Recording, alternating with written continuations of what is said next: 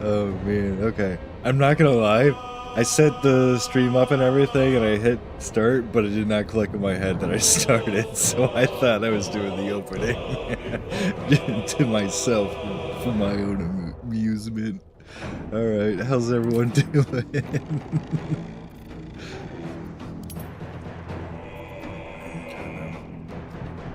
So I kind of want to take a look at the mod page and see what else is out there. I was looking at a couple things at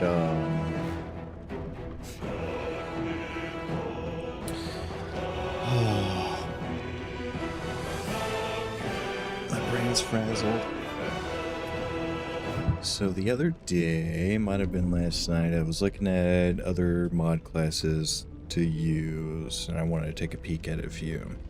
So I downloaded the Succubus class, I did the Shadow Reaper,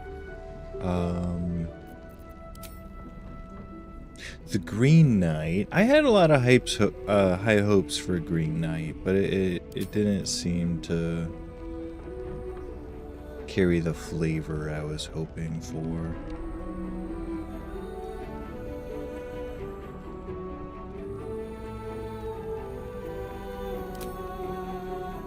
I was kind of going through seeing what I...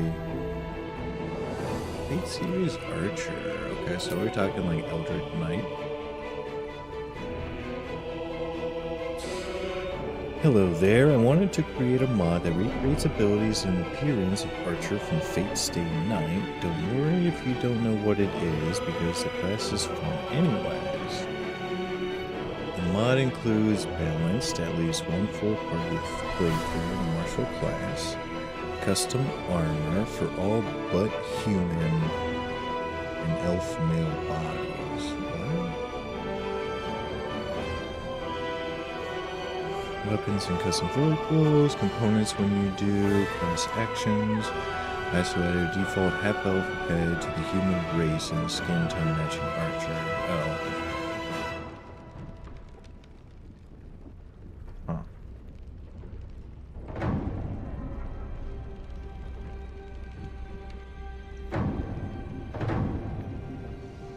What kind of abilities do they have? So 8 plus 5 per level.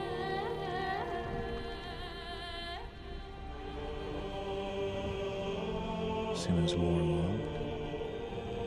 Primary and spellcasting abilities, dexterity.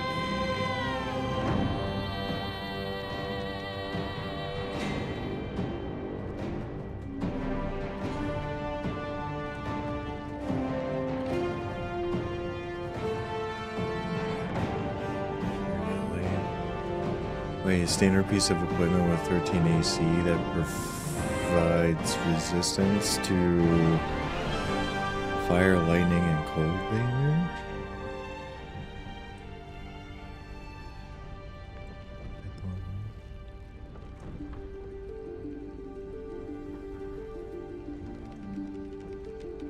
Concealed origin, so you add a half modifier to proficiency. And a -1 to melee attack rolls. What does it do? Oh, I mean, I guess it's a little bit of damage, but...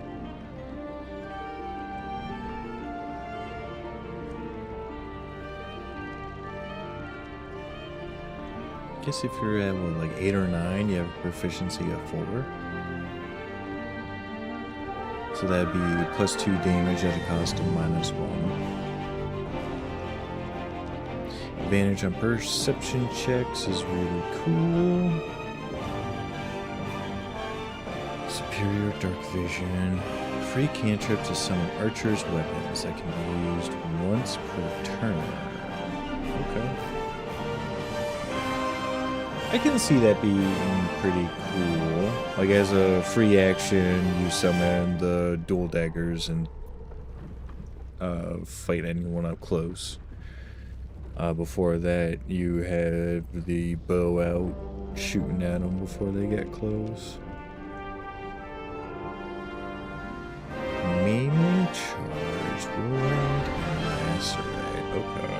Is lacerate bleed, or is it the debuff that makes the enemy take 2 more damage per strike?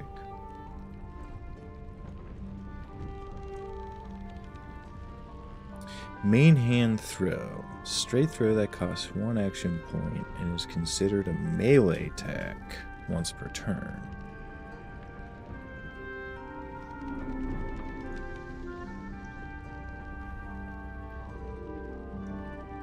So what would that give you?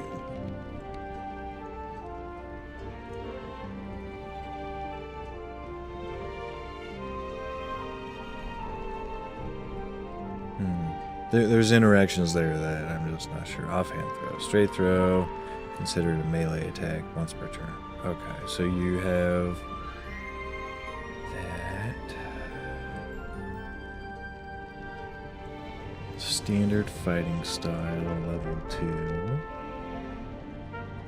Level 3. Powerful leap. Jump that creates 2d4 thunder damage explosion in 2 meter range. Dexterity increases jumping range.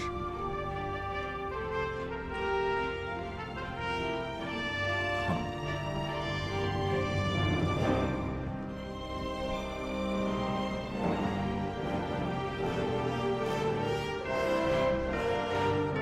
I don't know. Seems a little goofy. What's the Thor class? Okay, cleric paladin type.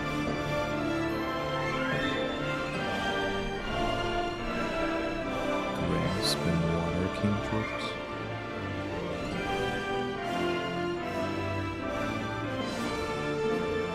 All vanilla lightning spells.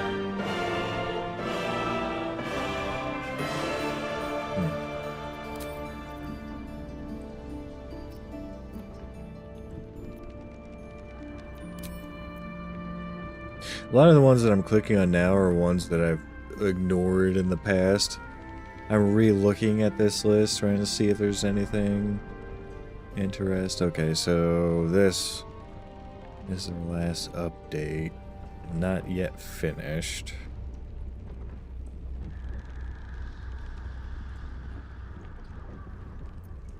You can fully enjoy these classes even if you don't know any of the characters. Okay. Unique mechanic. Alright. Subclasses. So what's the main class? Am I picking a warlock for Rimuru Tempest? What are we doing? Is it a wizard? What subclass is this for? Well, it's a versatile mage, rewards aggressive plays, unique predator mechanic. Half support, half fighter mage. Unique battle mode mechanic. Peer support cleric using Sakura Bloom mechanic. Berserker, Shadow. Okay, so this adds a bunch of different stuff to it.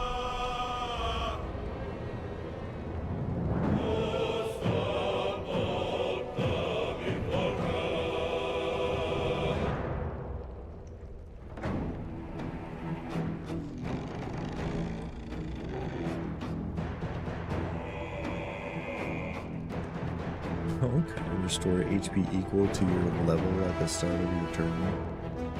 Whenever you kill an enemy, gain a permanent predator stack and regain 20 MP.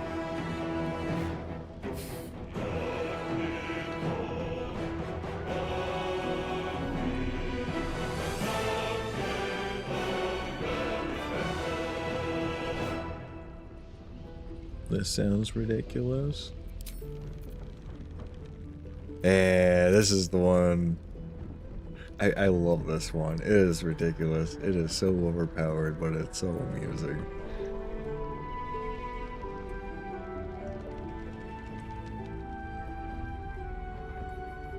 Power infusion is so much fun.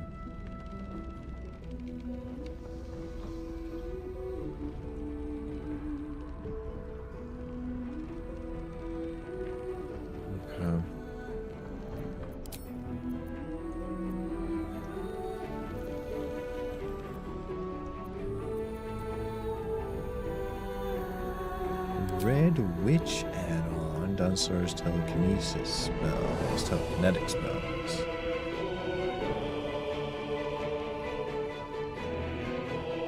Oh, this is in addition to Red Wedge. Okay, and Dawnstar's telekinetic spells. Okay, so it just makes it compatible and work together.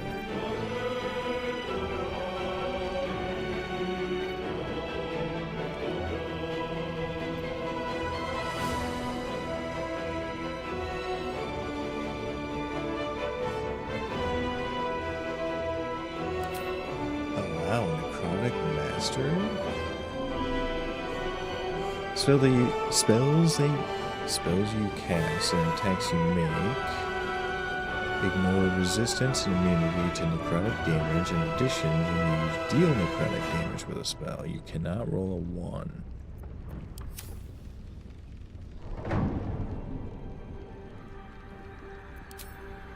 That's interesting. That photo has the whole tooltip, and then the photo inside the page is just cropped out. That's funny.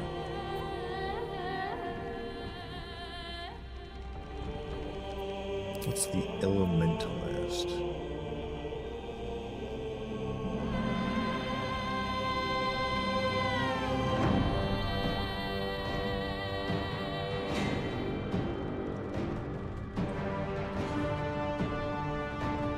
Okay, so this isn't the most up-to-date version.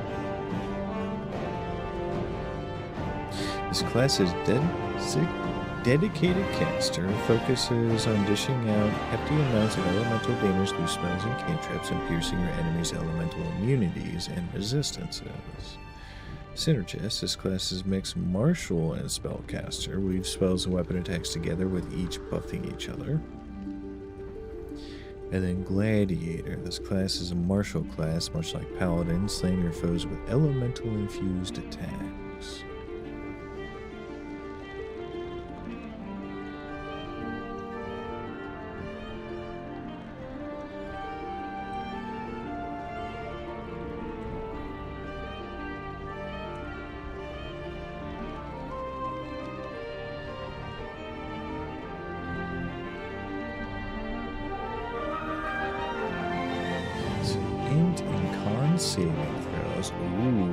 Saving throws. That's powerful for a caster, especially if they want to get Warcaster for advantage on concentration saving throws.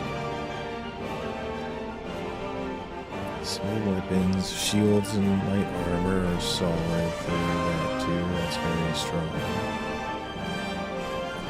Level 1 elemental attunement cannot roll a 1 on damage and ignore resistance of an element.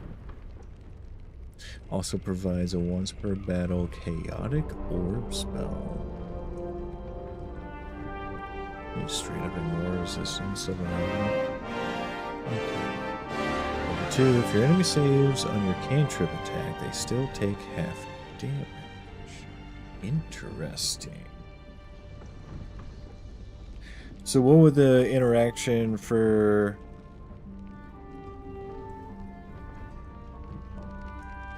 Ooh, I forget where it is. I think it's like a level 7 rogue trait ability. Where if you succeed on a saving throw that normally would be half damage, you take no damage. Would you still take half damage with that?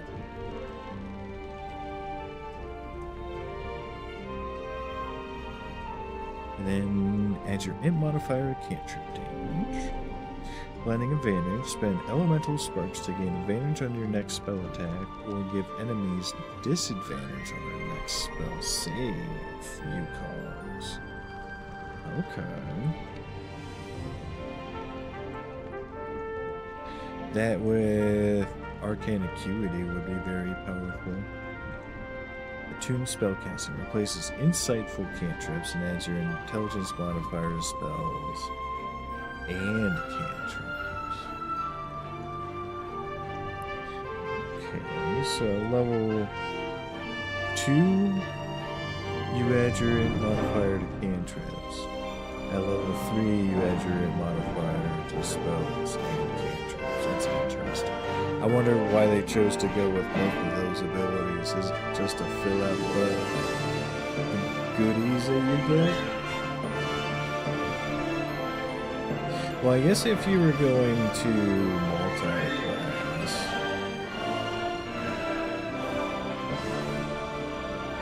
elemental momentum, gain movement speed after casting an element. That's pretty cool.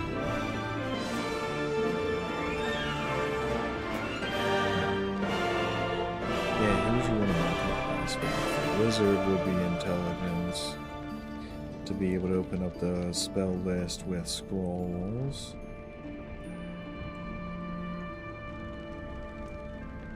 But that would only take like one level of wizard. Unless you're going straight wizard, you want to splash 2 levels into this to add in modifier to cantrip damage.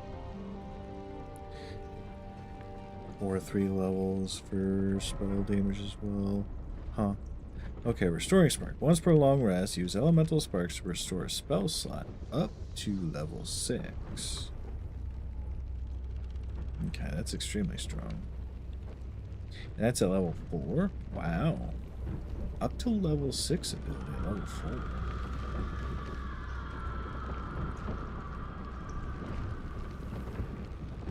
Elemental Empowerment. You unlock a setup spell. It is a basic elemental projectile spell that empowers your next attack of the same element. Oh.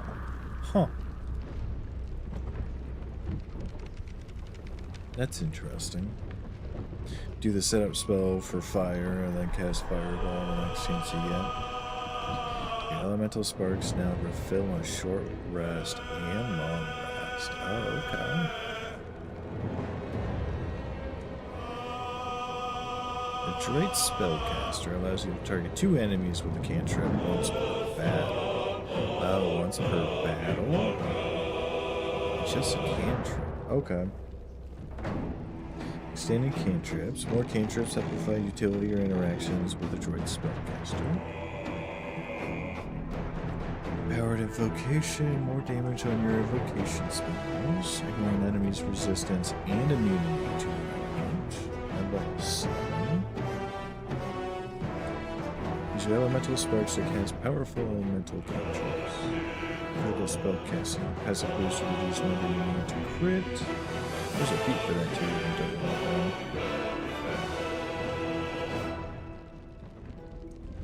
Doing elemental damage increases your spell attack rolls and DC for a few turns. Okay. Does not stack with Arcane Acuity. It will be overwritten by it. Okay.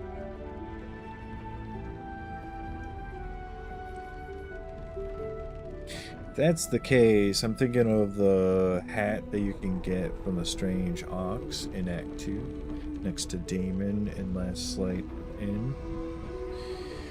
If you kill that, then you can get a helm that whenever you deal fire damage, you gain, I think, 2 stacks of Arcane Acuity.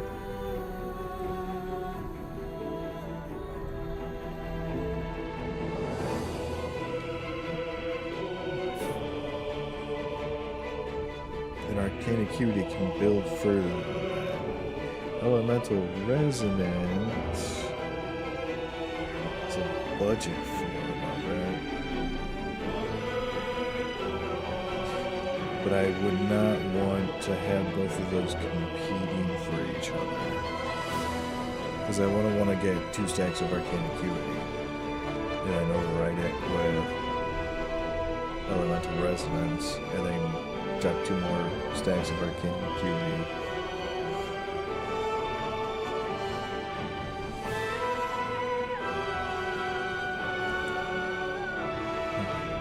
Arcane Critical?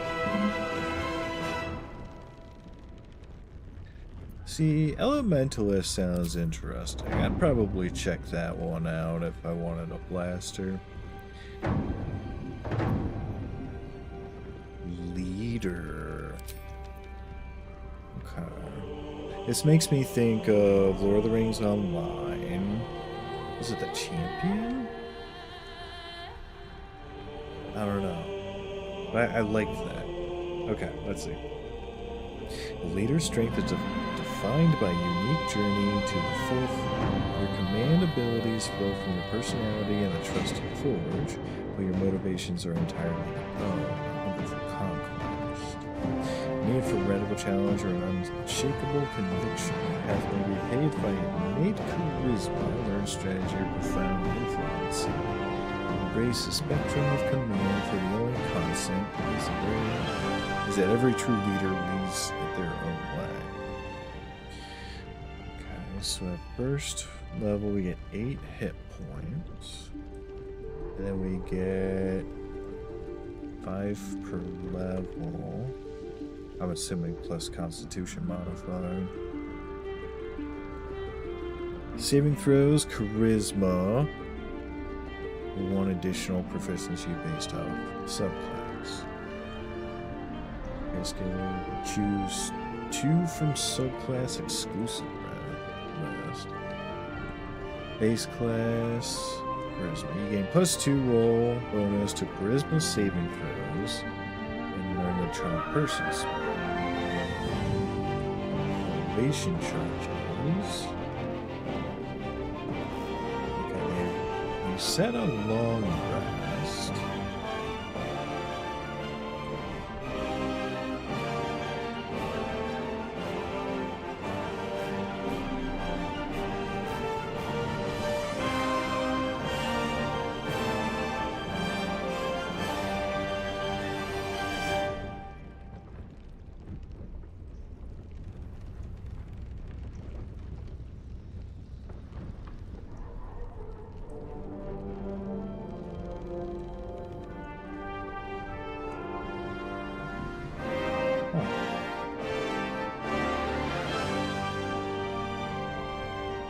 See, the Loyal Companion reminds me of EverQuest 2 Coercer,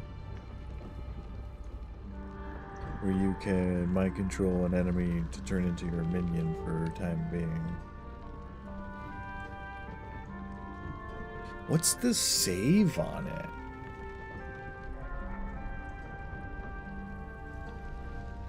And is it charisma based? Okay, then they get a feat. Motivation charge. Spend a bonus action and motivation charge allowing you to choose 1 allied creature within 9 to 30 meters. That creature gains advantage on its next attack roll before the end of its next turn. Okay.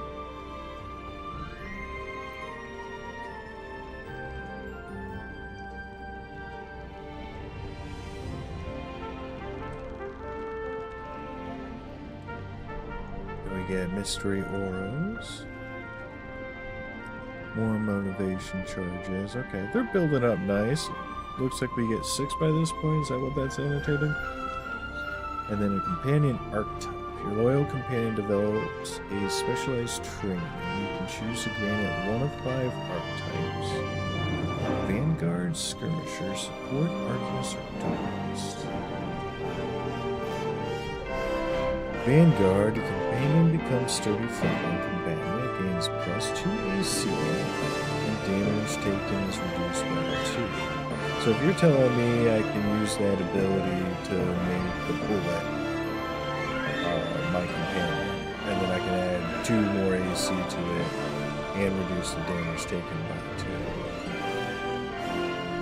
But what was the monster? Oh, insert. Answer has reduced all damage taken by like 2 or 3 buff on him. Can I mind control Answer so he becomes my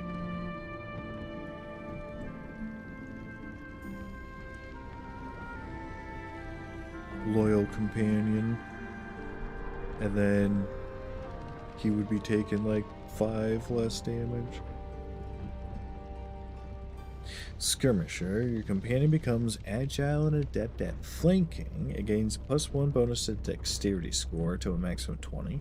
And its movement is increased by 3 to 10 feet. Oh, 3 meters, 10 feet. Additionally, it will not provoke opportunity attacks.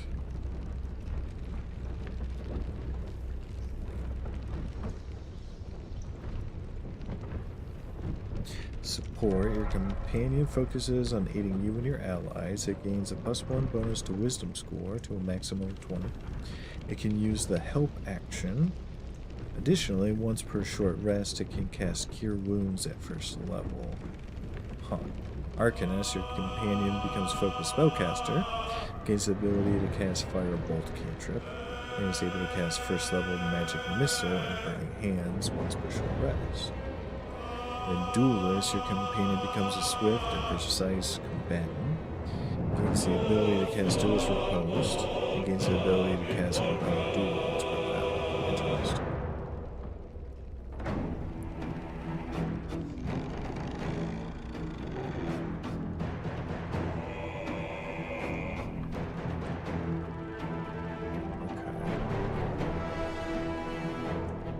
Edict commands, you get 2 at level 8, and then 1 at 12. After that, you need mods to expand the level around.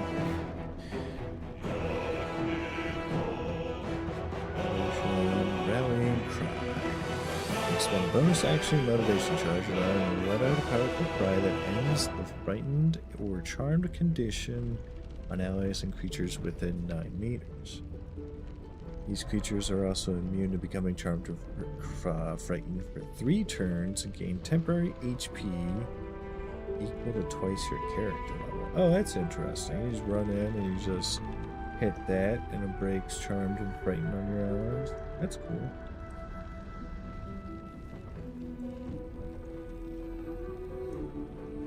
Okay, we got more archetypes.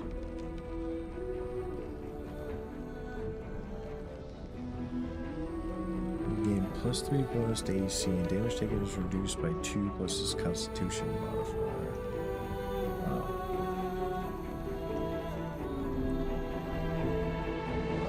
That's interesting.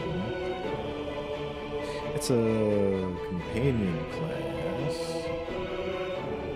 Or a minion class.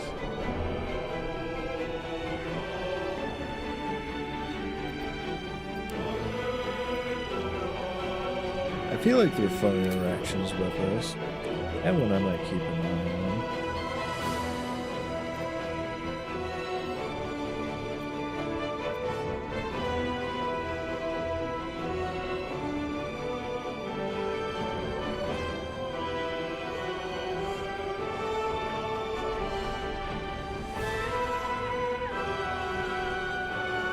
Oh, what's the elephant? Spark. Never heard of this. Okay, that's already absolutely insane. An Eloquence Bard subclass? Is this...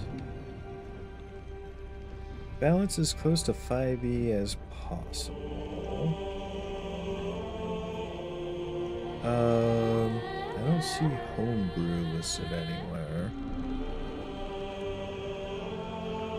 Is this official content just ported to Baldur's Gate?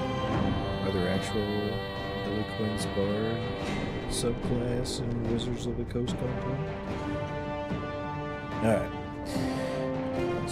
Third level, Silver Tongue sets the minimum roll on a persuasion or deception check to attack. That is so... I think rogues get something similar to that at like level, I know not 9. It's like 10 or 11. They get the ability that they're... I think it's just sleight of hand checks. I'd have to check on Asterion when I load in. But Silver Tongue is insane. Minimum roll of 10 on Persuasion and Deception, and if you have expertise in it, and proficiency bonus, a linear modifier, which is probably going to be maxed out. Silver Tongue +5.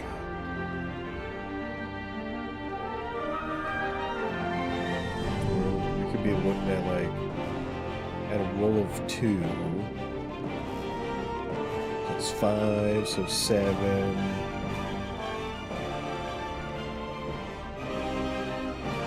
Plus proficiency modifier, we'll say 3. That's already 10. So you're already looking at a minimum roll of 10. If you roll 10. You know, not a 1, right? And below 10. Okay, unsettling words. As a bonus action, spend a bardic inspiration charge to give an enemy a minus to his next saving throw based on the bardic inspiration die. Lasts until the end of the next round. Okay. That's interesting. Because like a bard of College of Valor can equip the helmet that when you do a weapon strike you gain arcane acuity. And I want to say I have to check. I need to rebuild a bard for the game with Hero David 9. I gotta double check. But I mean, that's a pretty good option to get arcane acuity to make it easier to land spells. But unsettling word is also nice. That's a nice little cherry on top. You get a couple of stacks of arcane acuity. When you really want the whole person to land, then you have the bardic inspiration, the unsettling words in your back pocket to like make sure it lands. Especially if you're challenging a character's strong wisdom score against a whole person. I think that's wisdom score. I don't think it's charisma. I think it's wisdom. I'm not gonna. But then you would still be able to have a better chance of making it land and then failing their strong save with unsettling words. You're able to mix in arcane acuity.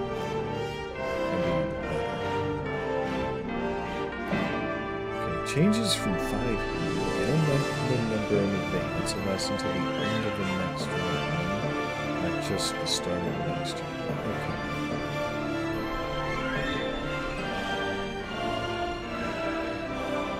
6th level, Unfailing Inspiration. When an ally uses the bardic inspiration to help with an ability check, they also get advantage on that check.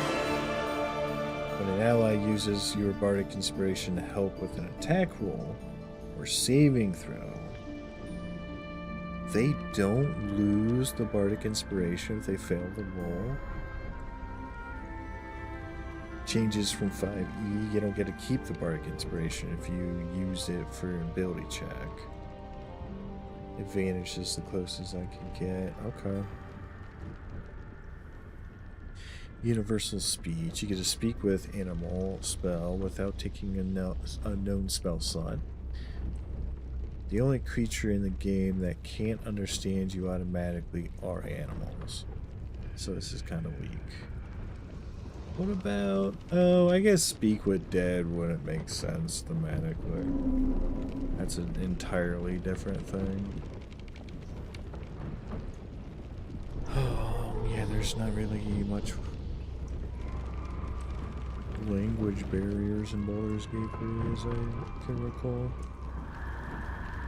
The 14th level, Infectious Inspiration. When you cast Bardic Inspiration, you can use an Infectious Inspiration charge to cast on another target for free.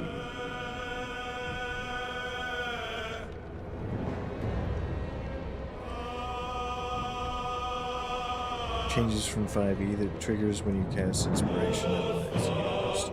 Also, the target has to be within 1,600 feet, 18 meters of you, not the target. Huh.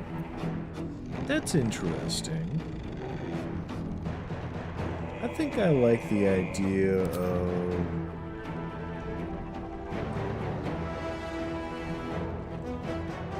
inspiration. Unsettling words is really good.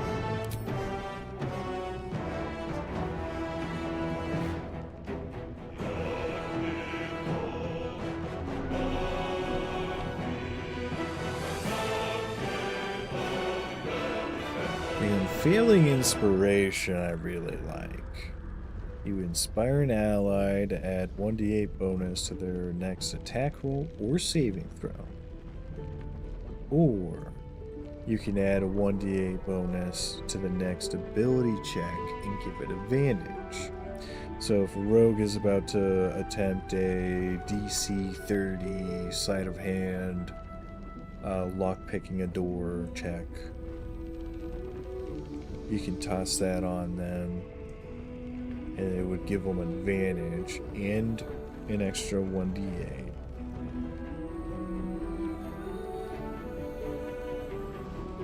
But if someone was using it to attack and they miss, it doesn't spend the failing inspiration, which is really cool.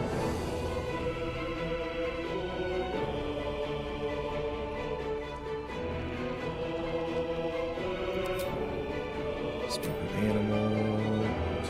Yeah. I like that. I like what's going on. I might be interested in trying that now.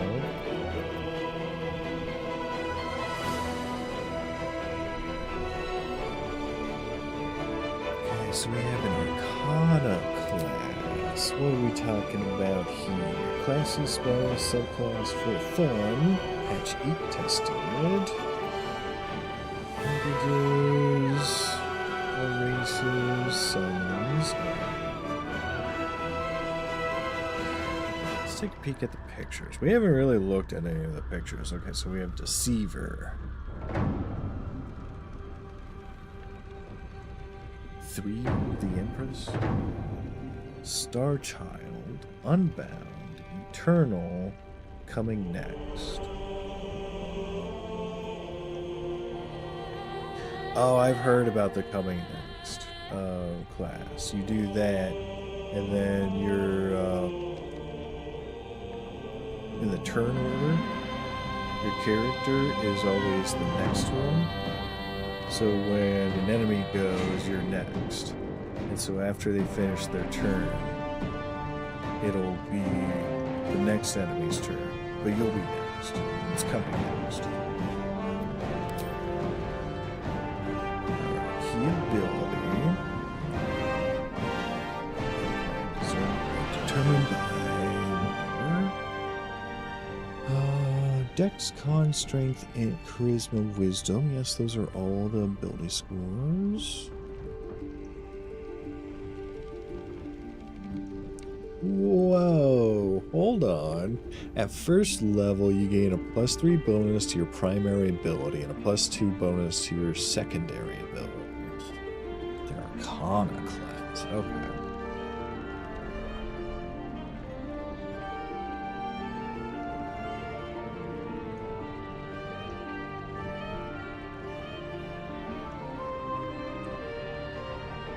I have a question. If I'm a level 1 fighter and I level up to level 1 Arcana, so level 2 character, 1 fighter, 1 Arcana.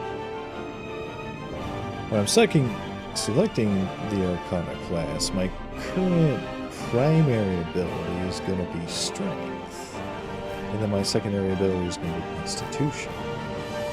Or is it the primary ability and secondary ability of the specific subclasses? Okay, the Arcana itself grants no proficiencies. Instead, each path has its own proficiencies, including weapon, armor, shield skills, and even saving throws. Each arcane path offers its own playstyle with a unique gameplay focus. However, the Arcana class always retains its utility-oriented playstyle. Alright. The arcane cards hold the power of the cosmos. Through them, you channel your magic and bring your will to life according to the arcane path you have chosen. So level 1, Arcane Recovery, recover arcane cards. Mage Hand. Comprehend languages, gain the ability to understand languages and communicate with animals. Okay.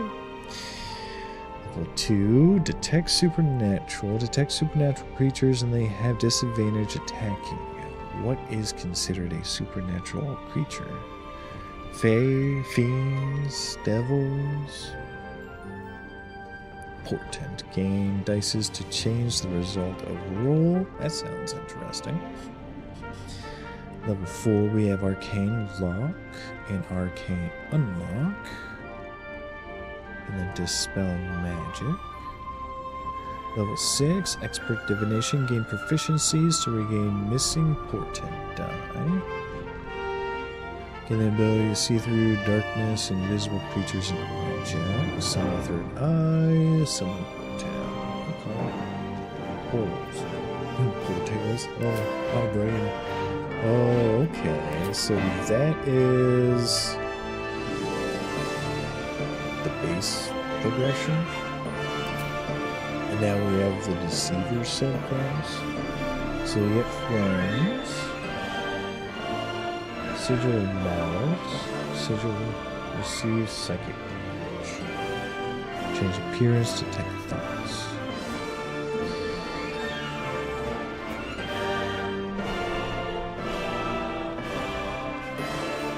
Okay, so your Charisma.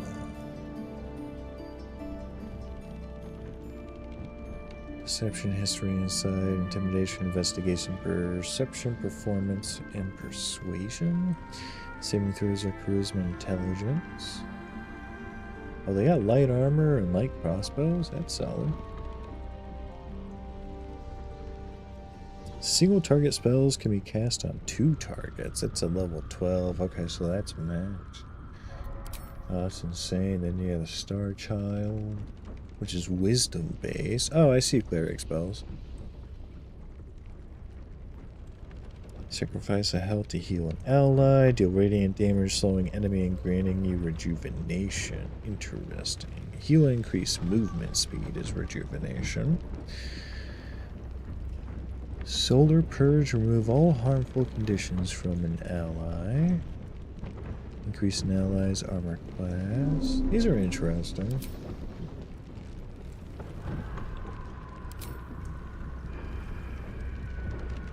The Eternal.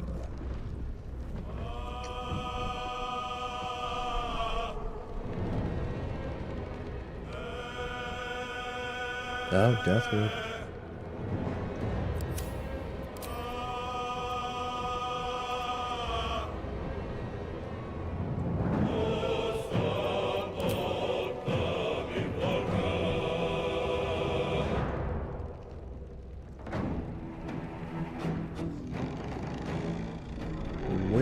The Totem Knight. Okay, it's a monk. Nature-themed subclass for monk with martial weapons, limiting spell casting and animal spirit bonuses. Replaces CC monk. Suite with custom robes. That grant bonuses to subclass users. May need to unequip and equip again. And adds late game theme sword. So you get proficiency with martial weapons, light armor, and wisdom saves. First level spell casting, weapon or wisdom based. Animal Spear and Totem Mark gives you 1 specific skill proficiency, 1 specific cantrip, and 1 first level spell. Also determines which spell you'll earn later.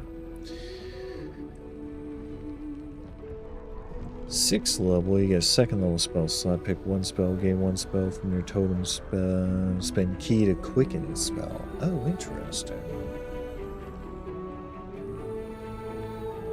At level 6?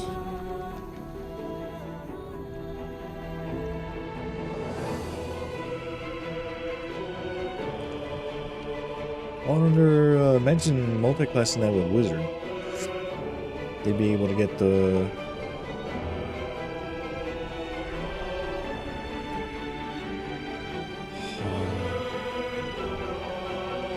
spend key to quicken spell, but you can also get that from sorcerer, right?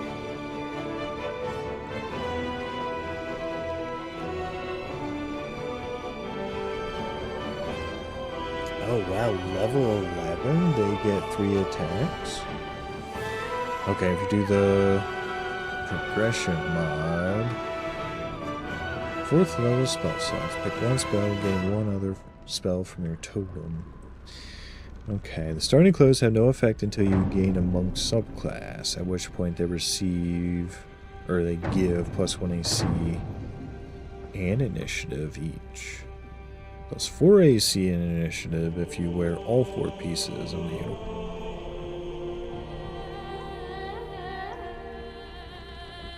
+4 AC and +4 initiative? That's insane. Throw on a potion or an elixir of vigilance.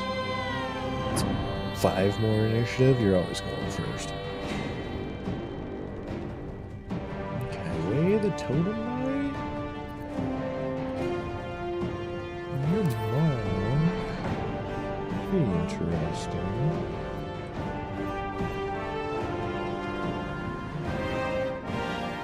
What is a gloom weaver? Not quite a god, not quite a mortal, the Raven Queen toils in her palace of memories in the Shadowfell. With her memories shattered, she sends out her gloom weavers to collect trinkets of sentimental value, in hopes that bolstering her collection will hoard enough memory magic to regain that which she has lost. Should they happen upon injustices occurring along the way, they must swiftly correct it in her name. The power she grants to her gloom weavers often appear as twisted versions of abilities seen on a variety of classes of their distantly related elven kin. Perhaps because she distantly recalls techniques used by her people long ago, the details now warped by time and tragedy. Oh, that's interesting. That's like someone going,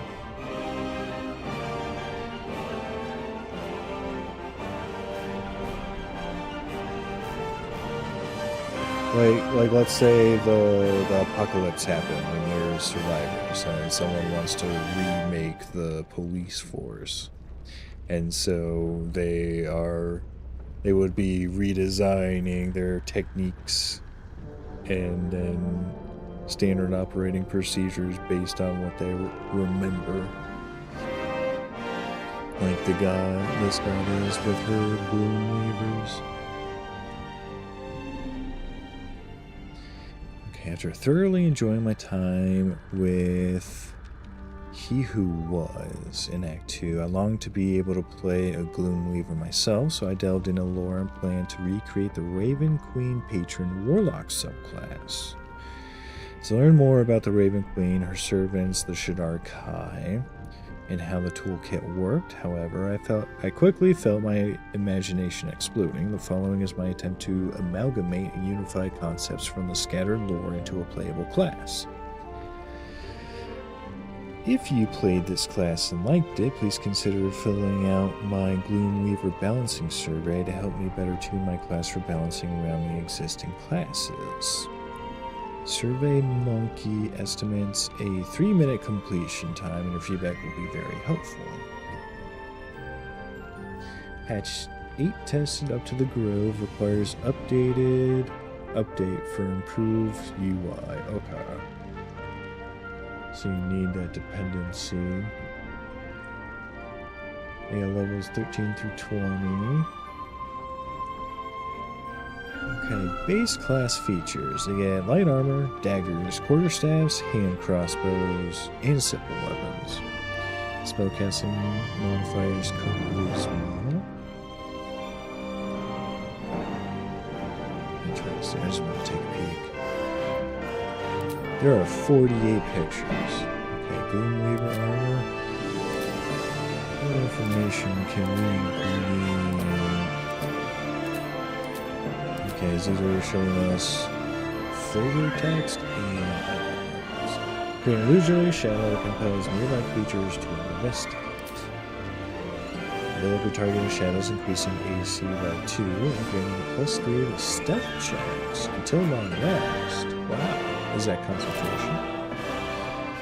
Compel a creature to flee in terror for 1 turn. Level 1 Gloomweaver spell slot. Summon a Raven familiar that can blind enemies with its beak. Oh. Just constant action and lasts permanently. Okay, then we have a mystery spell. Rewrite an enemy's memories, causing them to believe they are your ally. They also take 2 to 8 psychic damage immediately and 1 to 6 psychic damage per turn. Okay. So you recruit them on your side, but they take a dot. That's interesting. I've never seen that concept before. That's really cool. But if they save, they still take at least the 2d8 psychic damage. If they save the effect, they're not going to have the debuff for the 1d6 per turn. Fingers of Death, point at a foe, causing searing pain. If it does not kill them, they will wish they were dead. Okay. Whoa, 68 plus 20. So you're looking at 26 to 68 damage. Made a psionic shockwaves that damages nearby creatures and possibly knocks them prone. Raven Queen smiles upon you. Summon the Queen's right wing, capable of calling in unkindness to its aid. Sentinel Raven. You're resistant to necrotic and psychic damage while obscured. Nevermore, detonate your Raven, hitting any creature within 5 meters of it with a psychic barrage. Call forth Raven Spirit to protect the area around you. Start garroting it. Oh yeah, garroting, I think, silences and bleeds. Teleport from shadow to shadow. Afterwards, you have advantage on the next melee attack. When you attack with your spike chain, add your charisma modifier to the damage it deals, unless it is negative.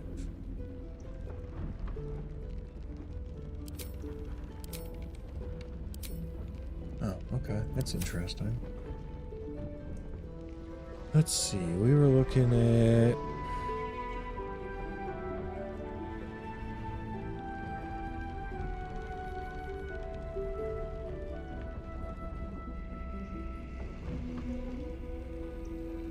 yeah. Gloomweaver. That's interesting. The theming seems fun. I'm just not really all that interested. Mutant powers, Marvel's X-Men. Hold on, see the rogue sneak peek here. Remember Cyclops. Battlemaster fighting style. Optic marksman. Marks optic blast and tactical insight. Spend a superiority die to enhance optic blast. Bounces to 2 additional targets. That's awesome. Create a shockwave at target location for area damage. Enemies fall prone. Enemies drop their weapon. Pushes target back to strike. Damage and optic jump. Okay. Quite a bit going on here, huh?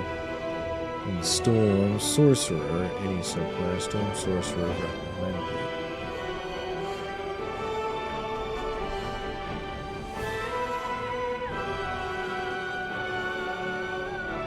Wolverine, Berserker Barbarian, Adamantine Slash, Strike, Swipe, Reckless Slash, Pharaoh Berserker Rage. Rage that increases claw attack damage. Healing factor. Activate to spend a rage charge for a large burst of healing. Ooh, you gotta spend rage charges for it. You'd think that he would just get an ability like at the beginning of each of your turn. Regain 1d8 plus Constitution HP. Okay. And Psylocke, Assassin. Use your psionic powers to become invisible to the minds around you. Create a weapon that deals psychic damage. Throw a psionic blade to deal damage from range. Psionic dash. Dash forward, dealing damage and stunning enemies. Oh. Nightcrawler. Shadow Monk. Bamf. Teleport to a new location and gain advantage on your next attack.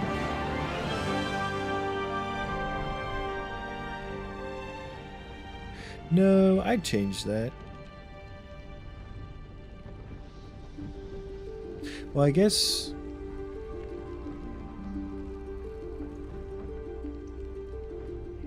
guess that kind of depends. This is like when like a lot of the monsters are flying away, they don't provoke attack of opportunities. But I'm pretty sure I tried to fly away on Mel with the Illithid ability to fly, and I could have sworn I was taking an attack of opportunity.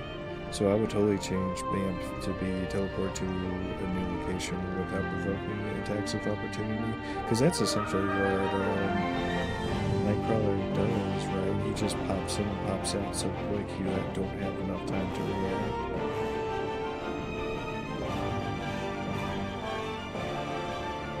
That's probably the only benefit of that ability it has. Proficiency in rapiers and scimitars. Teleport to a target and strike with both hands. Interesting. And then magic, a Hexblade Warlock, Channel Limbo, Eldritch Invocation.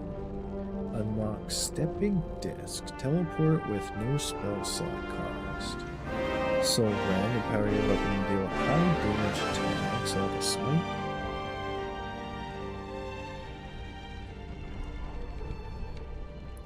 Okay, teleport yourself and an ally. So magic's all about teleporting.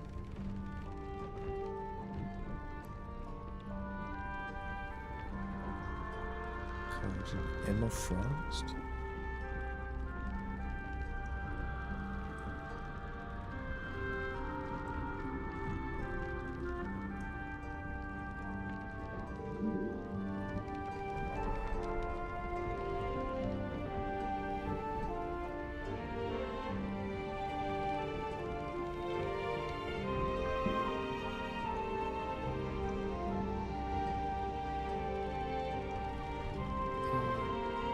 Wolverine's animations don't work on certain races like Yankee. Oh, interesting. Yeah, it's a lot. That's a surprising amount of content for just a mod. Okay, free ram. What are we gonna get with a free ram mod? Okay. So, skin colors, hair colors. An elf subrace, one class with a unique resource and 30 custom spells. Okay. It's an elven. Timeless Soul, gain advantage on saving throws against spell, and cannot roll other spells. Cantrips can be casted while silent. Second spell, meta magic.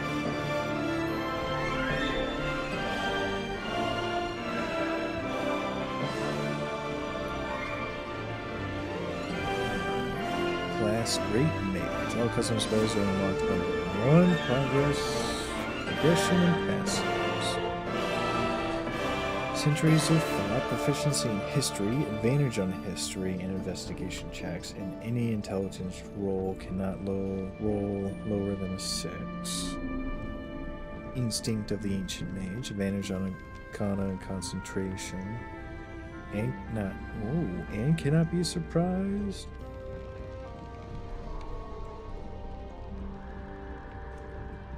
Shield interrupt costs 30% per attack. What does that mean? Battle acuity. Whenever you deal damage with a spell, you gain 2 stacks of arcane acuity. Principle of power. Add intelligence modifier to 2 Zoltrack spells. Focused and ruinous beam. Feet.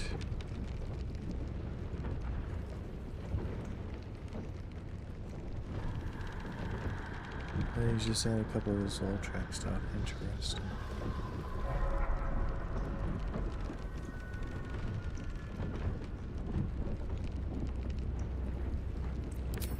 Alright. Bleach inspired mod. What are these?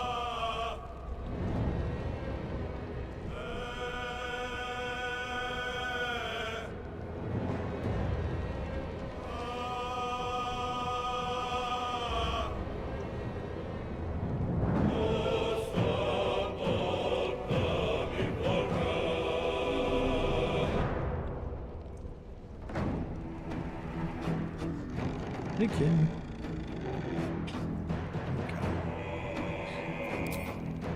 Yeah, interesting. Alright. I think that's gonna be enough of that. Dread Overlord. Oh, yeah. That was the last one I was looking at. I'm not interested in Dread Overlord.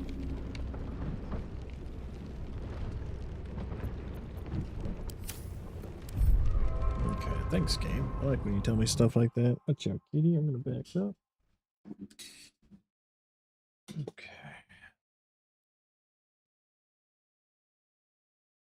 I'm gonna run to the restroom real quick.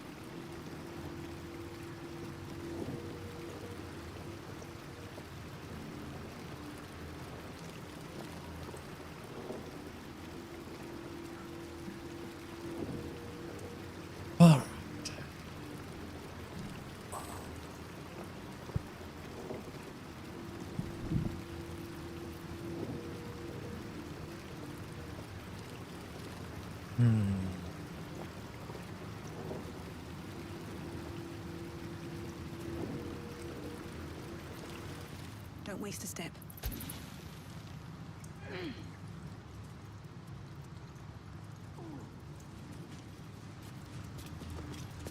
Alright. That'll be fine, right? No one's stopped me yet. Let's see what's ahead of us.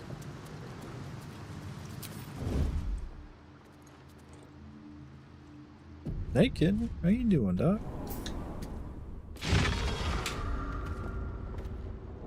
Okay, now we're in Worms Rock Prison.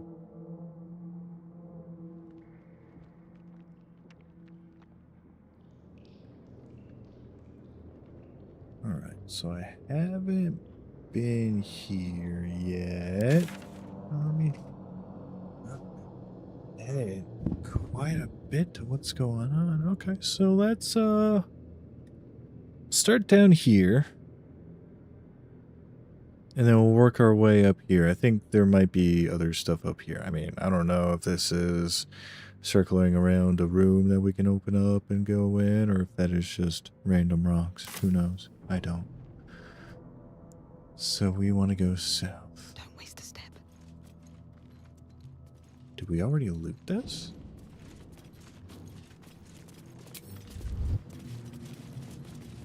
Can't slow down. Oh. Let's have a look. Yeah. This is, I came through that. Oh, wow. Oh, yeah. When you get close, it changes, huh? Okay, so is there anything else here for us? Did we check what this was before? Hey, kid. Hey. He's just sitting here yelling at me. Let's see what this does. Okay, I'm shaking your hand.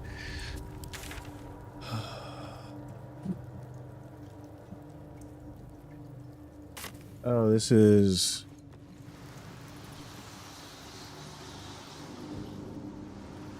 back here. Hi, you. Oh, someone wants attention.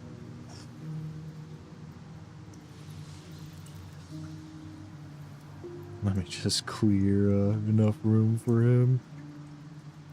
There you go.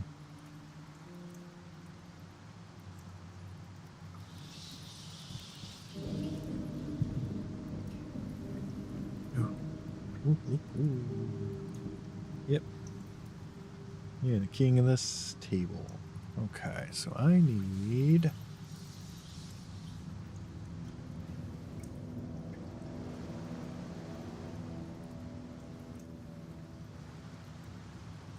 And then, yeah, we ran through, we did all the encounters with the undead, because we failed all the trials.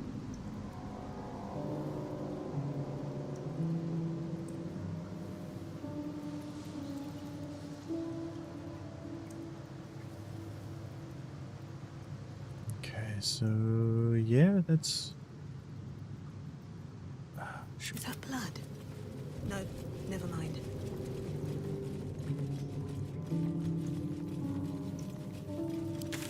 So is that all I need from here? What is this?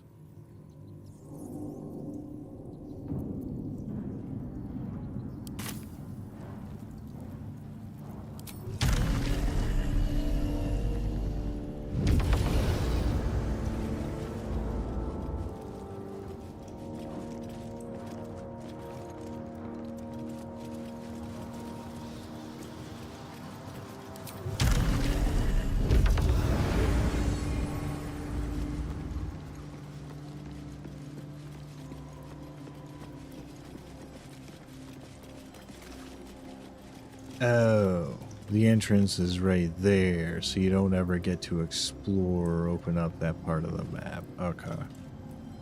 Hey.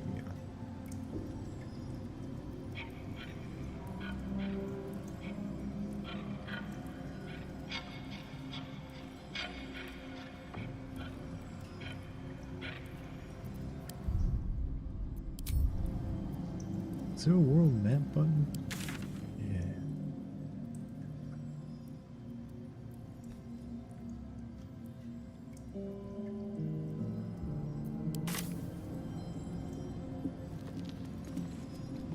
Something's on my mind.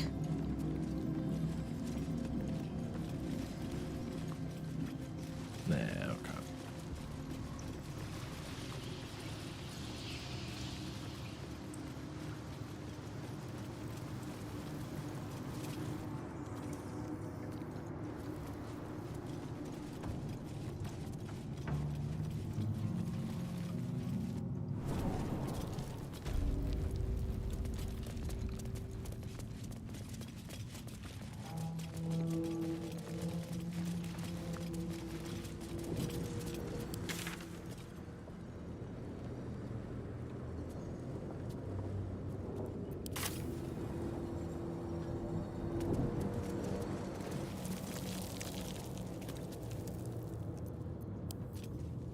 So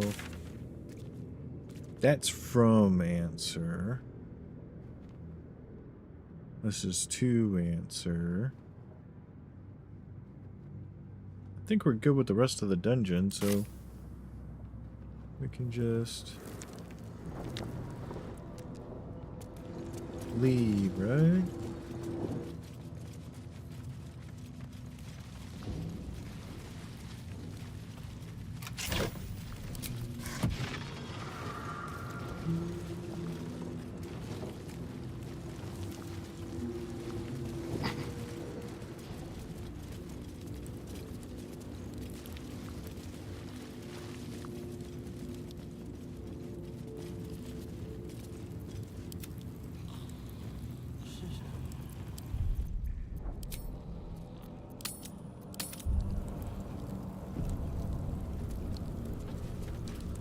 Neither seen nor heard.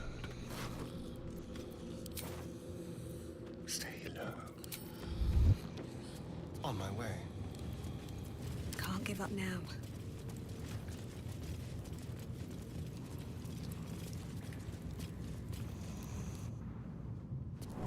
Lord Are they Gortash going to is arrest us? expecting Let's rehearse this one more. Please make your way Pretend to I the was audience Vince chamber. and tell me what you were doing in the It won't house. happen, I swear.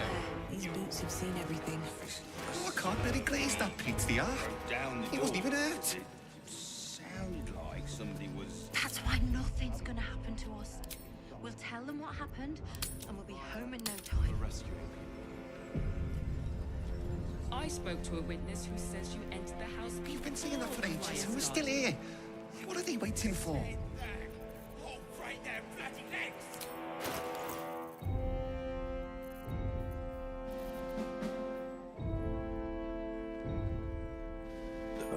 Hold on. Yeah, that's what I'm looking for. 30 grand. Asterion has 23 grand. Yeah, he's been stealing all the money back.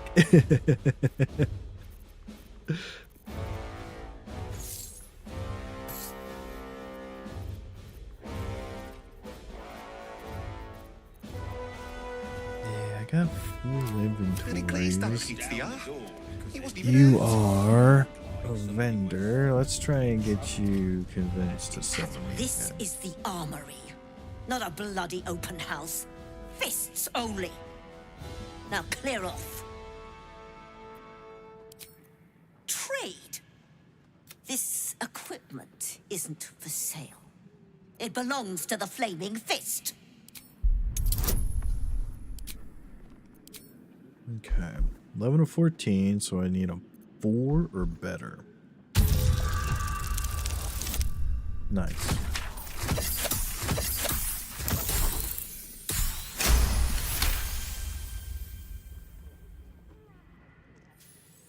A trading license? Right. Right. Yes. I could provide you with one. I like of this those moment. for I the, like this official interaction. fee. She knows you have nothing to do with the Flaming Fist, so she wants you gone because she has no services for you. But if she's able to make a little bit more money on the side and get a nice fat Fee? Just a trade? Much appreciated. Oh, Astarion and Shadowheart approved. Take a look around.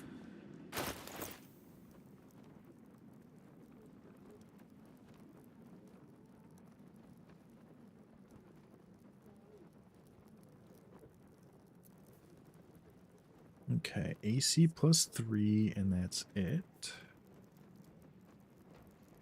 Studded armor. That's what I got. Splint armor +2. I think what I got on Lae'zel is better. Scale mail, though. That's 16. Ready. What do you Whatever it got? takes. You got 16. Just a car. Advantage on stealth checks, advantage on constitution saving throw, kind of redundant with Warcaster. That does more than what Warcaster can.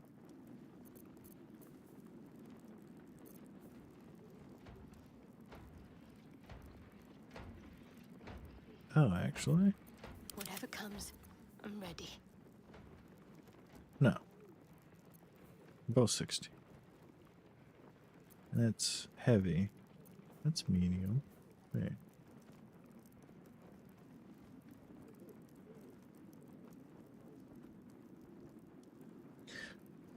Oh.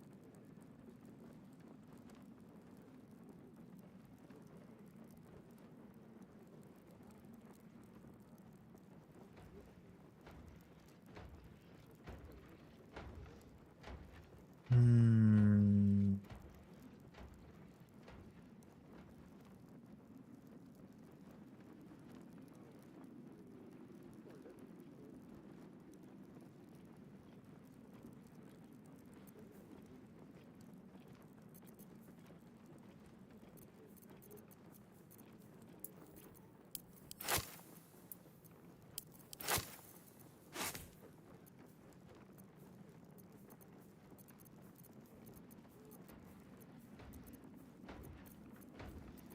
Got some interesting items in there.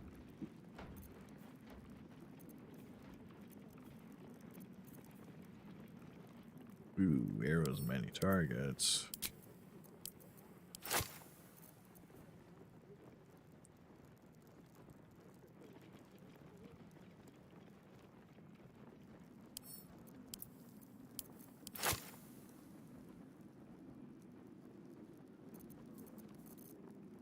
Okay. Let's see if we can cause that to happen.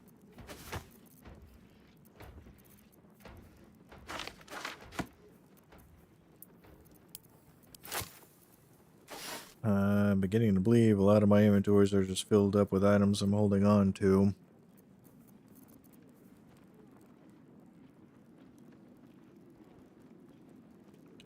Well, that's not super heavy. Alright, Styrian, what do you got, buddy?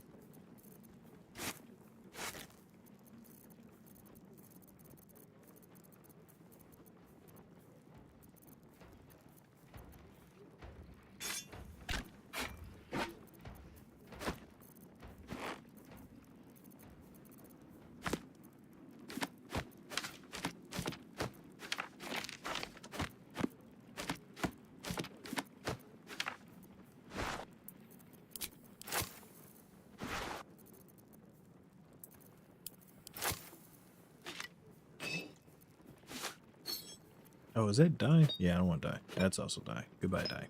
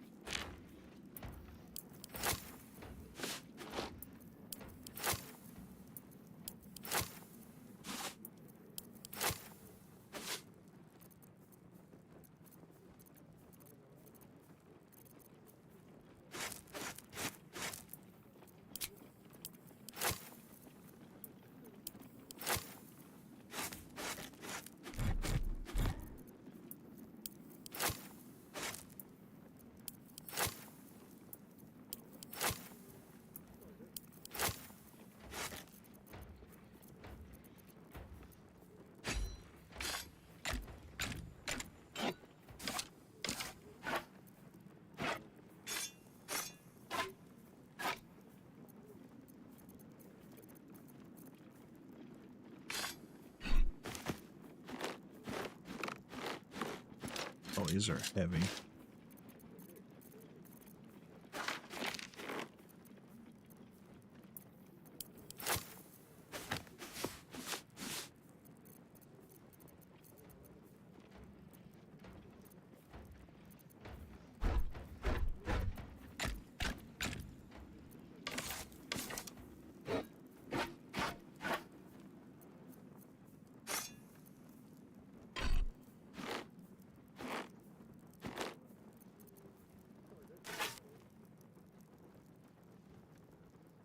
Okay.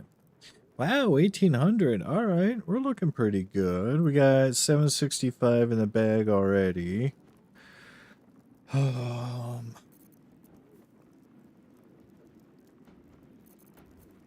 of want to take a look at Asterian's inventory. We got 9 salving. Still kind of want another.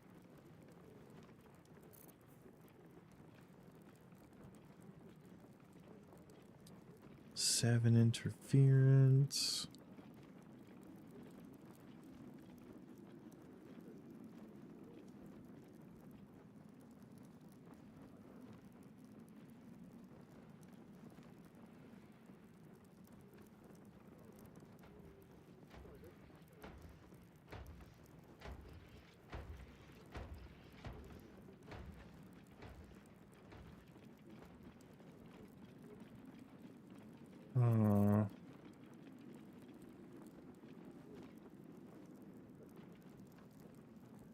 How many arrows of transposition? I got 8. Okay, I got plenty to play with. Trying to limit how much I buy, but I'm also thinking of just buying the entire stack of all the arrows and steal the money back.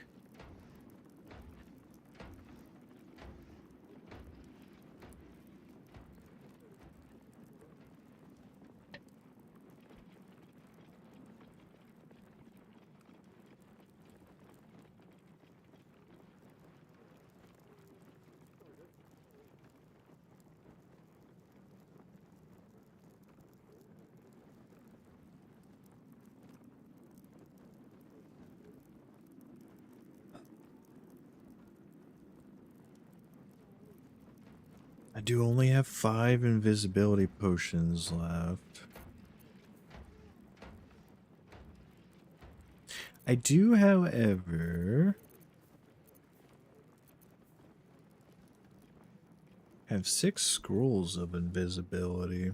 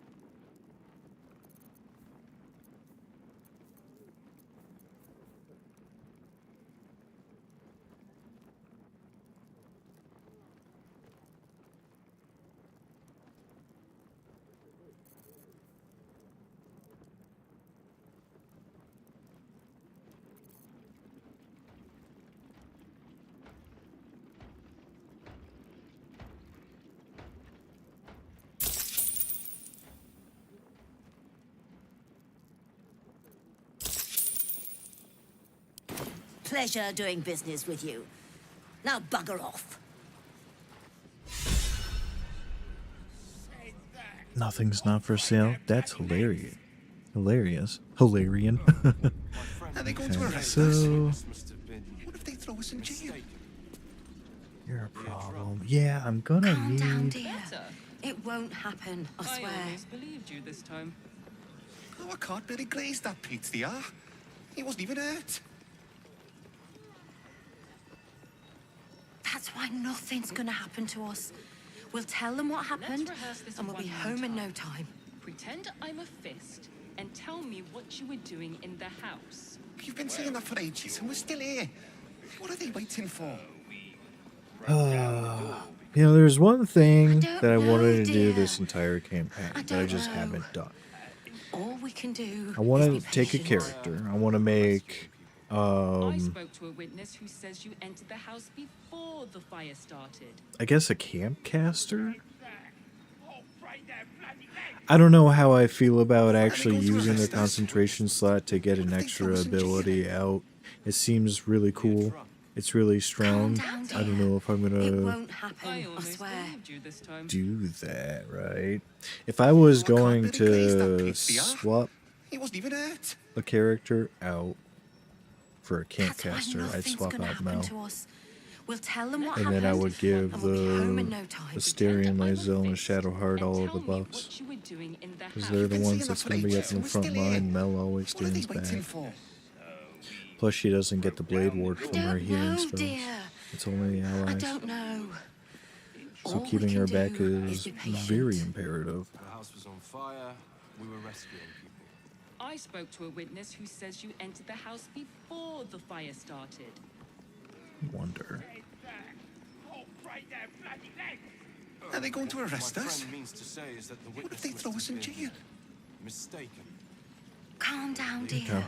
It won't happen, I Better. swear. I almost believed you this time. Oh, I can't let it glaze that pizza, yeah? He wasn't even hurt. Yeah, we did some training. We got the arrows that we really wanted. The arrows of That's many why nothing's targets gonna happen and to the us. smoke powder We'll tell them what arrows. I happened. definitely want.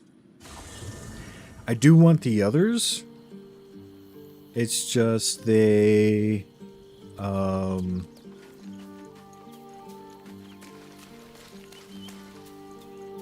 I already have an amount of some of these other arrows, so I'm not hurting for them as much as I would hurt for many arrow of many targets. Because I'm gonna want all of those arrows. Because I'm gonna want to use all of those arrows.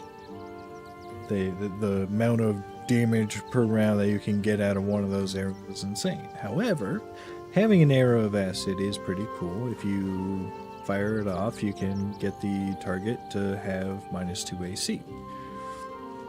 Now, that can only last a very short amount of time because the enemy can remove themselves from that acid pile, but if you're able to lock them down, it's nice.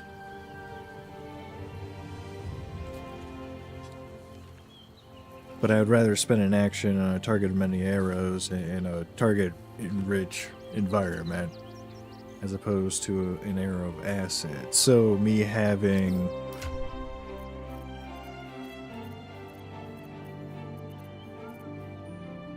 Oh, I need to be looking on Asterion. He has the arrows. What am I thinking? Yeah, I got 23 of these suckers. I don't need another one. Honestly, I don't need any more acid arrows. I'm not going to run through the 23 I currently have. It's just not going to happen. But I do want them. Because if I really wanted to get cheeky, I could just sneak attack arrow of acid. I'd get the sneak attack bonus. I'd get all the damage I'd be getting normally. It would just be adding the acid damage. And it would be dropping the pools of acid. So I could just get cheeky with it and just every round for a couple combats. Just fire off an arrow of acid every time.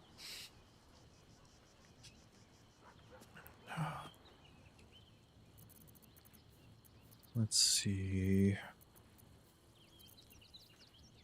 Okay, inventories are still pretty full. Oh, I guess mostly just Mel's, huh? Everyone else is fine. Alright.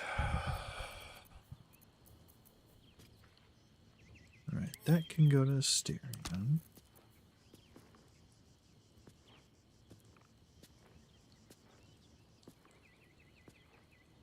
Yeah, this item is only functional in the Gauntlet of Shar. What fight would I want to use that on? The only thing I can think of is using him on the...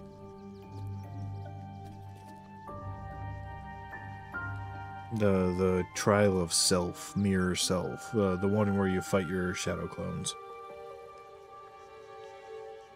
What else would I use that on? I mean, there is the Silent Library. Having a big, meaty target would be nice in there, because you don't have spells to cast. And the Gauntlet of Shar.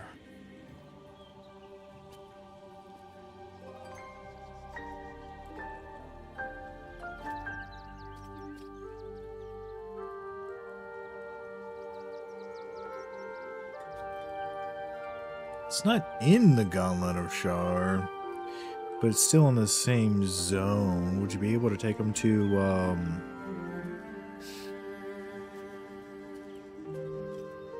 the Orthon? Orthon? Or Orthon? The demon, or fiend, or devil that Raphael wants you to kill? The guy that turns invisible with a crossbow with a crew of Meridons? And then the Displacer Beast, that's his ally. Okay. Things thinking... Well, you don't even cost weight, and you're just a nice little token. I guess you can go to camp. We'll take the spot back. Now let's dump these to Asterion, since he's our man there. And Baldurian Giant Slayer. Double strength mod on damage. You have advantage against large, huge, or gargantuan creatures.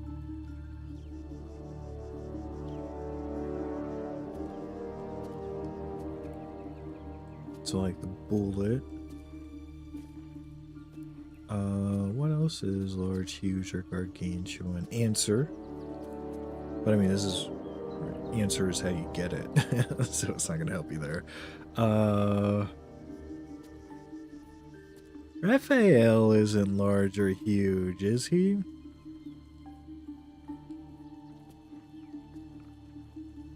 Like he doesn't transform into a large form or anything?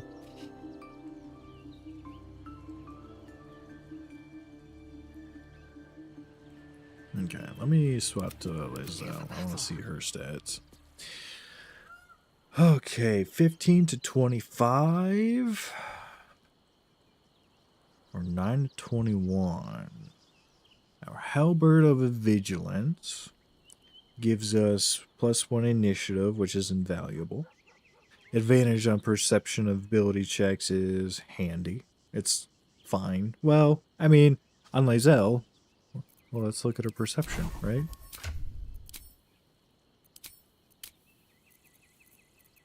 Perception 0. So getting advantage on nothing, like you're still just rolling a die and you just have to rely on the die. So on harder difficulties, it's still going to be on harder difficulty checks, DCs. It will still be very hard to achieve those using Lizelle. So it's almost like meh. Mel has +9 in perception. I think it's just from her race. And a sword that gives her advantage on perception rolls. So that's covered. That's fine. The advantage on perception ability checks is moot for Lizelle. I don't need it. +1 initiative roll is nice. Now, a droid reflexes, when you make an attack roll as a reaction, you make it with advantage. That I really like for stopping people and making sure that they get stopped. Because if I miss their attacks, then they can just run right by me, and I don't want that. With the giant killer sword, I don't get anything. I don't get any interactions like that. Vigilance is +2 weapon. What is... You're +3, so +1 damage and +1 a hit.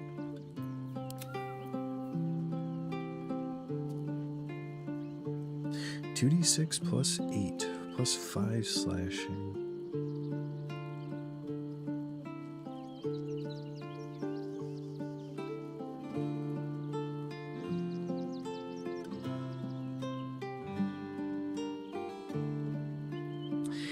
I lose the extra reach.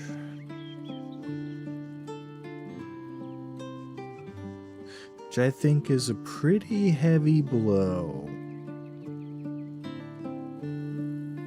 I think that extra reach does a lot for me.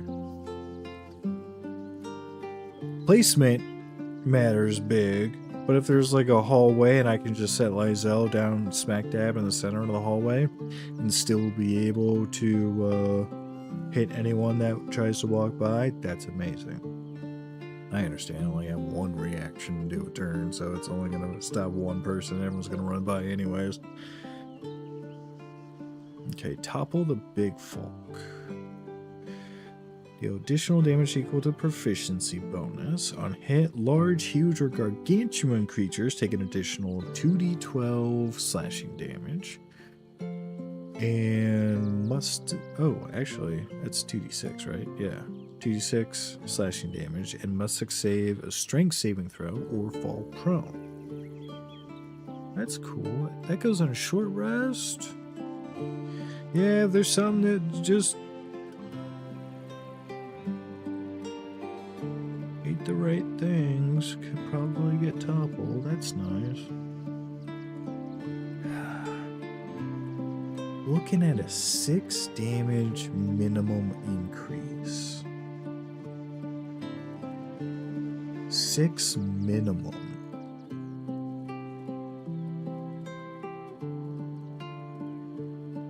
I would rather hit for a 15 than I hit for a 9.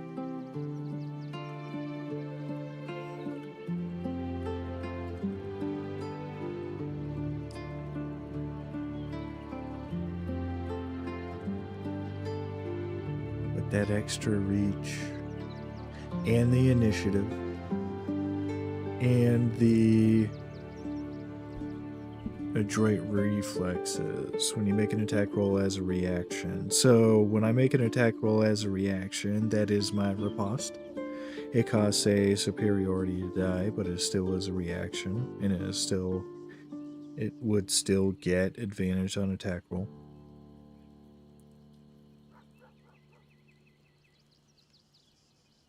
If someone's running by me and triggering a normal reaction, that's nice. I'd be able to hit them and stop their movement. If someone provoked an attack of opportunity from Sentinel by hitting an ally near me, I get advantage on that. So that's really nice. However, I do have the gloves on Lysel that give me advantage on attack rolls if I'm surrounded by 2 enemies. So the Halberd of Vigilance, there is some overlap, right? If I'm standing near 2 enemies and one of them tries to run away, I'm still threatened by 2 people. I still get the advantage. And then I hit them, they stop moving, I still have advantage because I'm still threatening 2 people, right? Is that how it works? Or do they kind of move out of distance just barely, just because mechanics? And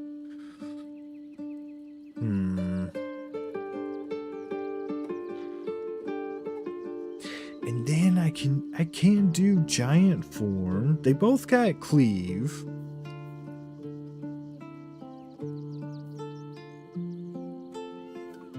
Giant form adds an additional d6 when I strike. 27 temporary hit points. And advantage on strength checks and saving throws. Which she would have proficiency in, so that is just even stronger. So I guess kind of depends on what I want. Do I want weaker damage with more battlefield control? Limited battlefield control? Because I mean, I only got 1 reaction per turn.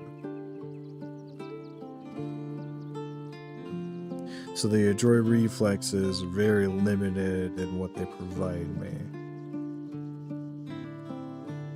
Because the first time I use riposte, then adroit reflexes is over. I don't have any more reactions, so it doesn't really matter. So I get 1 use out of the joy reflexes. The +1 initiative is strong. I think let's just do the damage. Lizelle has been spending most of this campaign. She spent Act 1 and Act 2 using a weapon that blinds. She's done barely no damage. She has been purely utility, which has it's been amazing. The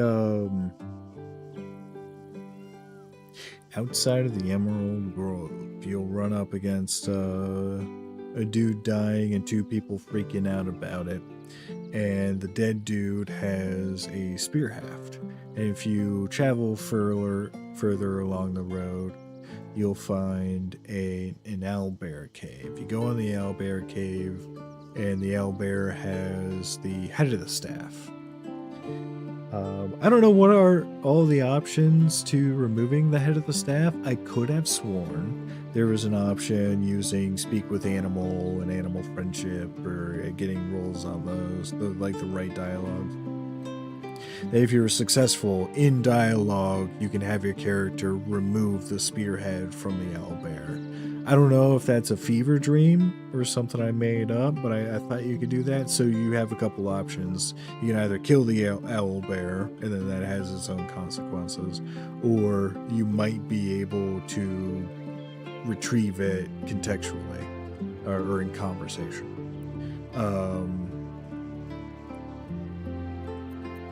But you do that, and you get this amazing spear, Visions of the Absolute. You blind the target if it fails a dexterity saving throw. The saving throw is 8 plus your proficiency modifier plus your spellcasting modifier. Now for Lizelle, we started off at fighter, so her proficiencies are going to be in strength and constitution. And the spear takes the charisma.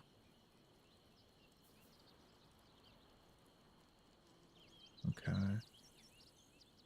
Yeah. Takes the charisma modifier instead of the strength. So I have a +3 instead of a +5 bonus for the DC. So it's going to be, what's my proficiency modifier right now? Where did there was an easy way of seeing it. There. So we have a proficiency modifier of 4.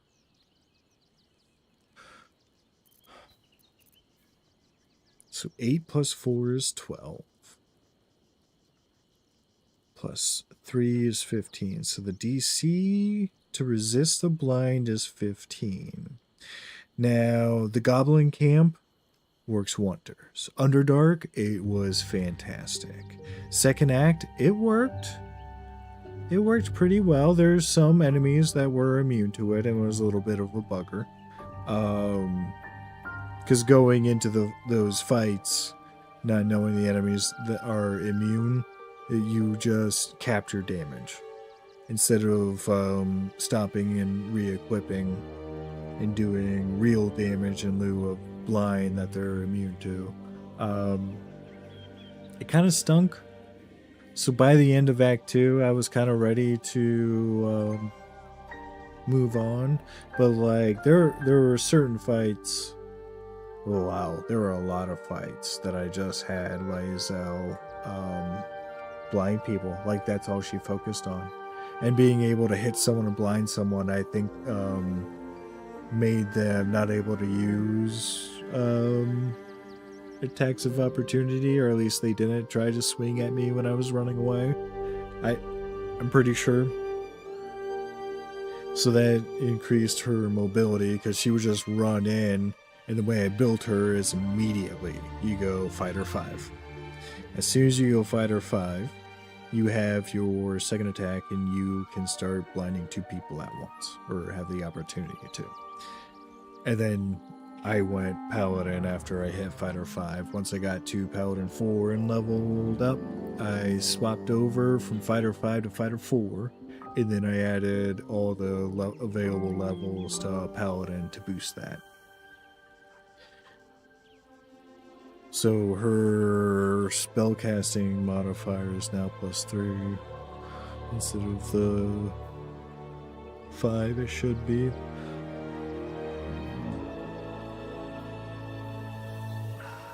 So the DC is mid. Like it served me well for when I used it, but going into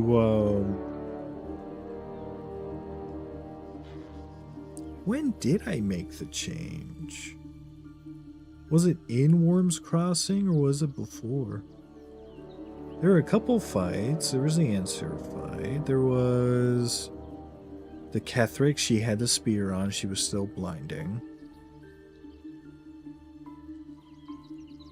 Same with the Merkle fight. Wait, I mean, those are back to back. I'm just trying to remember anything I can, right?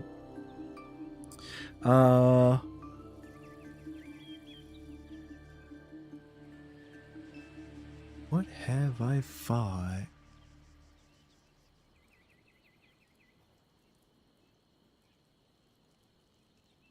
I mean, in the area beneath the prison, there was all those undeads that spawn in each of those trials. I had her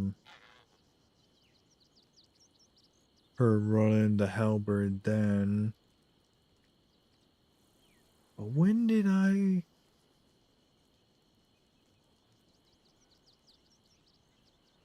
actually make the swap? I don't know. It was recent. But I'm glad that I swapped her from that spear into more damage. That definitely helped during the answer fight. Because of all the damage that we were able to apply throughout each turn, Answer died before they were able to do the second super explosion. So it's really good that Lae'zel had this going. But she wasn't able to use Adroit Reflexes because he would just fly away and I wouldn't get an attack of opportunity. When he did try to strike, I don't know if he ever actually missed, right? And then initiative. Oh man, the initiative rolls might hurt. I got a +1 from Dex. Man, we'll see. Man, that looks sick. That's an insane looking sword. Okay. And then the Moon Lantern. Oh, you don't do anything else. Okay, so that can just go to camp. Same with this one. We're both done with that. Orphic Hammer needs to stay. Silver Sword of the Astral Plane. So, how does that compare? Okay, less damage, but psychic. Advantage on intelligence, wisdom, and charisma saving throws. Resistance to psychic damage. It cannot be charmed. All three of those are huge. They are equivalent in weapon enchantment +3. They both have cleave.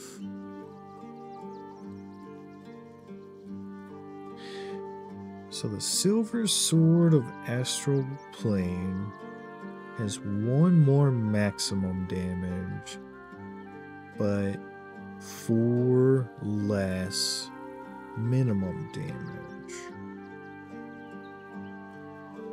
So Balduran Giant Slayer hits more consistently.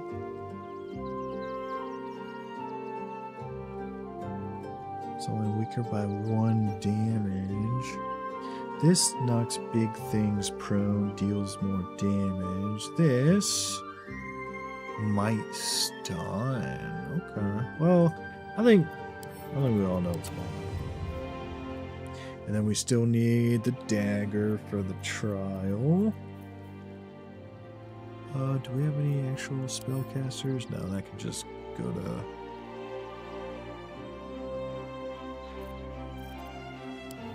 So, that's another smite.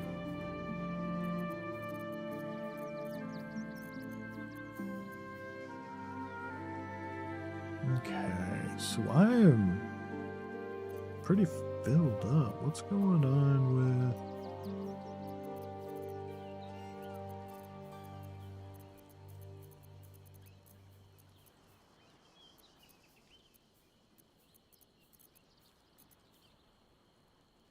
Featherfall, yeah.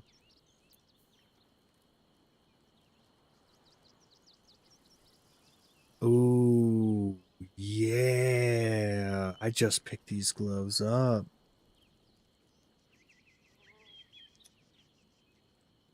Ooh, that changes things. So targets have disadvantage on saving throws against your maneuvers and weapon actions.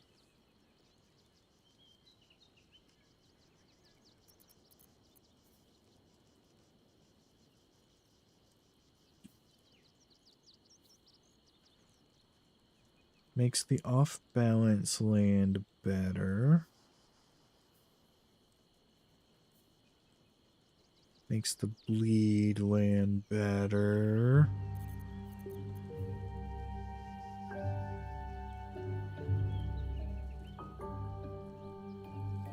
And then our maneuvers, we have the disengaging strike, disarming attack.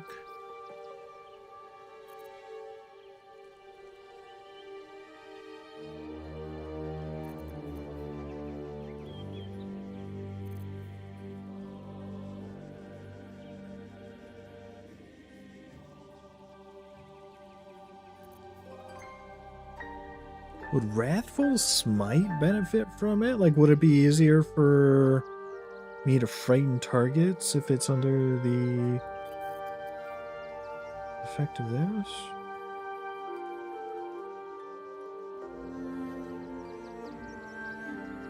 Attack +1. Yeah, let me toss that to Lysel. Leave that as an option.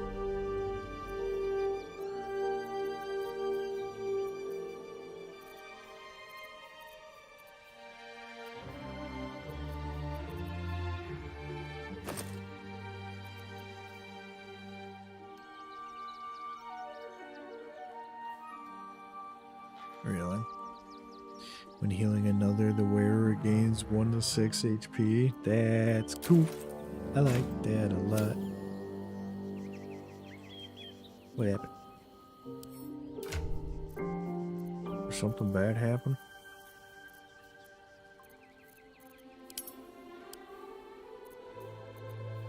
Oh yeah, but the headband of intellect. That has been a very solid addition to this character, because there's been multiple times where I've had a +3 modifier to my intelligence rolls for random things.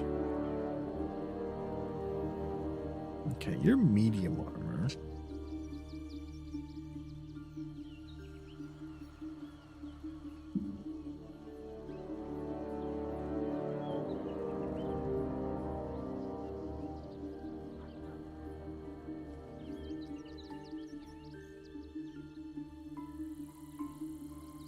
Okay. The helmet heals you for 2 hit points at the beginning of every turn.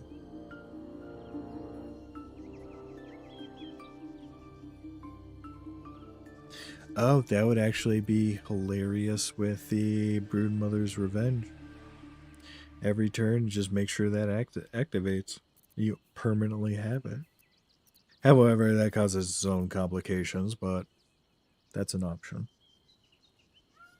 And then a +1 bonus to... Ooh, this is saving throws, though.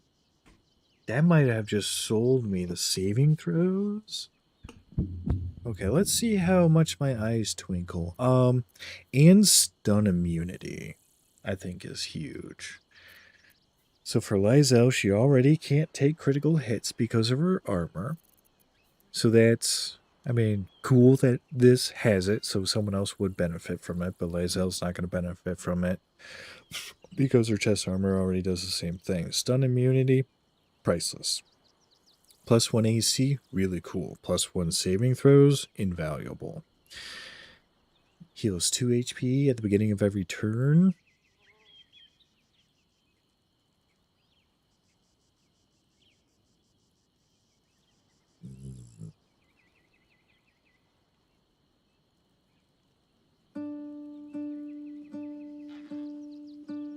Let me see.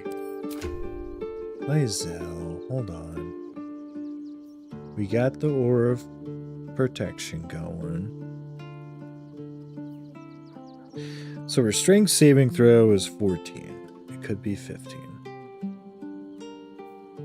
Dex modifiers +5, which is solid for only having 12 dex.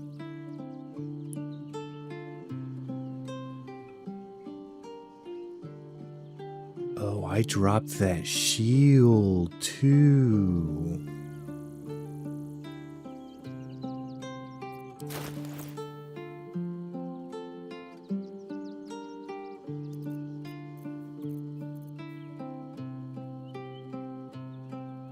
Oh man, hold on. Okay, so we got a couple things to think about.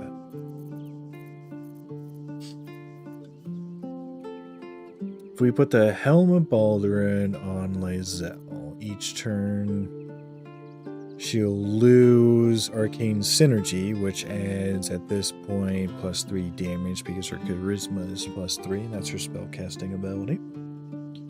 So that is 3 damage per turn. So 18 to 28. Or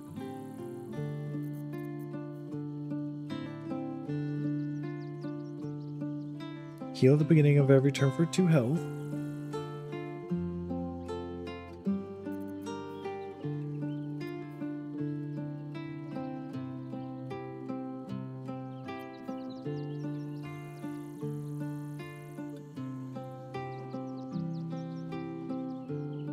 That would be kind of funny. Throw Whispering Promise on Lysel along with the helm, so every time, beginning of a turn, she heals 2 health and gains Bless.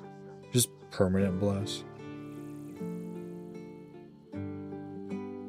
1 AC just means that she's probably not going to get attacked. 1 saving throw I think is huge. Now, if I swap back to a one-handed weapon, I'd be doing less damage. But I'd be able to put on that shield that adds +1 to saving throws. So I can either stick with damage or gain +1 saving throw and lose 3 damage. Or gain +2 saving throw and lose a lot of damage.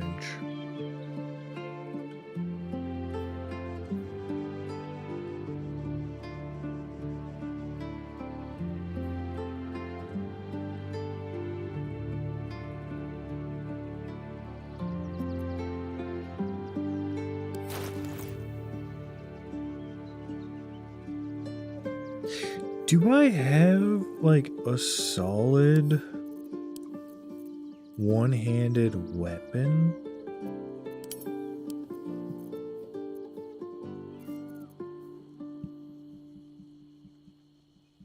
Okay. Dark Vision would be cool on Lysel, not gonna lie. It'll give her a little flashlight coming out of her face, making looting easier. Advantage on Wisdom saving throws is wonderful for Lysel. Perception checks is fine. I have another option for that. Moonbeam and Moonmote. Moonbeam takes an action to move. Moonmote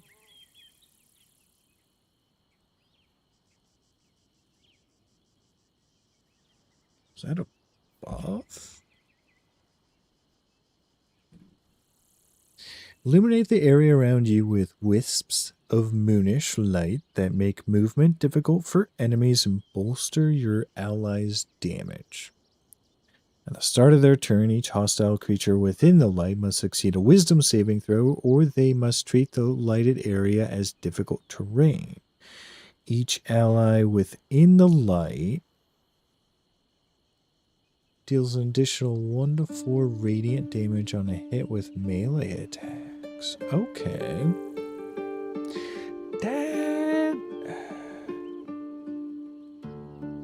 That's very powerful. Lae'zel is standing in the doorway. You drop Moon Moat, covers the hallway. People run into it. It's now difficult terrain, and they slow down. Lae'zel will be able to do like an attack of opportunity on one of them to stop them in their tracks, hopefully blocking the way. And then anyone else crammed in can do 1 to 4. I mean, that's interesting. I like the idea of it. Saloon Spear of Night.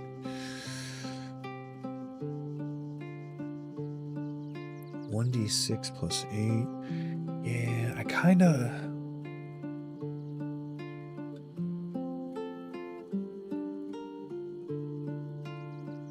want Lae'zel to throw down.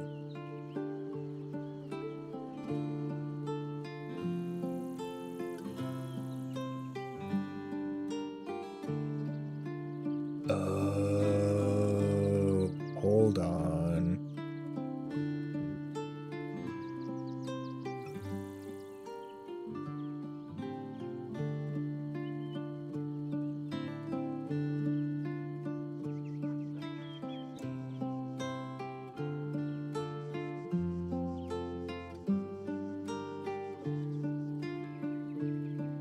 So there's a couple issues I gotta remember. One of my fighting style feats I picked for Paladin was Protection, and that requires a shield. If I'm not running a shield, then that fighting style is not doing anything for me.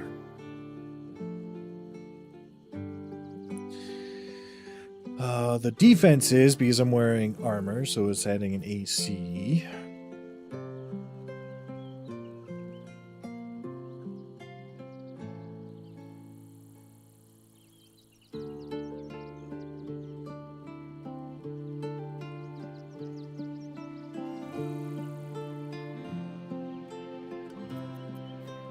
What do we do? +1 initiative roll? Oh man, okay.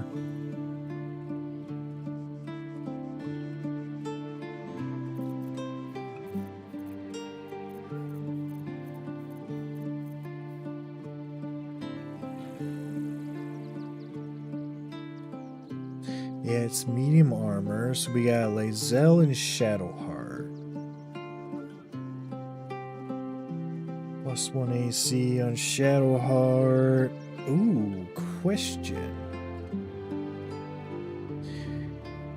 If a caster casts a concentration spell and is actively concentrating on it, and they get hit, and they take damage, and they roll a concentration check, and they succeed.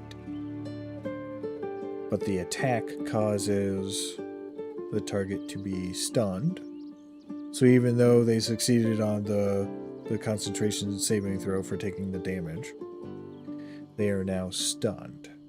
Does that automatically cancel the concentration on that spell? I think it does.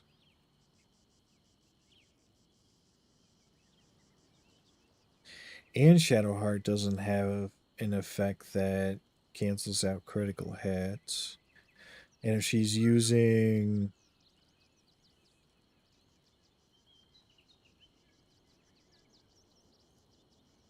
Guardian Spirit, for example, and can't get stunned out of it, that's even better.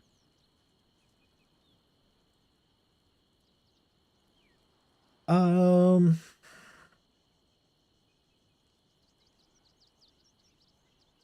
I have a question.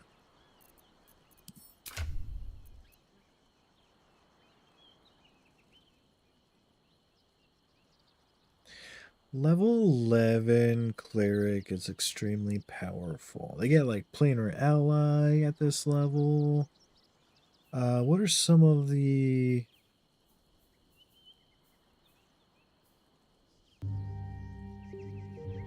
They destroy undead. When you turn undead, it takes radiant damage. Domain spells. Gain spells from your domain. They are always prepared.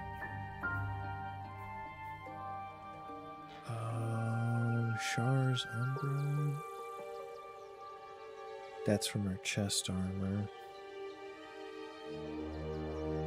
Oh yeah, I gave her spell sniper.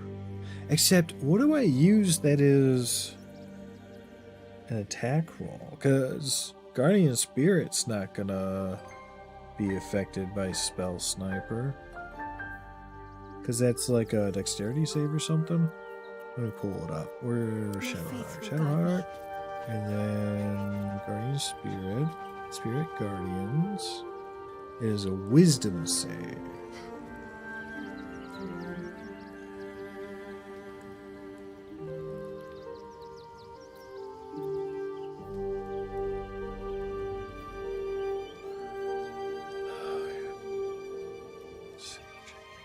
Spell sniper.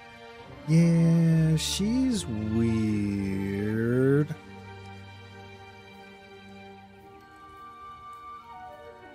Kind of have a feeling my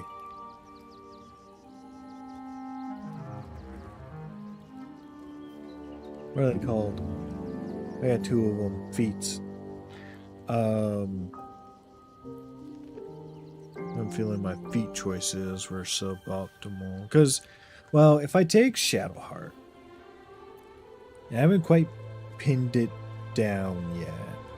If I do 2 levels into Fighter, on the first level I get... Well, I would have to have first level Fighter to get the Strength and Constitution saving throw proficiencies. And at first level I get Second Wind, which is a bonus action to heal some health, which I think is really nice. Then at second level, you get Action Surge.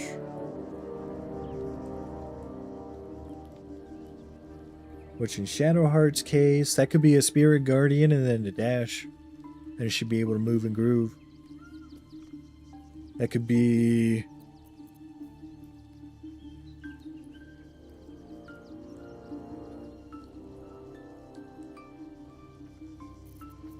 Sanctuary is a bonus action. We're talking about a double action.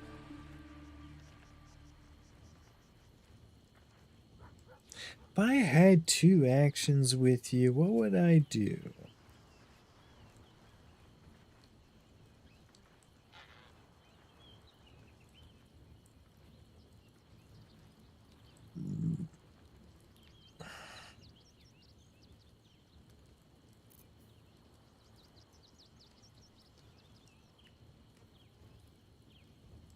I mean, that's pretty fun. Double action, but a lot of these actions come with a spell slot cost. In 1 turn. Well, in the fight against Merkel, when you enter the arena to the right, there is a Illithid. My plan was to knock the Illithid off of that platform down so Asterion can start chewing on him. And when I hit the Illithid, he bounced, he moved, but he didn't move far enough to knock down. If in that moment I had Action Surge, and if I was able to hit him again, he would have knocked down. If he went down, then Asterion would have started chewing him up.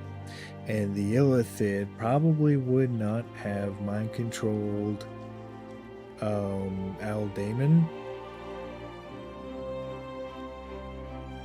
The angel lady. And then she probably would not have killed Mel. So in that moment, I can definitely see like, oh, I would have loved to have Action Surge with Shadowheart in that moment. The only other notable moment I can think of would be, hypothetically, in a situation... Oh, well, the Shard Temple.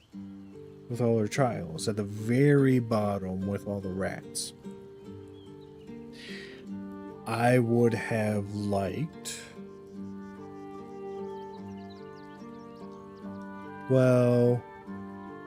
This could be a misplay, kind of depends, because, like, being able to cast Shadow or Spirit Guardians first action, and then you Action Surge to dash, to double your movement, to be able to move around, that would have been able to clear out all the rats, and she would have been able to do that once, right? Because well, she would have been able to cast Spirit Guardians and kick off with a dash. All the other turns after would just require the one dash to move. That would have been very good.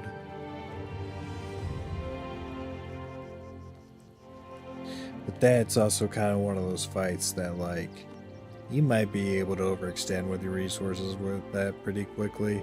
Like, I think a Spirit Guardians is all you really need. Well, if Shadowheart went down against one of those sleep monsters, wouldn't she have dropped her concentration on Spirit Guardians?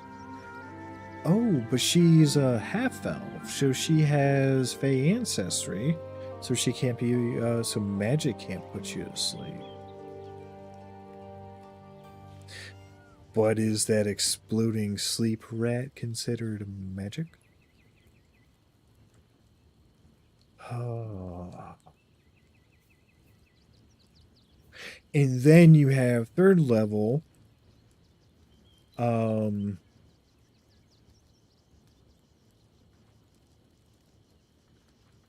Subclasses for fighter, right? So would I want something... What would... Because Lae'zel, she has Riposte, which is fantastic. I really liked having Riposte, especially when I was in Act 1 and 2 using the Blinding Spear. If an enemy tried to attack me and still missed and wasn't blinded, I had high priority to expend a die to try and hit him, so it blinds the enemy so he can't try and attack anyone else with without advantage or without disadvantage, which I thought was very beneficial. Just spreading that blind was amazing. It was a big core gameplay loop with Lae'zel. She just needed to spread the blind. Every time an enemy got blind, she was most likely standing right next to it, which is cool. That's nice. I think she had the availability to move away from these enemies because they're not going to attack of opportunity because they can't see you. I might have to be corrected on that. But it allowed people like Asterion to capitalize on sneak attacks. He was able to get a sneak attack off every single round with ease because Lae'zel was not only right next to the enemy, she was also blinding them.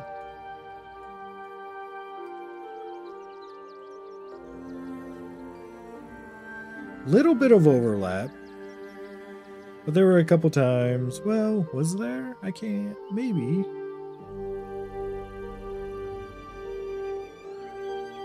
I think there was a time or two. I think what I'm remembering is Asterion has a chance to blind when he attacks with advantage. Where does that come from?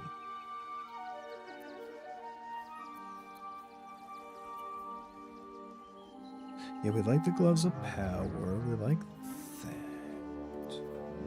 So where does the chance to blind?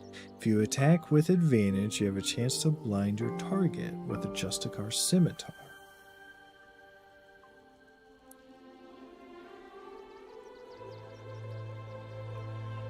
I think there was a time I was able to pull that ability off, and the enemy survived, and it was really nice to still have advantage against the target.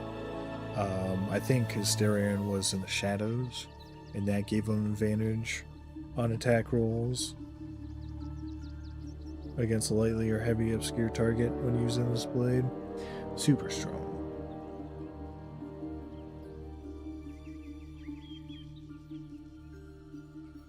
Okay, let me see. What is your cloak, Lae'zel? Oh, yeah. Ring of Protection. Conduit Ring is nice. Extra 1d4 damage psychic when she's concentrating on a spell, which is she's incentivized to do further to avoid being knocked prone or moved against her will.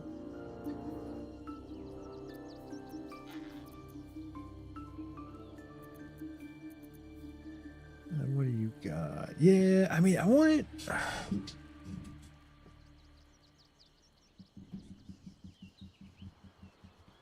It's kind of how I'm building my light paladin, or I'm sorry, life domain paladin.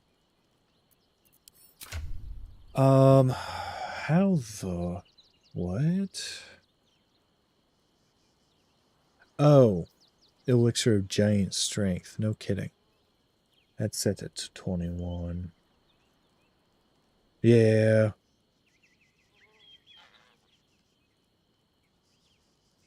Yeah, that's the thing, right? Anti-Etho has the opportunity to give you a +1 strength. Shadow Moon, or I'm sorry, Moonlight Tower, Moonrise Tower. You get an opportunity for +2 strength there.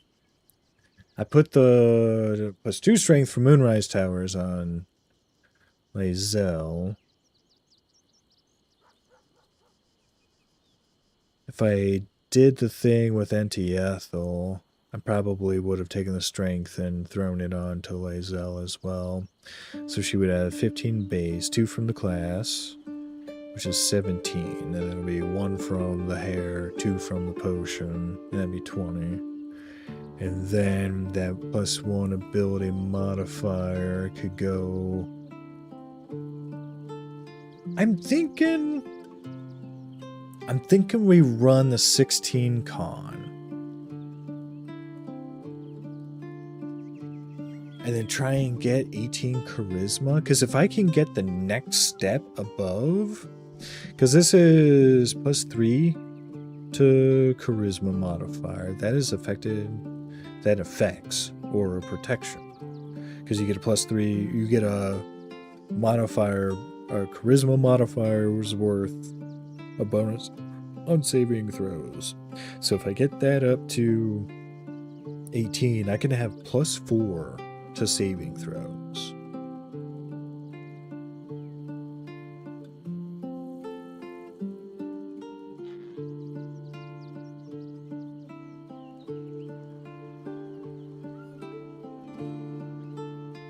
But I also want that strength on Shadowheart because I really want a frontline cleric. But I want them to have great casting ability for all their stuff. Because, like,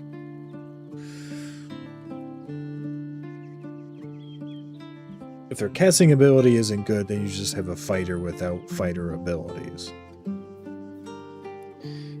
And you have a fighter with spell casting abilities that don't do anything. They're just constantly resisted, things dodge it, doesn't take effect. I mean, something like Longstrider would work. That'd be great. You know, you're a fighter with Longstrider without fighter abilities.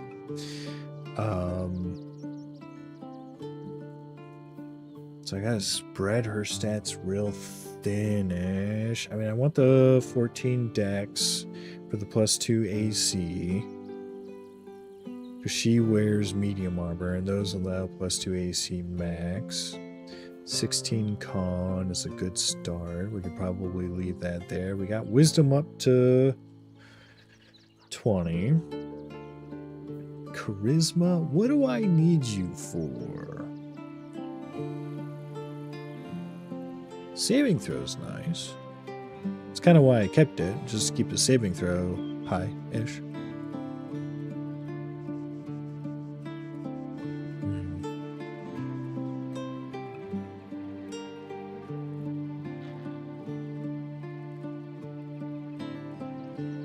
Yeah, I'm just gonna have to keep using those potions, man. Oh, I wonder, because for Shadowheart, I dropped her strength to 10, or bumped it to 10. It's 10, but I'm using elixirs of Hill Giant Strength, so it should be 8. Her strength score should be 8, and then I can dump those 2 points into...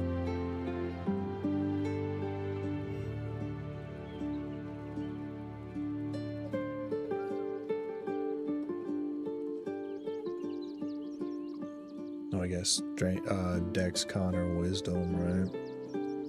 What does Charisma do for me?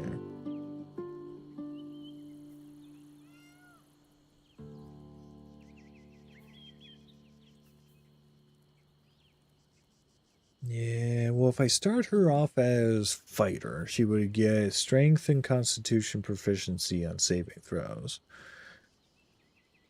Which I want the Constitution saving throw proficiency because I'm gonna want to get Warcaster, so she has advantage on saving throws, plus her proficiency modifier is added on top of the Constitution saving throw, which is going to be 3.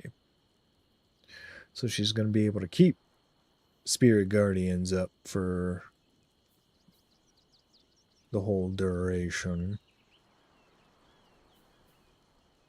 But I need 1 level in Fighter to do that. If I do 1 level in the Fighter, do I want to invest any more? Level 5 Fighter gives me extra attack. If I do a Fighter Cleric. Oh, that'd be interesting. The levels that we're at now, do I want to copy the level 4 Fighter and then do level 7 Paladin? I'm sorry. Not level 7 Paladin, that's Lizelle. Do Fighter Cleric?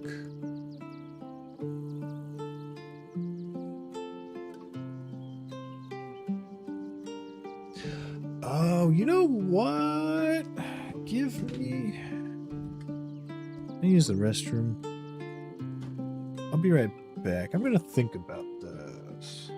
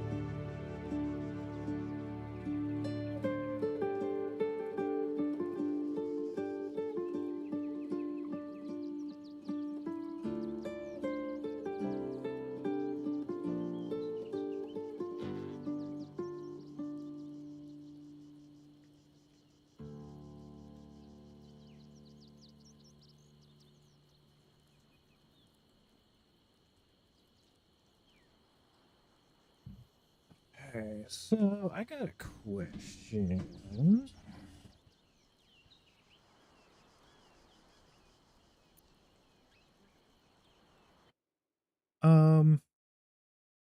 Hey, who's messaging me? Oh, look at that handsome. All right. Baldur's Gate 3.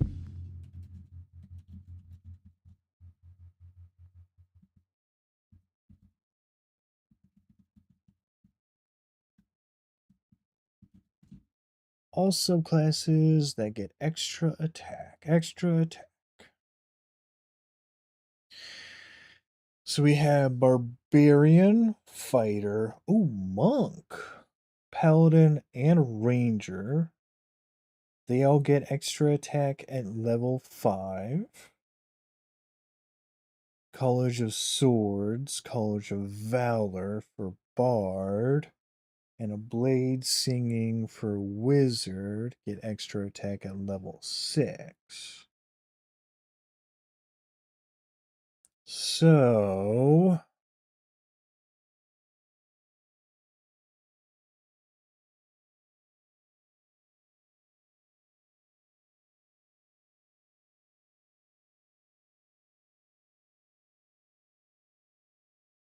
yeah, man, that's just a lot of points to spread.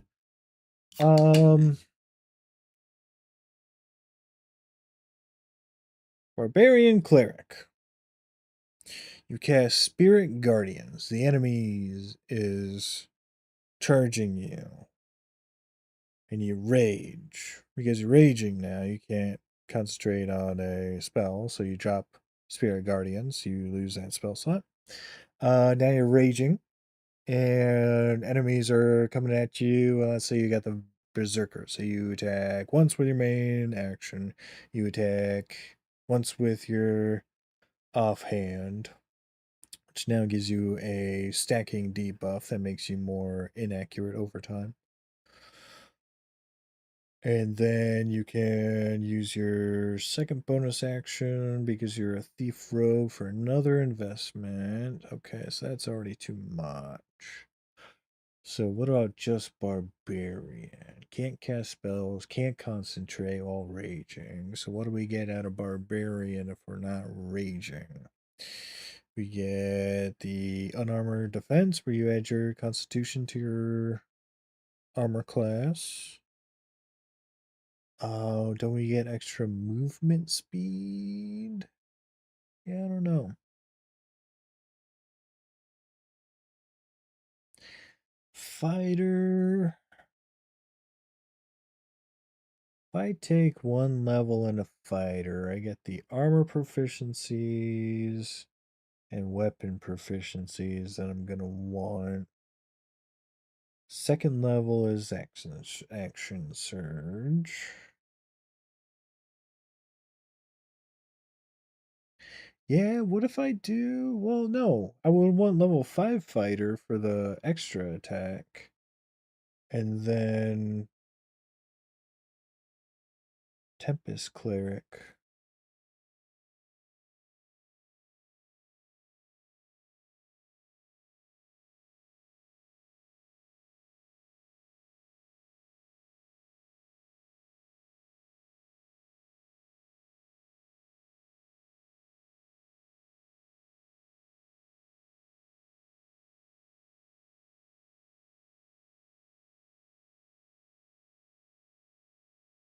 A monk cleric? Okay.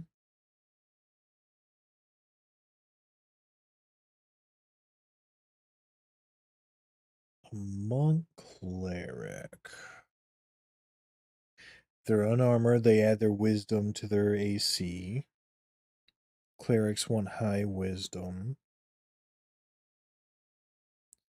So that's a nice bonus. What do monks get? I mean, flurry of blows. Okay. So I'm staring at. I want Shadowheart to be better. right now, what she has going on is okay. She has advantage on Constitution saving throws. However,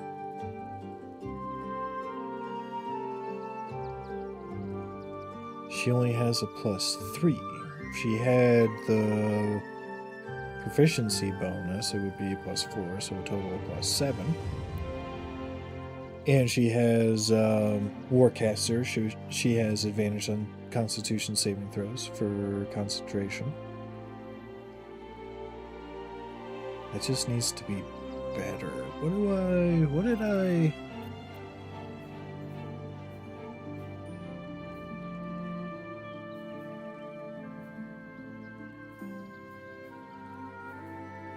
You know what? Hold on. Shouldn't have wished to live in more interesting times. Light on my feet.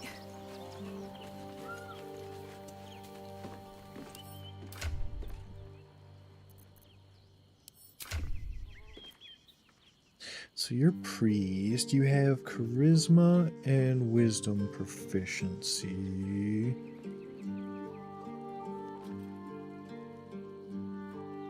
Kind of think that's what we want to stick with, right? Because if I rewrite you, and if I just go straight into rogue, then I get the rogue bonuses. So dexterity proficiency, intelligence proficiency, and I still keep wisdom. I lose charisma. Okay, so I will lose charisma, gain intelligence, and dex. A dex saving throw. What does that look like? That's athletics? Acrobatics. Sorry, athletics is strength. And acrobatics keep you balanced, land on your feet. Helps you resist being shoved.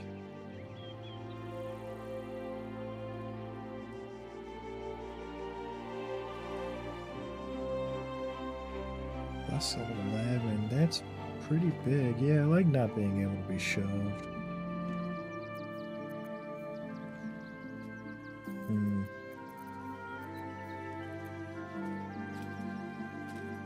Wait. Oh, Illithid. Illithid does this for me.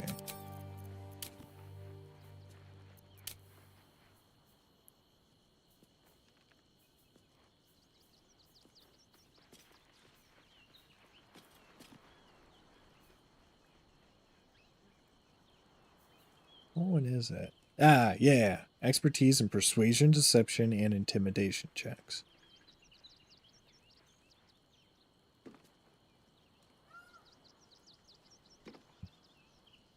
Yeah. So...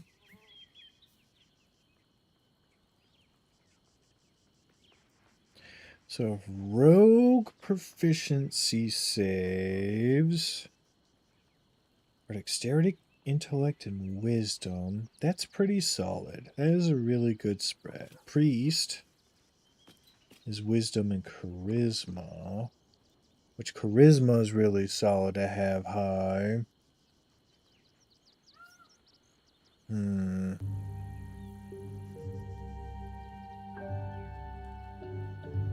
I think I would rather charisma than dex. But unless I go for dex, then I lose out on it. Ain't gonna be good though. Okay, so let's see.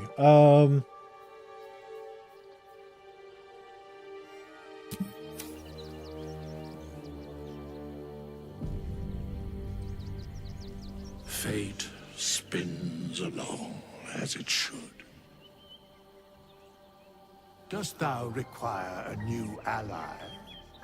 Or mayhaps a resurrection instead? As thou did. Okay. Let me see. So rogue. Get proficiency in Dex. And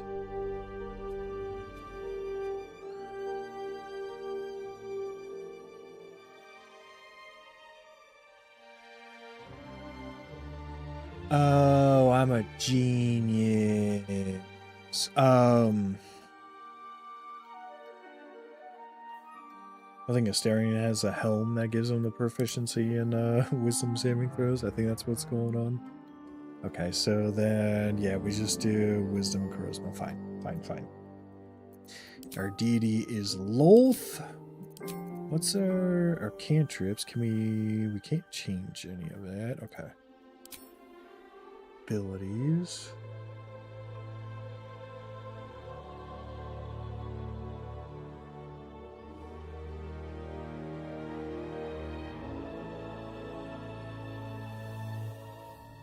Yeah, I need a face.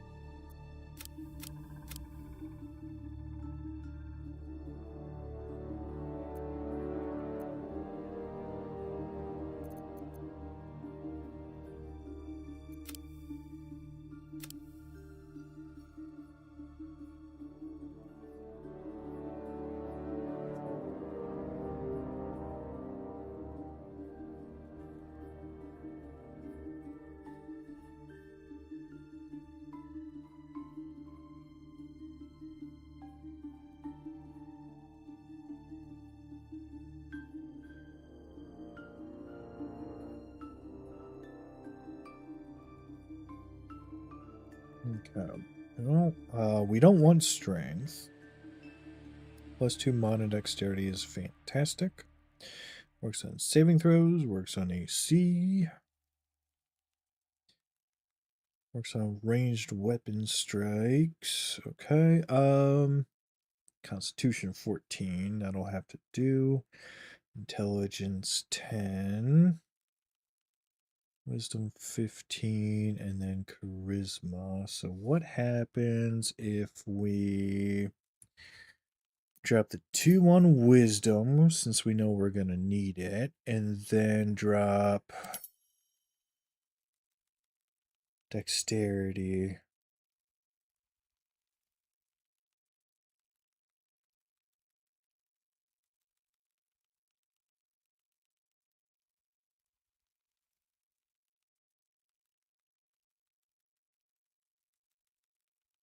Okay, change these. All right.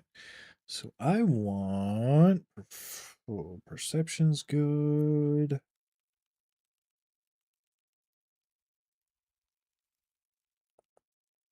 Part of me just wants to default to athletics and acrobatics. While I'm not going to excel in either of those, well, the acrobatics, I'm going to get dexterity, so I am going to excel in that. The athletics, I'm not going to excel in.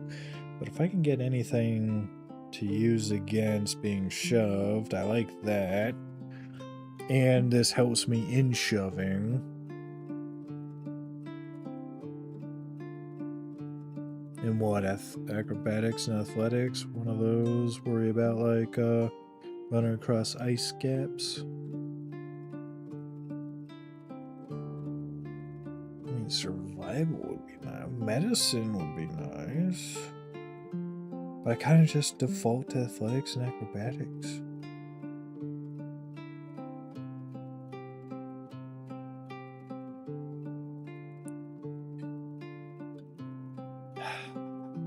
We'll go into the strengths. Okay.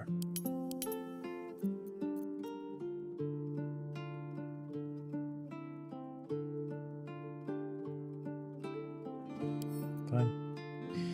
And then... yeah, fine, but fine.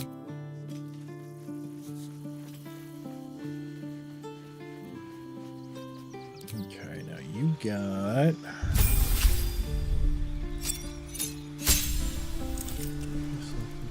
so you got the base stuff of priest, so we can swap over to rogue. We can just go ahead and knock out rogue.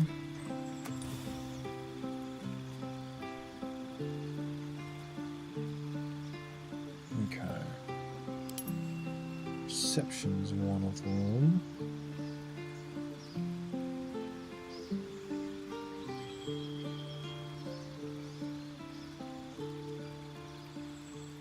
What about... Ooh.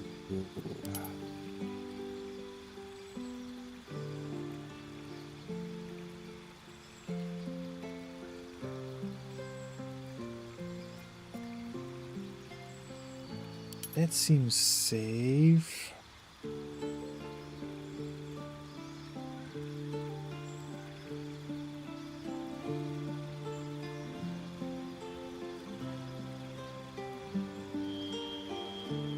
Okay, perception, arcana, stealth. Am I?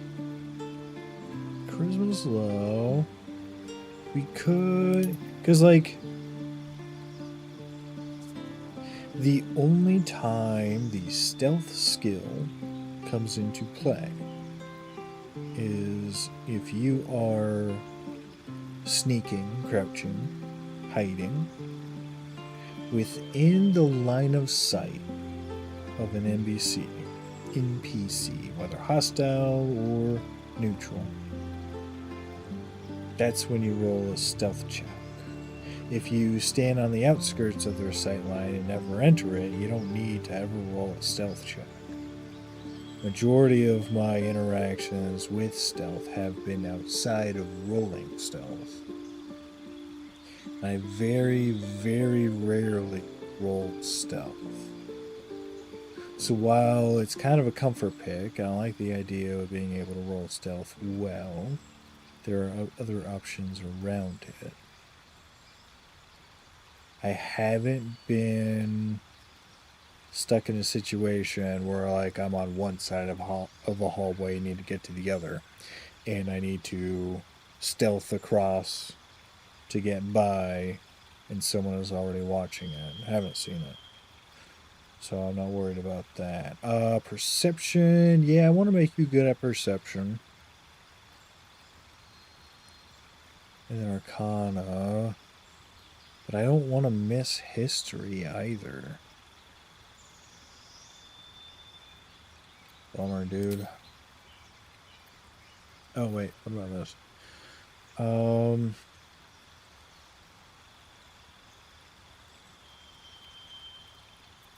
Yeah. Pump it up. So now I got a +1 in athletics.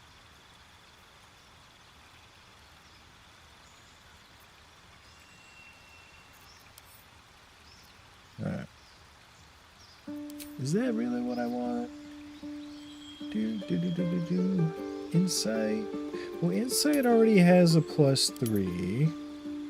Bumps it up to a +5. Do I ever use insight? When is that even used in the game? When is investigation used in the game? I know there's a couple times for deception, intimidation, performance, and persuasion. Those are fine. But what about insight and investigation? Are those used? There's plenty of arcana and history rolls. Plenty of sleight of hand, almost unlimited, if you will. Stealth, same thing. Okay, yeah, let's... Insight? Do I care about it? Alright. But... It's just... It better help the build. Okay. So now we're going to Rogue 2. Perfect. And then Rogue 3 is going to be the last Rogue level. We don't want Arcane Trickster. We want Thief for the bonus action. And yep. Okay. Perfect. Next one. Priest. Priest pass. Okay, so these do change over time, so I have to be careful and pick the right one. So Power Word Shield also grants target +1 AC. Is huge. The connection in the shadows allows you to heal yourself 20% of the damage done whenever you deal damage with a spell. rather grant the +1 AC.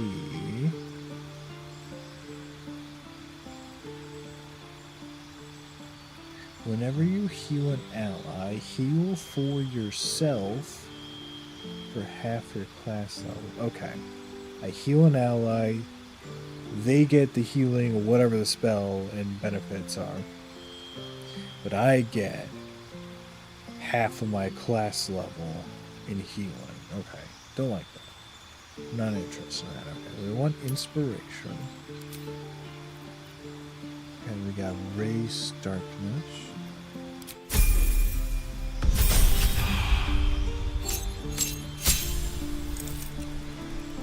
Level 6. So we're 3 and 3.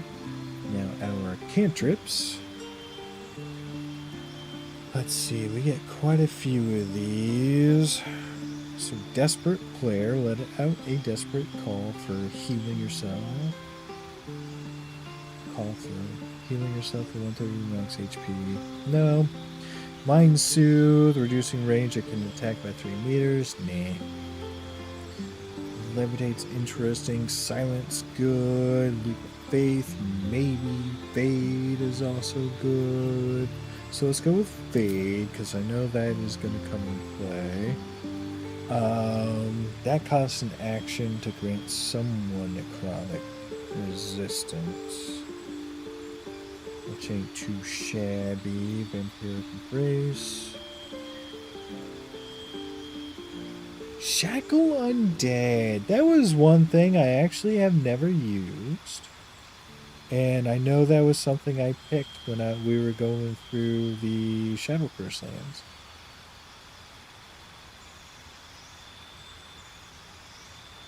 Alright, so I think our first two choices are Silence and Fade. Okay, yeah, we want Silence and Fade.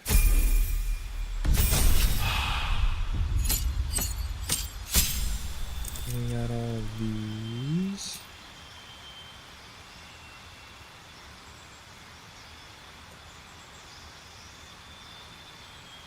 Okay, gain inner focus. For 5 holy power, focus your mind, making the next spell cost no resources. Closer to light, you gain 1 additional holy power whenever you grant holy power.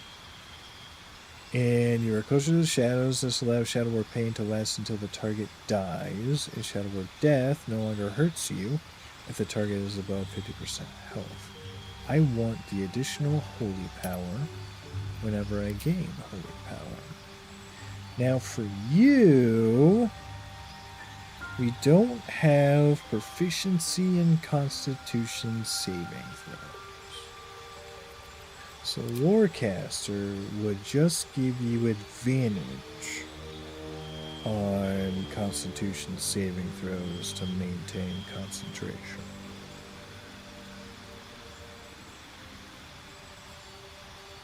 Which that is an option. I originally picked this feat with the thoughts in mind that I would be using spell scrolls that require concentration instead of the class abilities. Because Priest doesn't have anything that grants or that requires concentration.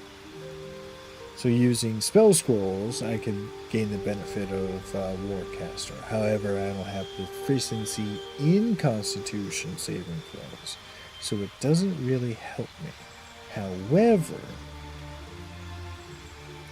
we are going to get more feats later on.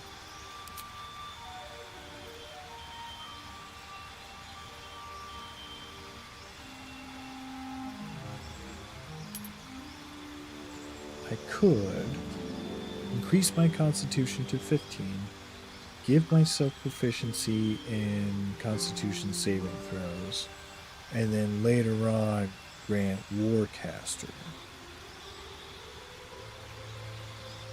That would be a 2 feat investment. The way my character is worked out right now, I do have 3 levels into Rogue, but I don't have a 4th for the feat. So this character is going to be a level 3 rogue to level 9 priest. I could do an 8 to 4 split. 8 priest, 4 rogue. Or I guess my only 2 feats if I kept the... Yeah, it would just be Warcaster and Resilient.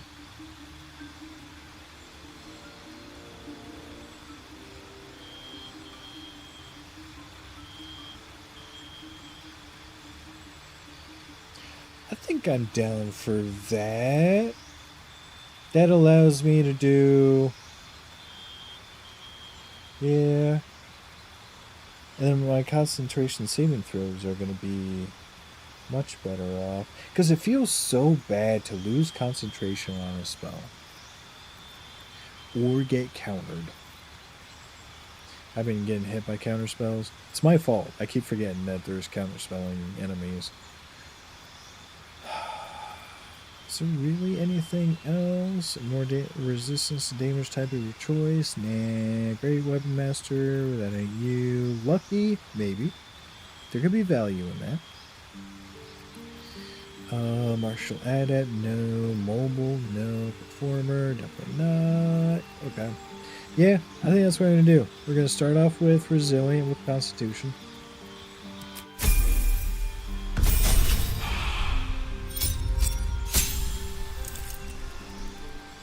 Then we got 2 more cantrips. So I'm thinking...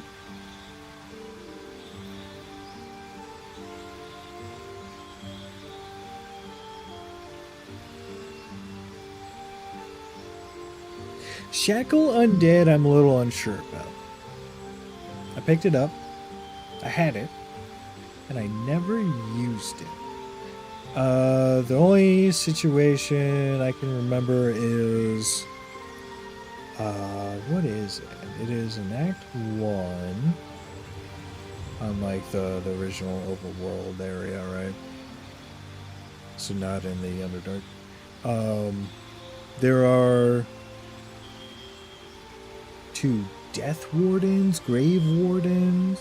They're the skeletons with 2-handed swords that resurrect undead allies in their vicinity. I used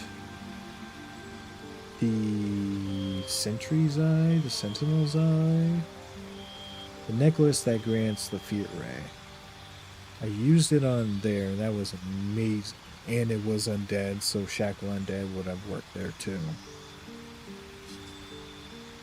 I think Shackle Undead is highly valuable, especially in Act 1 and 2. Act 3 I'm a little unsure of. I think we moved away from a lot of the undead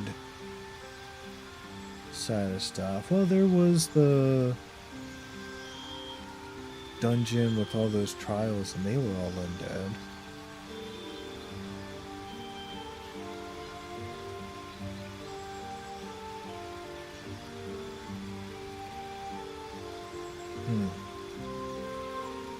Okay, let's see. Resistance to necrotic damage, that's... Yeah, levitate and necrotic damage. Levitate will allow us to make sure no one takes damage from jumping. I mean, before a fight I can add, well, actually, it kind of depends on if I do that feat or not.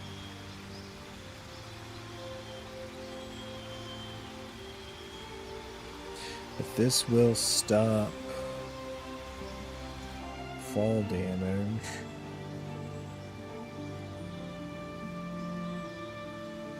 Immune to services and fall damage. Last 10 turns, it does cost a holy power, but eventually we'll have up to like 10 of those suckers. And so being able to do that for 10 turns, being able to jump up and down cliffs will be great.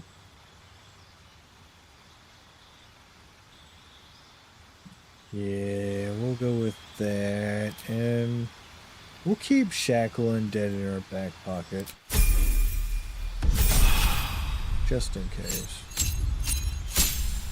Alright, level 6 on Priest. We have a new passive. Pain Suppression. Spell that grants target 50% damage reduction for 2 turns. The light grants you the ability to increase your healing. Add your wisdom modifier to all healing. That's probably what I'm going to do. And then we have Mindless Destruction. Shadow is corrupting your mind. You add your wisdom modifier to non-periodic shadow spells. No. We want it on periodic spells. So it's not on period. If it's not on yeah, don't work on dots. I don't want it. Mindful, wisdom modifier, all healing, perfect.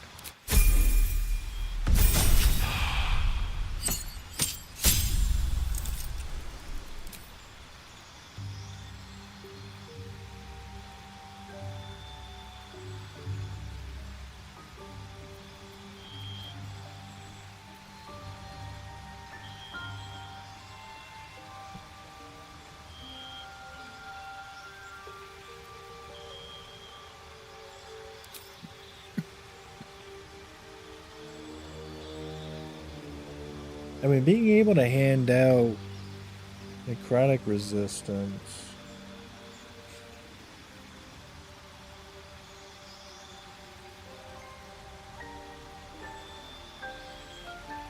Yeah, I think that's more valuable than that.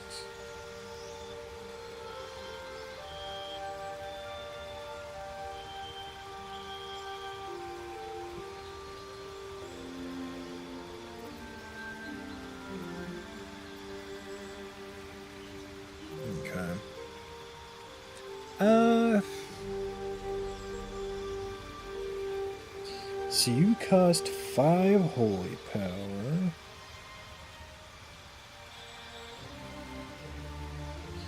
You deal some damage. They got to be nearby, 5 meters. So next door enemies are going to take some damage. Have to be next to allies in order for them to get healed within 5 meters. I think I would rather just make someone resistant to necrotic damage.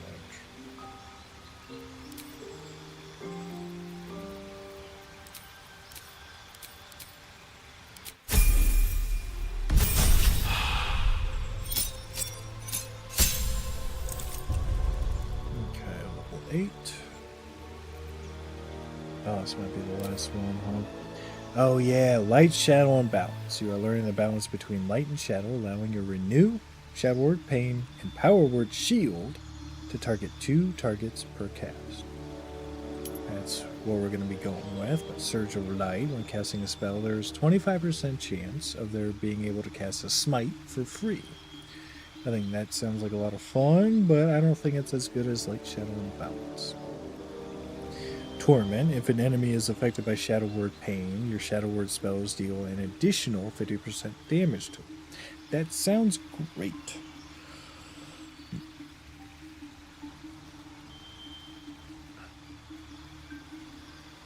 Except, Light, Shadow, and Balance. I can drop 2 renews, 2 shields, 2 pains.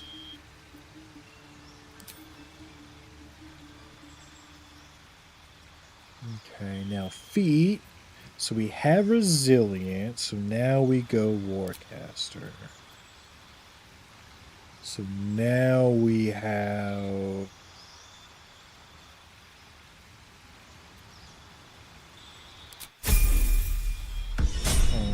Okay. So that is your last level up. Now we have ability improvements to spend. So we're going to do 3 wisdom. Here's the first wisdom. Here's the second wisdom. Here's the third wisdom. And well, we got 1 more, 2 more, 2 for 6, 8, 10, 2 for 6, 8, 10. So we got 5 more, so that was 3. So yeah, now we got 2 more. So let's dump 1 into Con and 1 into Dex. We'll do Dex first.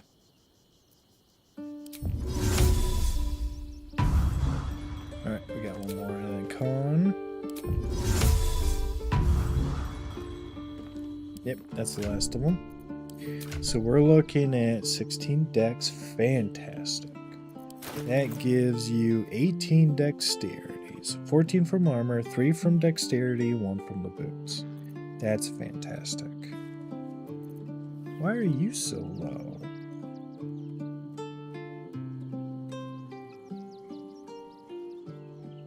$12 from armor? Oh, whoa.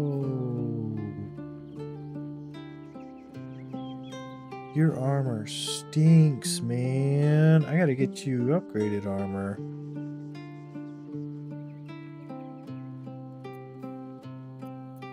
Yeah, I need to grab another studded leather armor then. Oh, that was from... Yeah, I know who to get that from.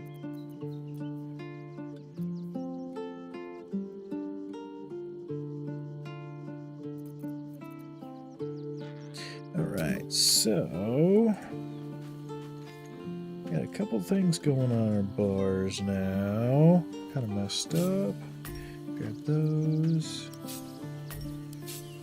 These 3, that's fine. Okay, so disengage above the disengage, hide above the hide, dash above the dash. And then, I'm assuming we have a couple. So you are prayer mending rank 1, you're prayer mending rank 2, get rid of 1, drop in 2.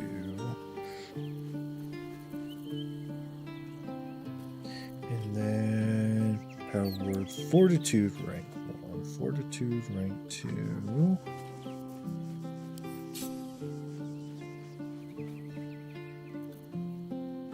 Heal rank 2, heal rank 1.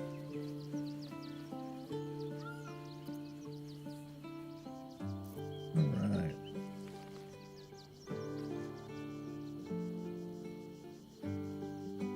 Oh, hey, Raph. How you doing, man? I'm just organizing my bars real quick.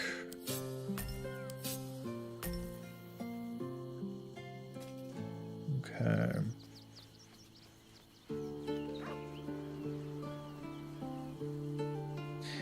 Guess what I'll do for now is, do you gain holy power or do you lose holy power? Okay, you use holy power. You gain holy power.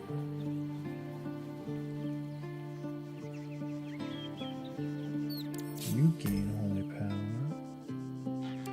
You gain holy power.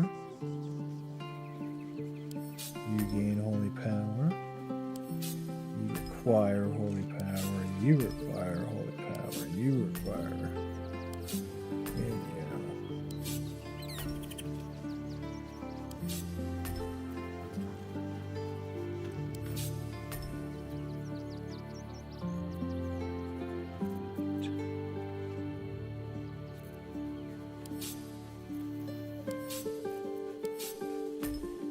Okay. You require holy power still, even though you're ritual. So you're just an action. You don't gain it, but you don't lose it either. Same with you.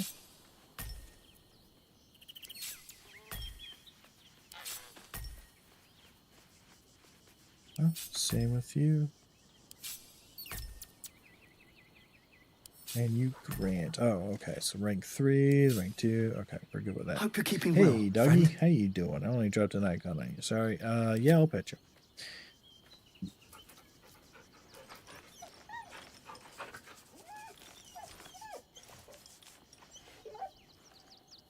Who's a good boy?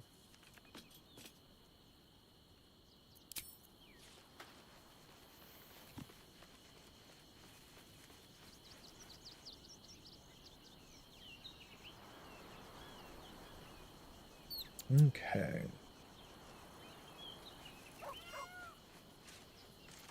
So So we have a heal and a heal, and then a shield.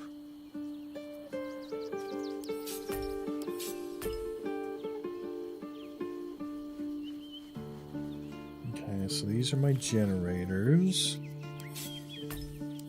You three don't require anything.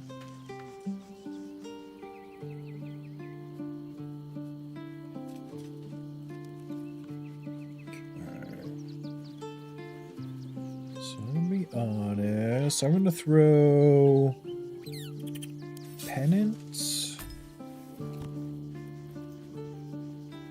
prayer mending. Oh, that's penance rank 1. Let's get rid of that.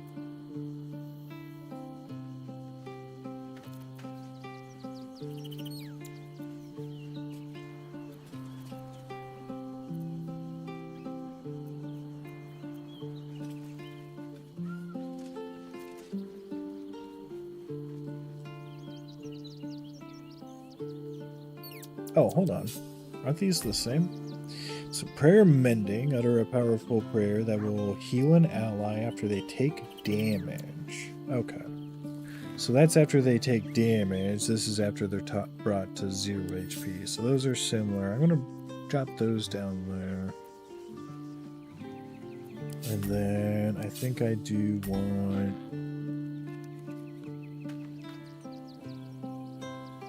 that there. This is a mix of damage or healing. Every time I use it, I feel a little underwhelmed.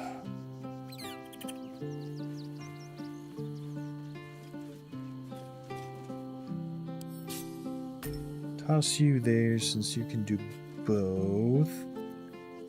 Psychic Scream. It's utility. Oh, Mind Blast 2, Mind Blast 1, that can go.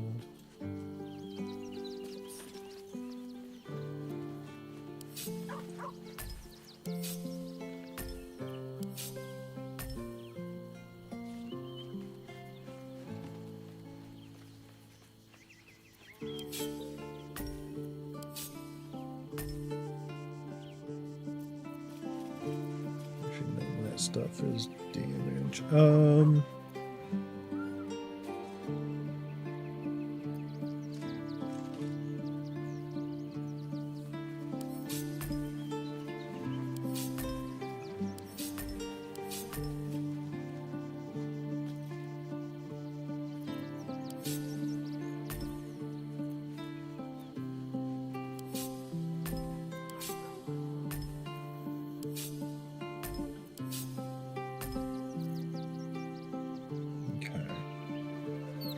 You make the most sense, I believe. We have all the abilities that we need to right. Oh, I think so.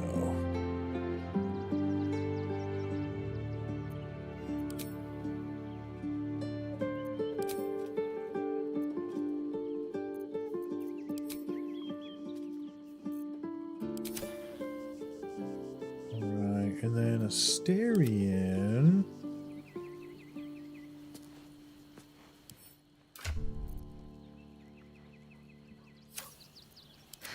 I've got a We're long gonna road keep ahead. you as is. Oh,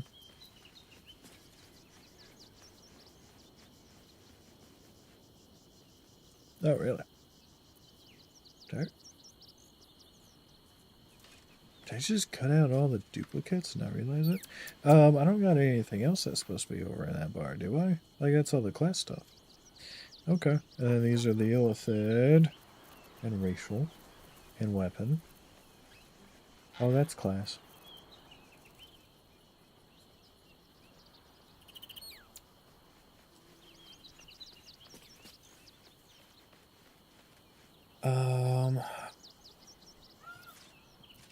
There's no time to waste. I must keep going. I think we're gonna wing it. I really gotta think. Oh, hold on. If I reset your class, are you gonna lose the elixir of Hill Giant Strength?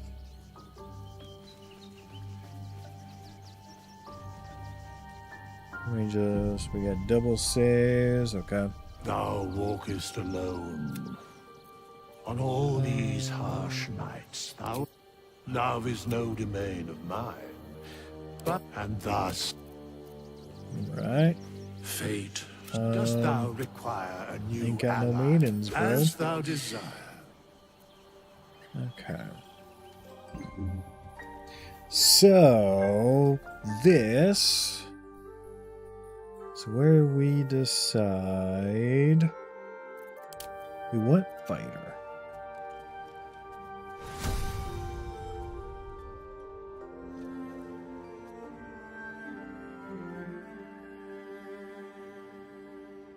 Well,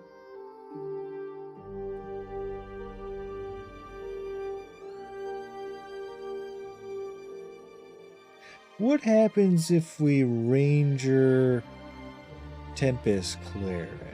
Like, we still get the medium armor proficiencies. We still get some of the weapon proficiencies. And Rangers have some weapon proficiencies.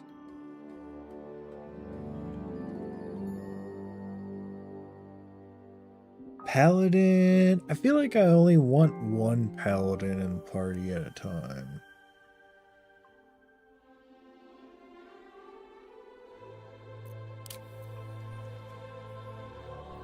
They are pretty dope. Oh no, I'm sorry. You have to be fighter. You need the Constitution saving throw. Okay. And our fighting style.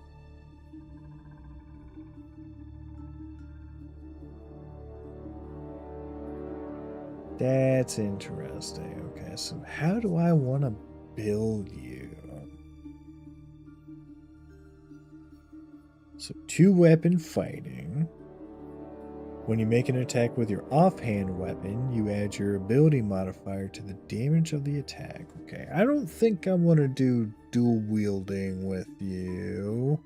Though, it does sound kind of fun, because I don't have a lot of options for your bonus action.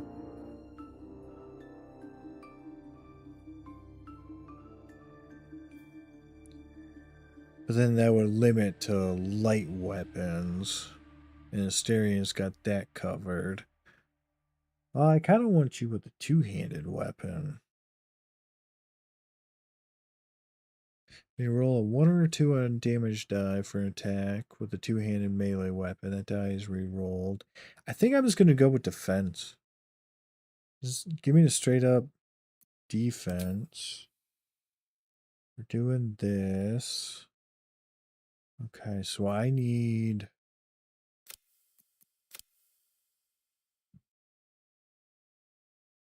wisdom.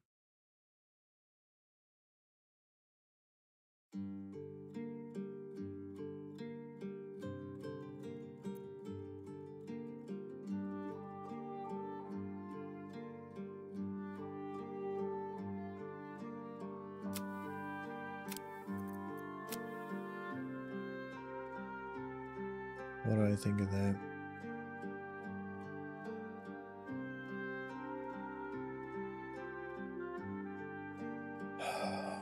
He would have no dexterity. That could be problematic. Constitution would be fine. Or intelligence, mediocre. Charisma is a dead stat. Wisdom we can reach to 14, so we can easily do 3 levels in the strength, 1 level in a constitution, and then the rest into wisdom.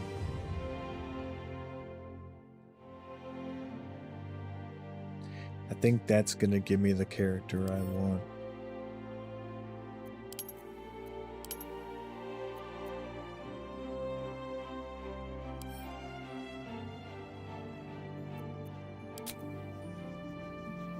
Okay. So now that you are Spider 1.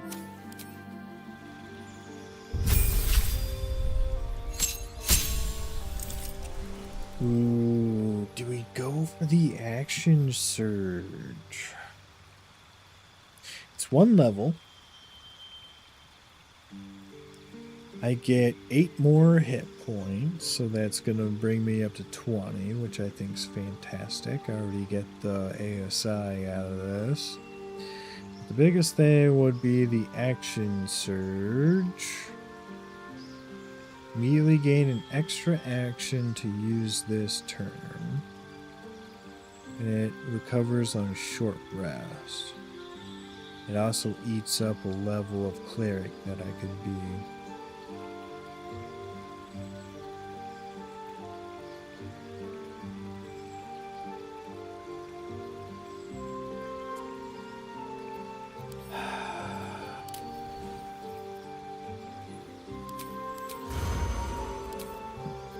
Cleric. What are our options? So if I get you to work the way I want you, you're gonna be up there in the front lines. You're gonna be taking damage, so you have some constitution. Blade Ward gives you a reprieve for a round. Then it's gone, then it's another action. But our priest has that covered. Bursting Sinew. Exploded corpse causing an impale those around it. Not really interesting. Guidance, however, is a good option. I like something at ranged.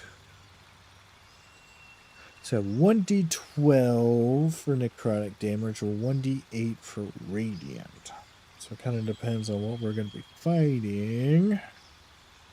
We're not going to be in the Shadow Curse land, so Radiant's not going to hold that same amount of value. What about Resistance? It is a cantrip. It lasts for 10 turns. You receive 1d4 bonus to saving throws. Do like the idea of that.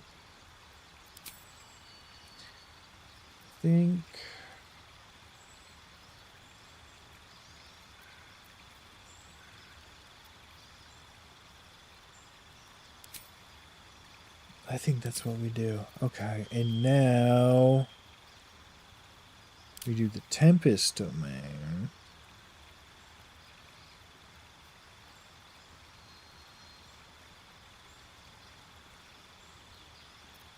And then abilities. That's fine. Prepared spells.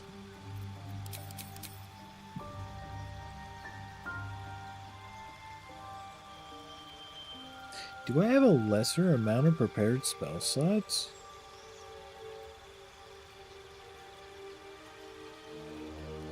I mean, I guess it's first level, but I could have sworn that they had 4 slots. Am I crazy?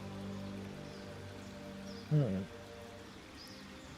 We're gonna want Sanctuary and Command. And for you, I think we want to hold on to Inflict Wounds.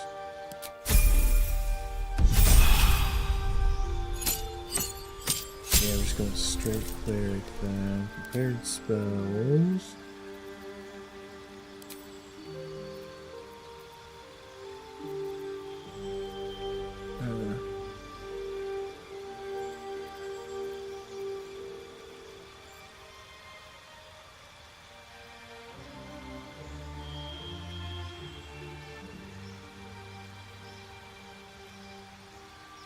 That's an interesting idea.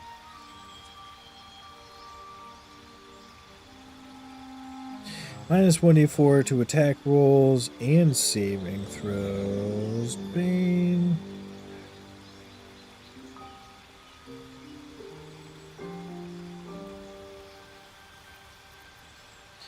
Protection from evil and good. Shield of Faith.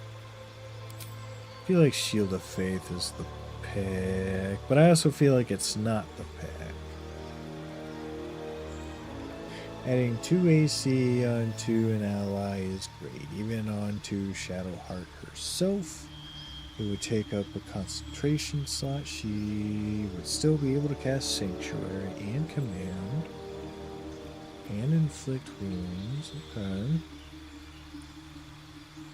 And because I want her to be a bruiser.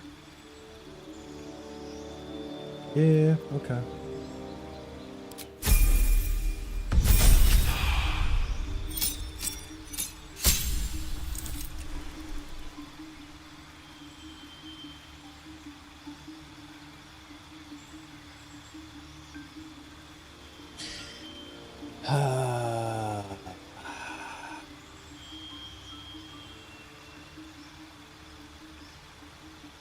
Oh, brother. Yeah, I wanted the level 5 fighter. Okay, yeah. Let's do this. So we get our action surge. This is where we could get a little crazy. We have the choices of Arcane Archer, Battlemaster Champion, or Eldritch Knight. Arcane Archer ain't quite the vibe we're looking for. We want a melee combatant. Battlemaster does that very well. Isel has great options because of Battlemaster, and I really like it. Champion.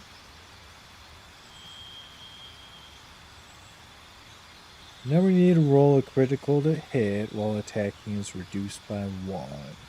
Okay, that's all I get out of this subclass? Is that way? I don't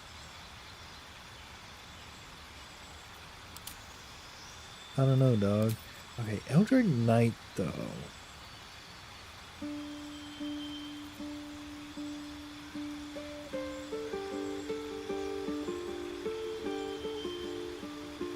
Yeah. Okay, hear me out.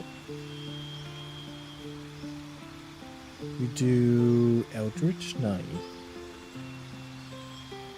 With Booming Blade as one of the cantrips. And then we do have an option.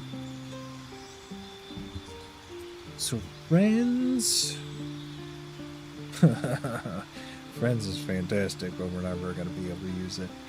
Blade Ward, yeah, same thing. Dance of the Lights, Mage Hand, Ignore, Minor Illusion, Toll the Bell, True Strike. You guys can go. Yeah, what are we leaving ourselves with? I guess Mage Hand might have its uses. Acid Splash, Bursting Sinew, Bone Chill. Bone Chill. Prevent target from healing. Target cannot help down creatures. And if they're undead, they receive disadvantage on attack rolls. That doesn't seem like a bad idea.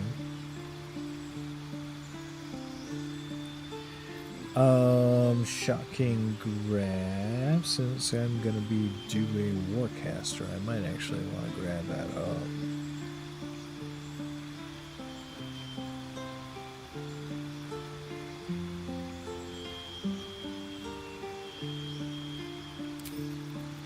There are 2 spells.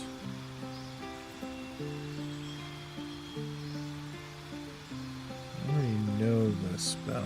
Fine. Shield is definitely one of them. The next one. Well, it's between Chromatic Orb and Magic Missile. Chromatic Orb is able to dump an ice blot underneath the target, or a burning patch to make them burn.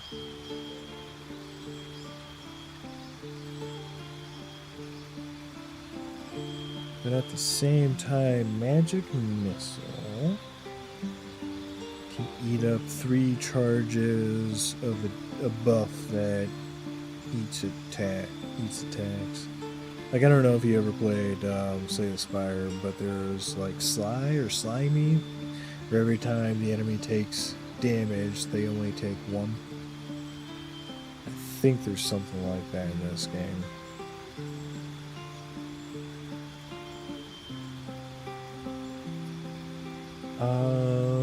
That just seems like a more solid option. So our expanded option.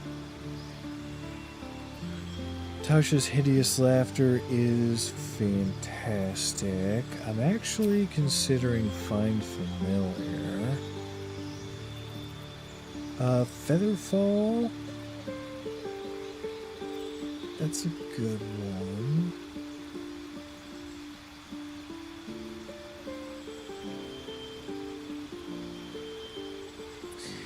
Expeditious Retreat. Gain dash immediately and as a bonus action on each of your turns until the spell ends. It is concentration and it lasts until long rest or until concentration breaks. Getting her to be able to move around would be great if she's the powerhouse. I think she is. Enhance leap.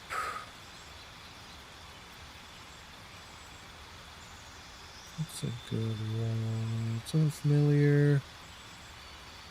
Yeah, maybe not Find Familiar. What about...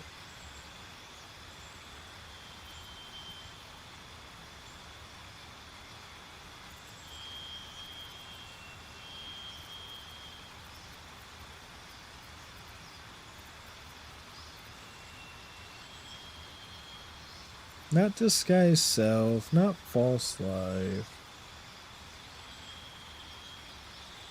I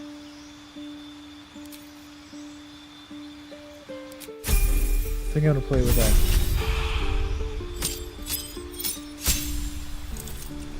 Okay, level 4. Yep, now we get the feat. The spell.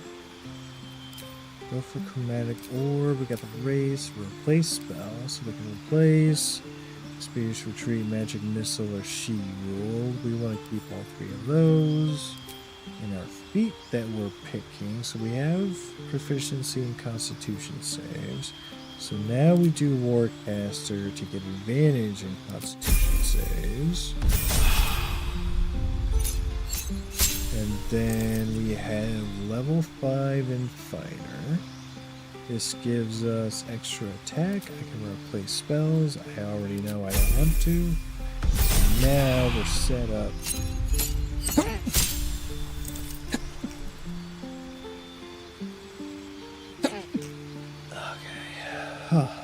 Excuse me. So now we go the route of the cleric.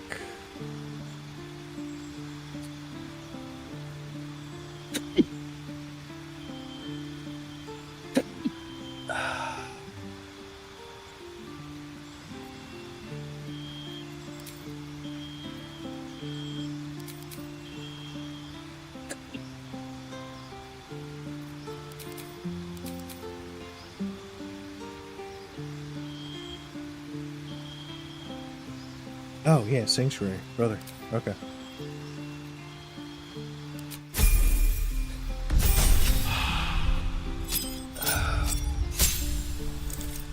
Oh, we get a new cantrip? Okay, so we got...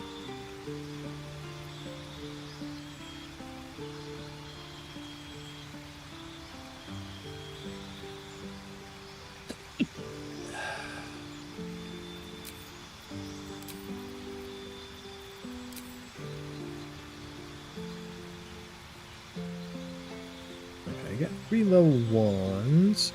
Down on level 2. I got 2. Okay. That's not what I mean.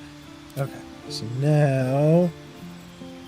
Alright, so we already have Warcaster, and we already have Fighter level for Constitution saving throw.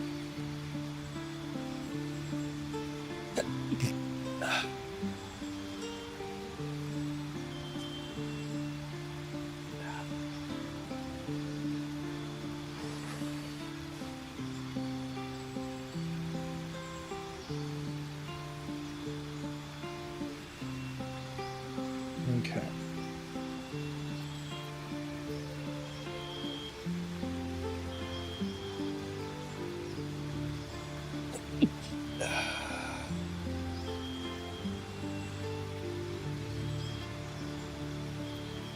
Spell Sniper, you learn a cantrip, great.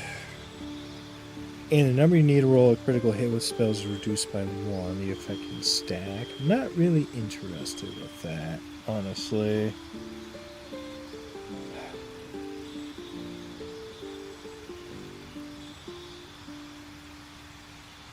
You have Warcaster, you have proficiency with con saves from Fighter. Sentinel.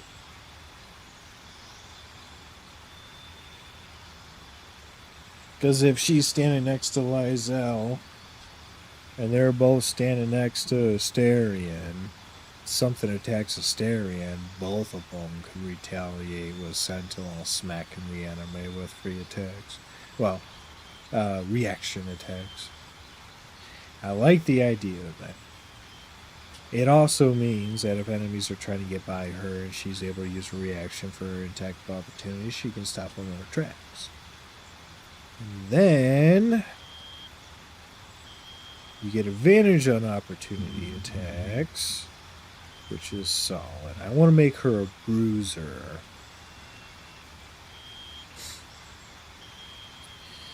But I want her 2 weapons. So does that mean...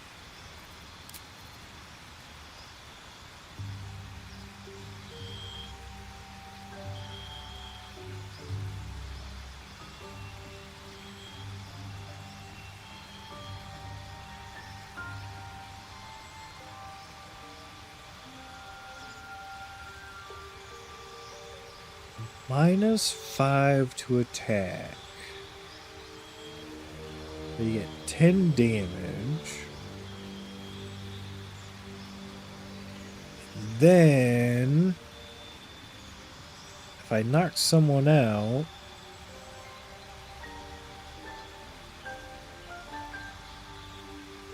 I can get a bonus attack.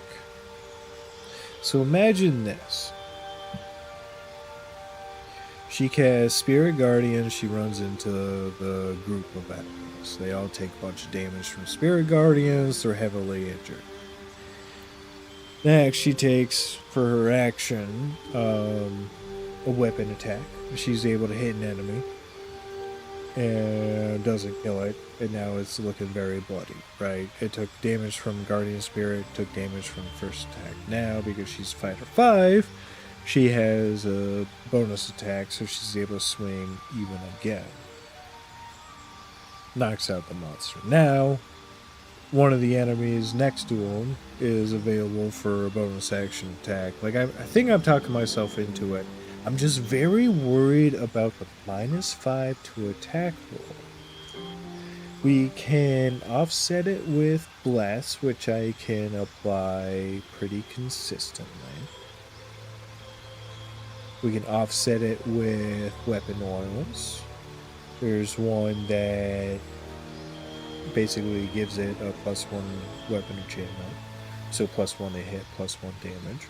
And is considered magical for resistances. I even think there's a potion of accuracy that adds +2 to hit. And Lizelle, one of her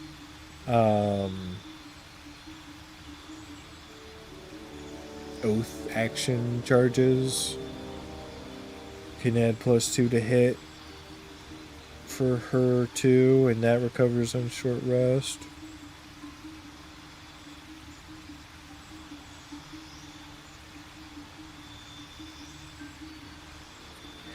Oh, you know what? What are her gloves? Because I might strip the gloves off Karlach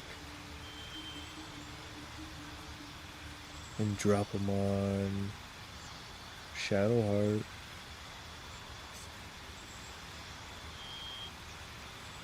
What was that going to do for me?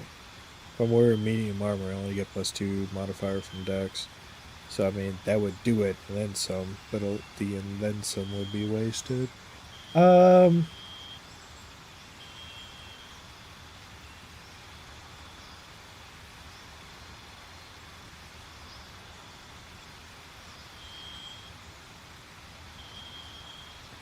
feel like you're just gonna miss so much more.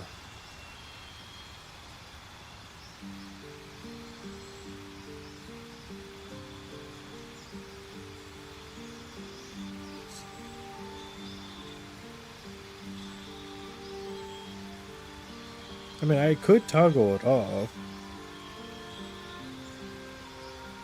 So that she'd still keep the crit hit or kill a target getting a bonus offhand or a bonus attack.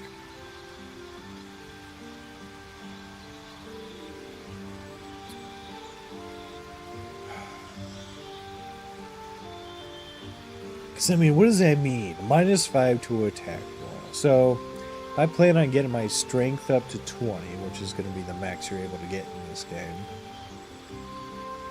Barring from some exclusions.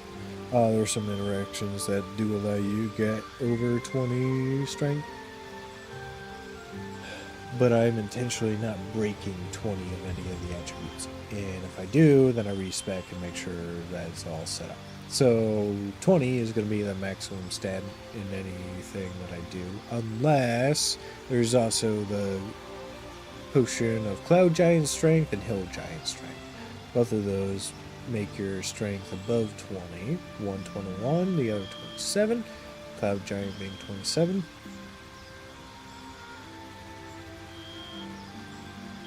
So that's without the Cloud Giant. So 20 strength is going to be +5 to hit. Gray Weapon Master takes away 5. So you're just going to be swinging for the roll to die.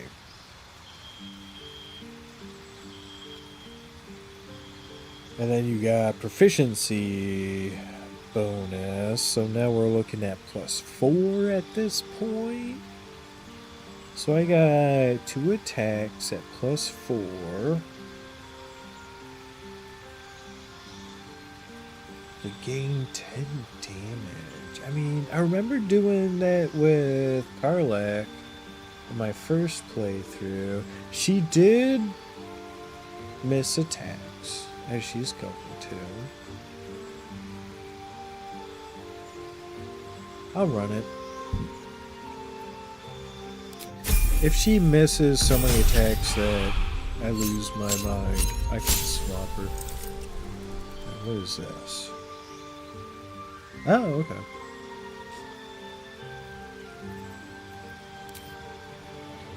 So we have our prepared spells. Blindness is an obvious pick for me. Silence is nice.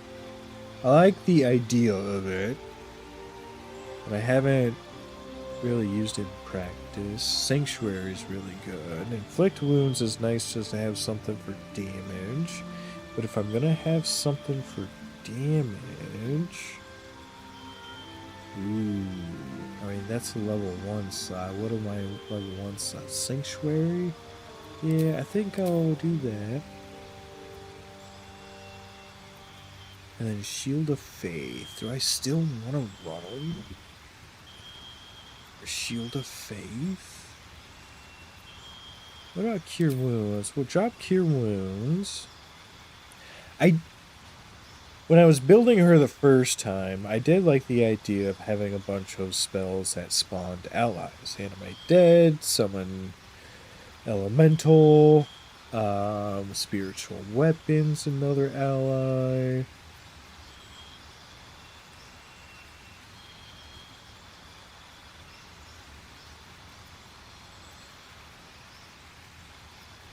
Let's see.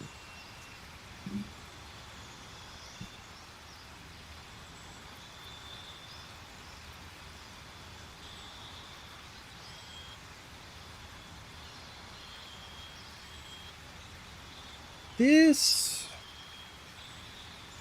really 1d4 +2. I'm assuming the +2 is from the wisdom. Brother. Stow curse, feign death, speak of dead, revivify. I mean, having revivify on our bar is not a bad idea. I'm just preparing for the worst. You know, the times where I accidentally jump too far down and die or blow up something, don't mean to. She can easily revivify. You know, like cast a spell slide instead of a scroll. That seems enticing. I still kind of want prayer of healing. But if I have it my way, I never use it. Warding Bond, I kind of want... I mean, the choice is going to be Shield of Faith or Warding Bond. Or Spirit Guardian.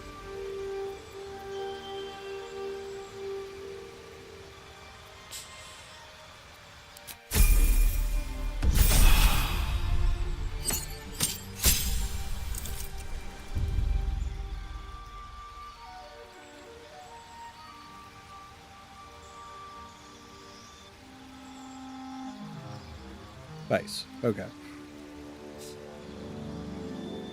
Because that's what I'm looking for. Alright, prepared spells.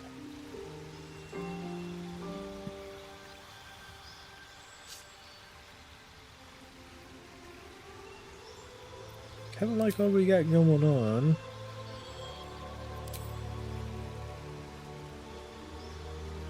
Yeah, let's do that.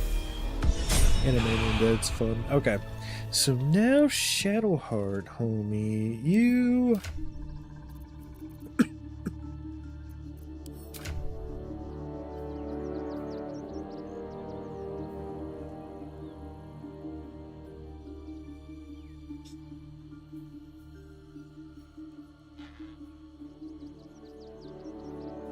Yeah, I really did, didn't I? Strength, I think we're going to be using potions for you.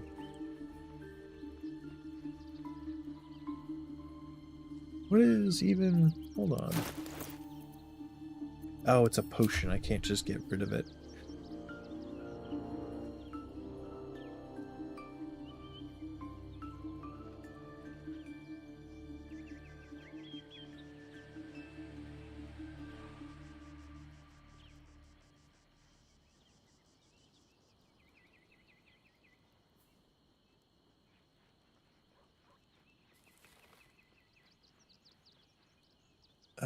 What did I do?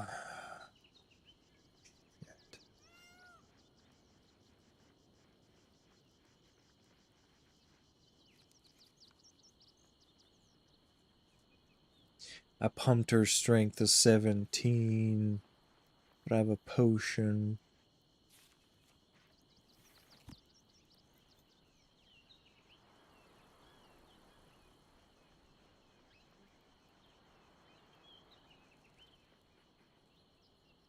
Oh, did I mess up? Well, did I? I mean...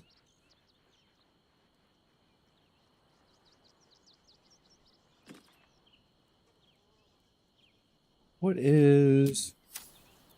Okay, so we just did that. What's next? You come here.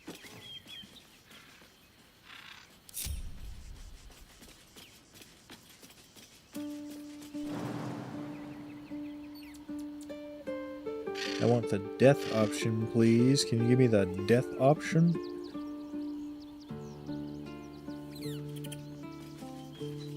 Okay.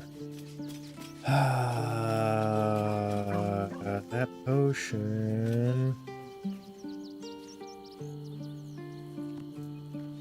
Till long rest.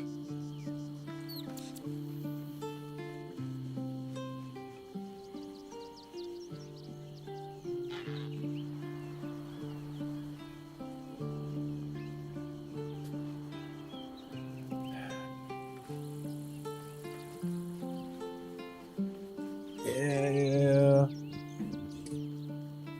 How do I get rid of this without...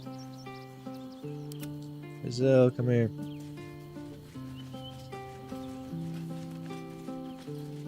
An efficient path. We're on the same side last time I checked. Oh, that's hilarious.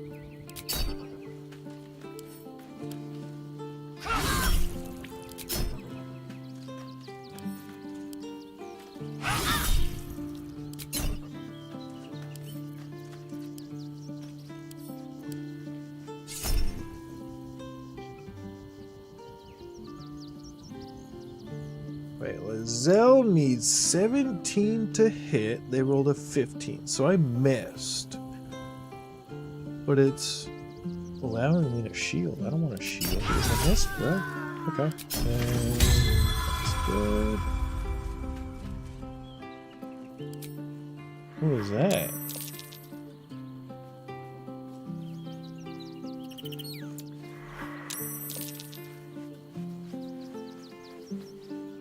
Oh no. You need to die, bro.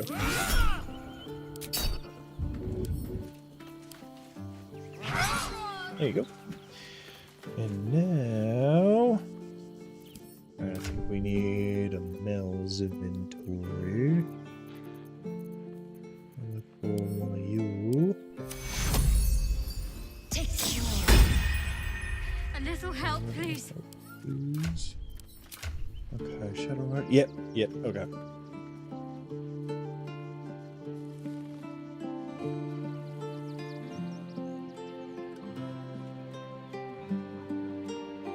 Oh, I didn't save any of that though. Alright, bummer, dude.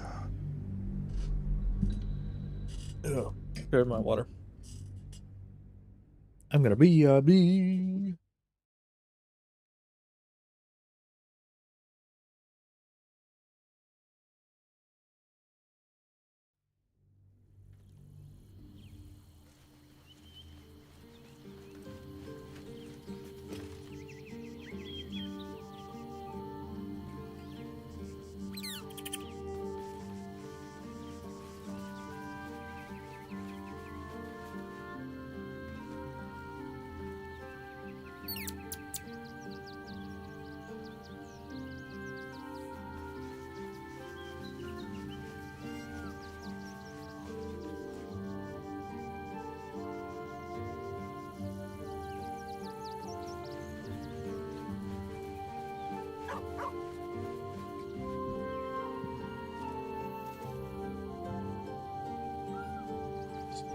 Shadowheart. Oh yeah. Alright. Thou walkest alone. On all the love is no demand, and thus fate dost thou require as thou desires. Okay. Fighter 1.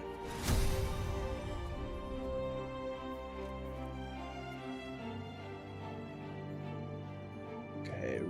Great weapon fighting.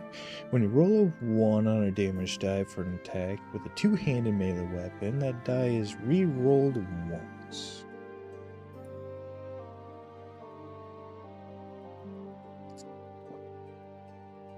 Oh. Mm-hmm.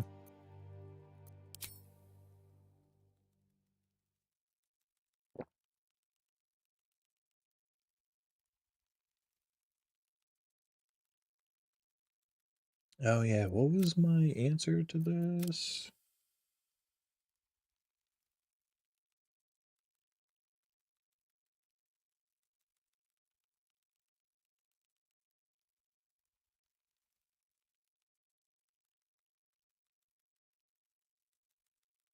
Oh yeah, how do I want to spread these points out?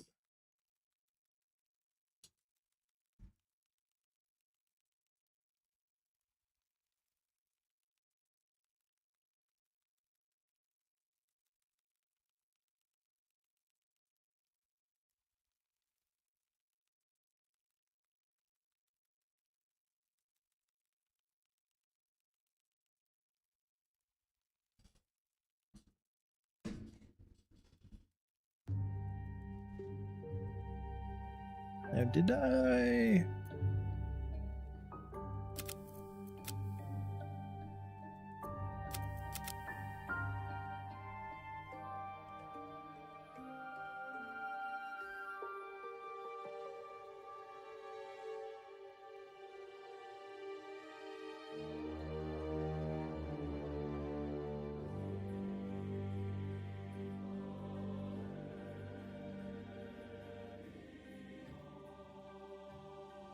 Yeah, if I can't get her dexterity to 14, I might do heavy armor on her. Because she's fighter, so she has the proficiency.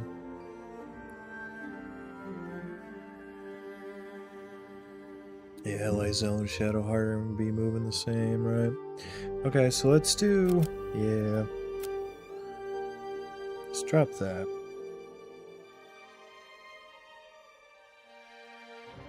So 17 strength, max we can do.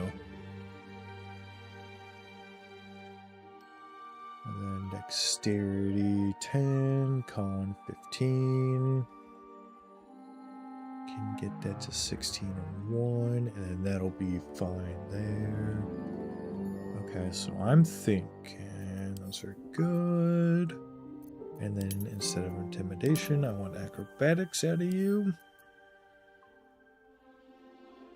Alright, you're fine there. We're going to keep going with fighter until we go 5.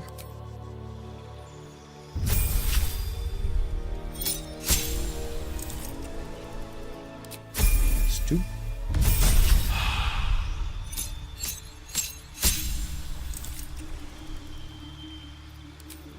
Now, I did like the idea of Eldritch Knight, especially some of her equipment benefits off of cantrips being cast. And I kind of want to do Booming Blade to do thunder damage.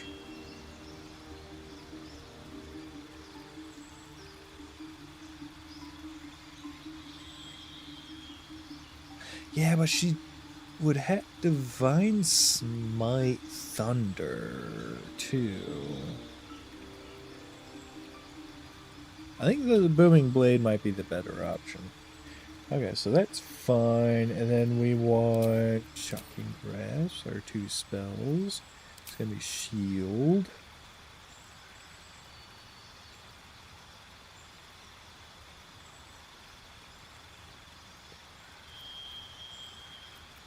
And Missile Expanded, we're going to go with...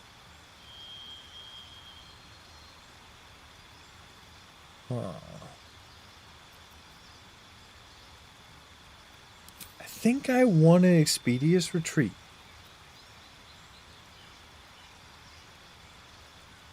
Especially if I'm able to get her to be as deadly as I want her to be.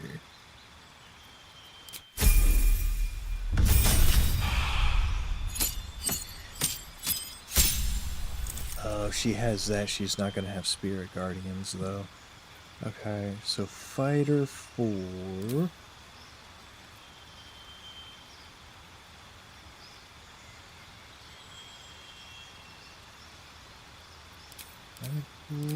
Chromatic Orb. And we'll replace...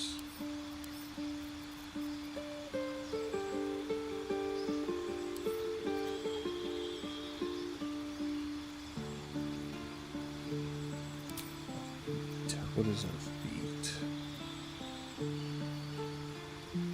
We have proficiency in Constitution saving throws, so we're going to go Warcaster.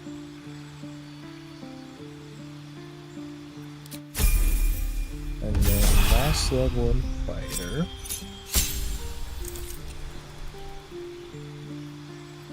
That, replace spell, but good. Okay. And now we start going Cleric.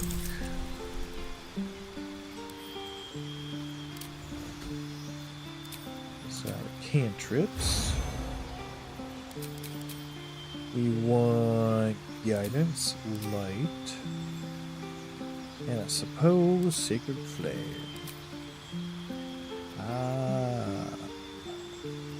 Tempest Domain sounds funny because you're able to knock enemies around and deal a little extra thunder damage. It's kind of amusing. You also get access to like Call Lightning, which is really cool. It's a very powerful spell. I like it a lot. Nature domain. What do we get out of you? You learn a druid cantrip and become proficient in animal handling, nature, or survival. War domain. Ooh, war domain.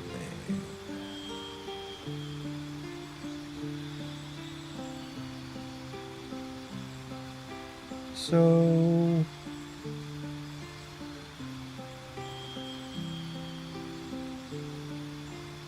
buttons.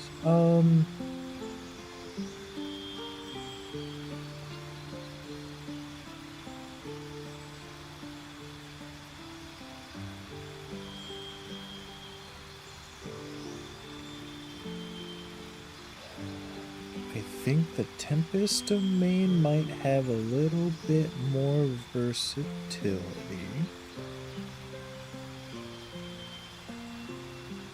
With being able to knock things around. I like knocking those two elementals off the fight on answer that solve those problems so quickly. And Shadowheart was able to knock out one of them. I know for sure. I can't remember who knocked out the other. Might have been Shadowheart. Like that was invaluable.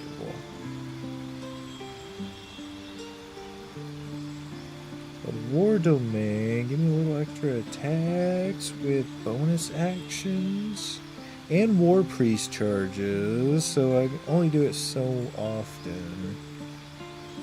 I think I would prefer, yeah, especially the reaction. Yeah, we'll do Tempest. Abilities, Medicine History, perfect. Prepare spells. Oh yeah, we just started those. Okay. I can change prepared spells at any time.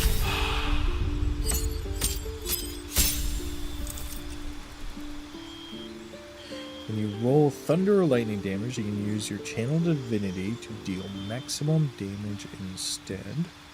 Turn on dead, we got a couple of spell slots and channel divinity charges, prepare spells, do later.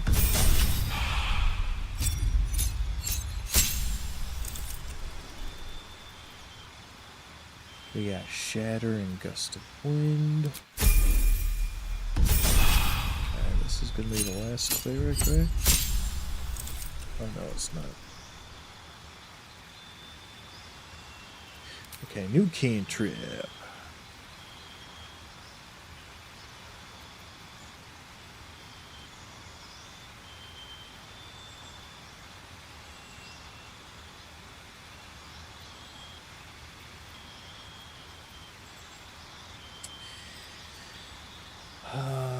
Yeah, we're gonna go with that one.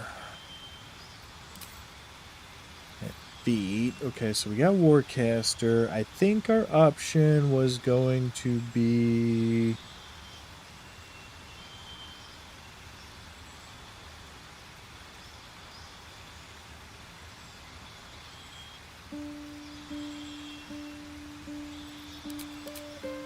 Great Weapon Master.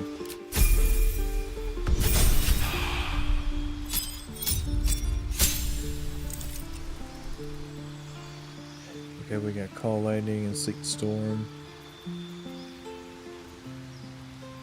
And then when you successfully turn an undead creature, it also takes 4 to 24 radiant damage. Alright, this is going to be the last level. Alright.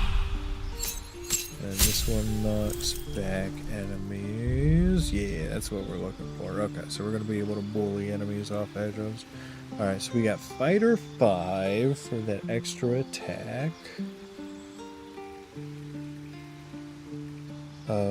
Bonus action. Self-heal for a bonus action. We got weapon and armor proficiencies. We have Constitution, saving throw proficiency, along with Warcaster.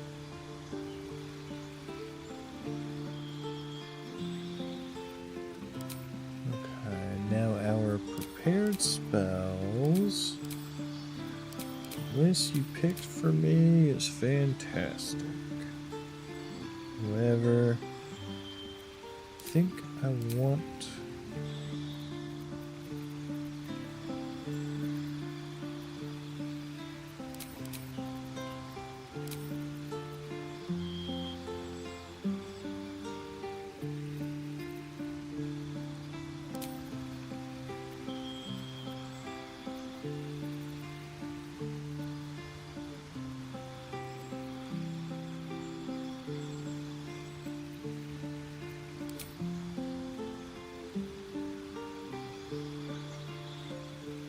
One, one, two, two, two, three, three.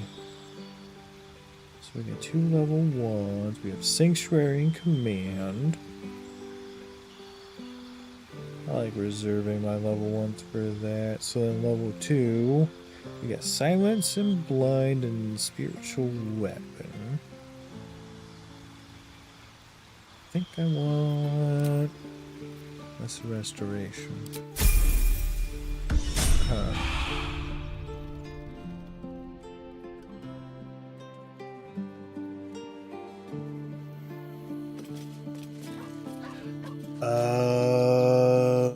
That's right. You don't get Divine Smite until like level 8. But I do have Booming Blade. 22 to 49. Are you serious? 10 to 23?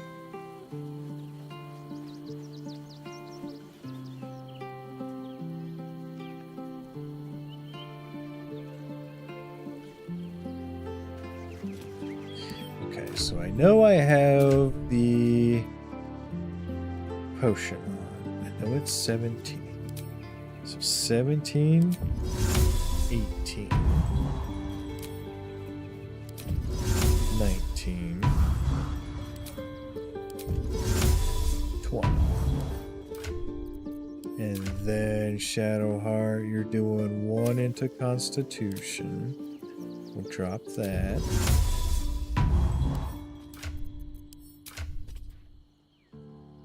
Okay.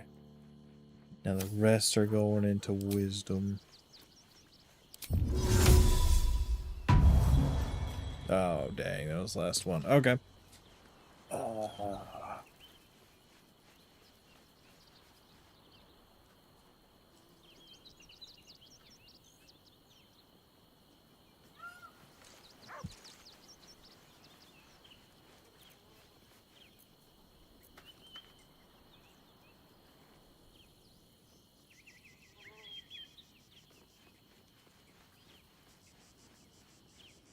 Wait, plus 17? Where are you getting plus 17 from? What is your damage?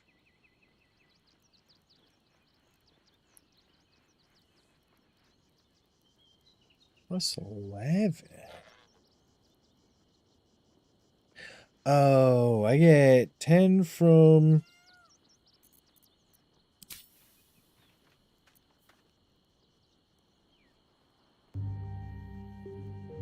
both hands. Damage increased by 10. Okay. So, shouldn't you be doing more than that then? Shouldn't I?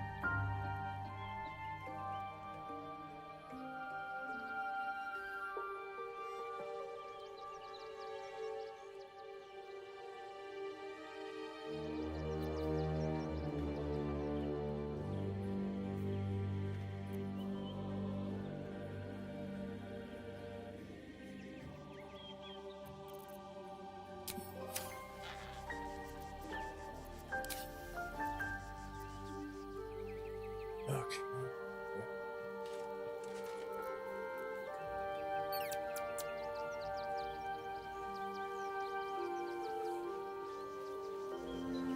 Weapon bond.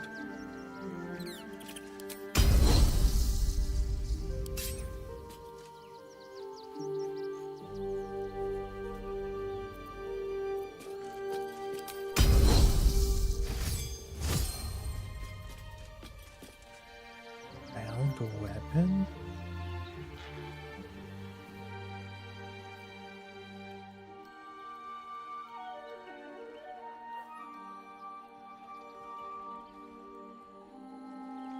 Where?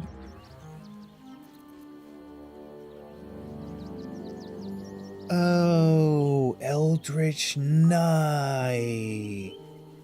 That's what's up. Okay.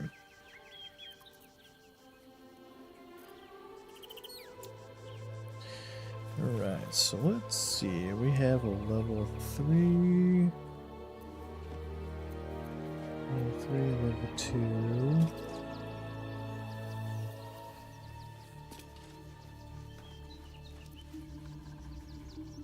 Channel Divinity. Light. Another level 3. Okay. That's level 3's over there.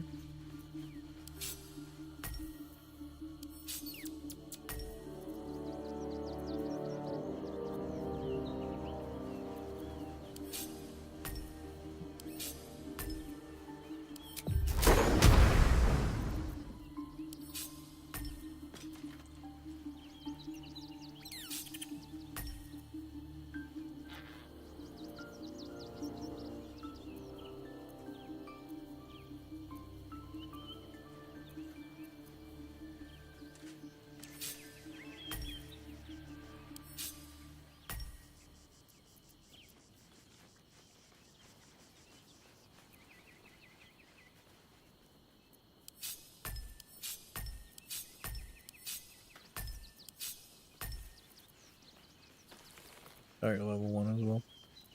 Okay, so let's drop...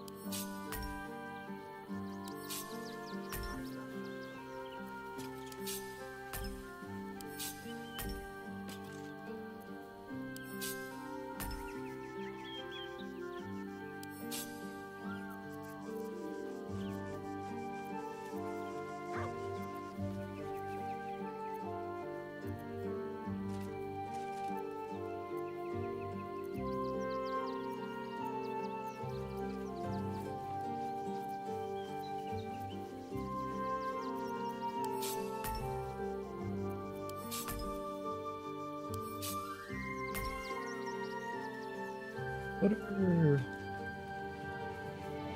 Oh, I guess I use my Channel Divinity for a reaction. Okay. Let's see. We have our...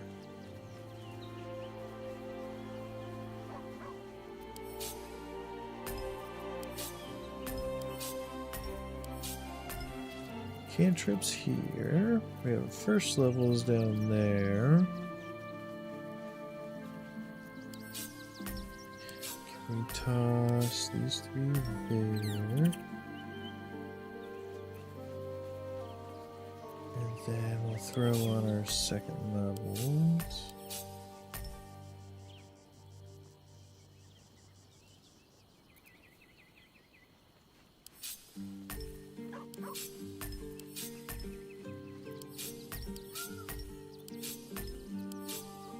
Okay.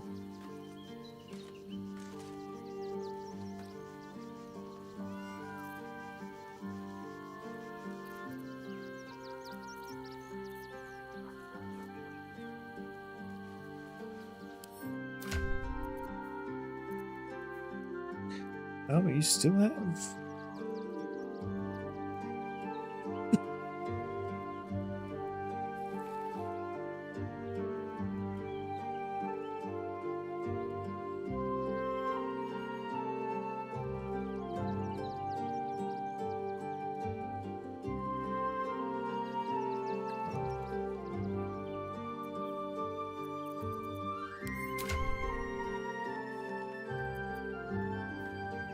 Yeah, we got 2 fighters in the party. One splits off to be a paladin, the other split off to be a cleric. What is... oh, yeah. I could do... well, it kind of depends on what cleric 7 gets. I could do an even split of 6 and 6, 6 fighter, 6 cleric. Make sure I get the most out of all of the feats I can get.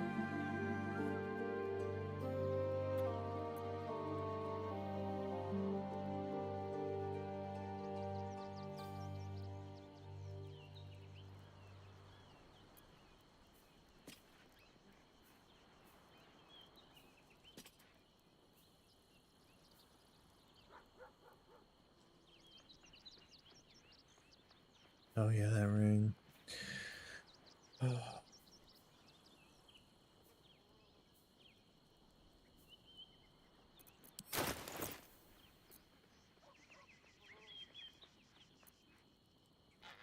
Yeah, and you're wearing what you need to be wearing.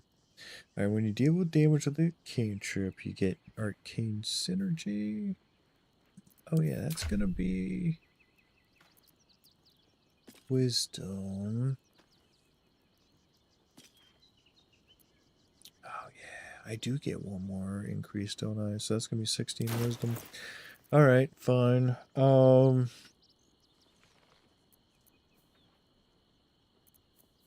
That's great.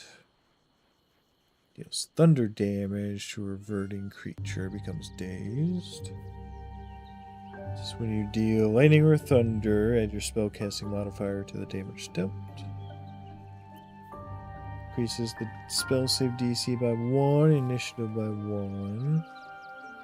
A creature reverberation. You cause a reverberation. You should cause it. Yeah.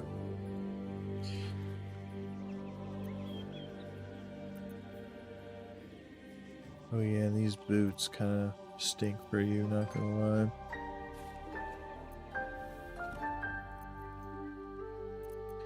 Alright, yeah, we're gonna stick you with a two-handed weapon. Apparently you're gonna do some work.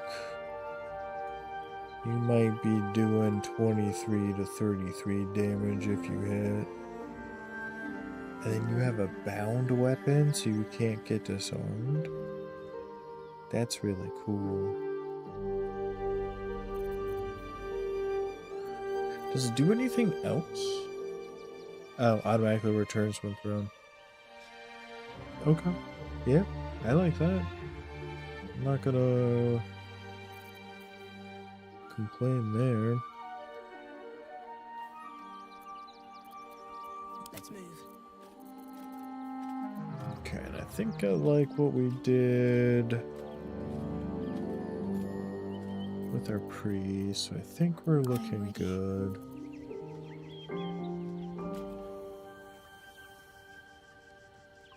Alright, I'm gonna pop a save.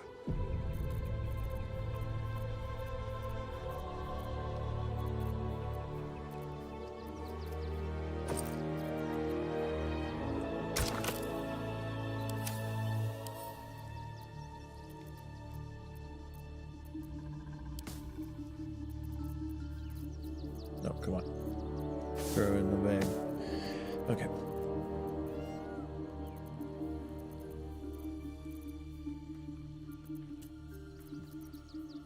Oh, you're still pretty encumbered, aren't you? Why are you so encumbered?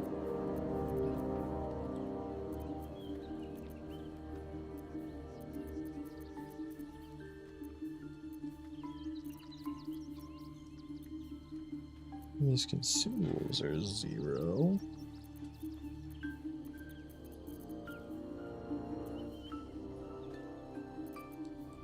Okay.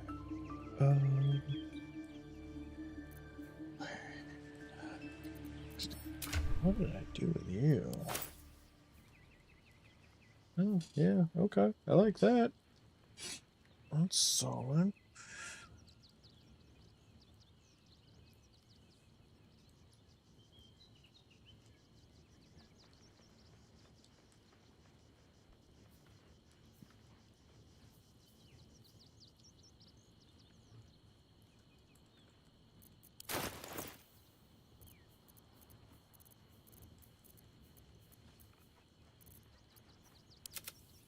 Okay, then I'm happy with you, right? I know I reset you recently to mess with the Saving throws. I think you're looking pretty good, though.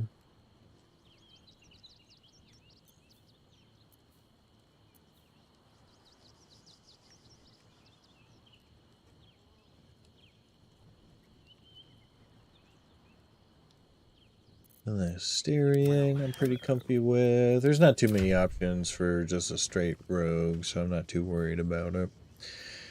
Lizel's a 4 fighter, gonna be 8 paladin. Shadowheart's gonna be a 5 fighter, 7 cleric, most likely.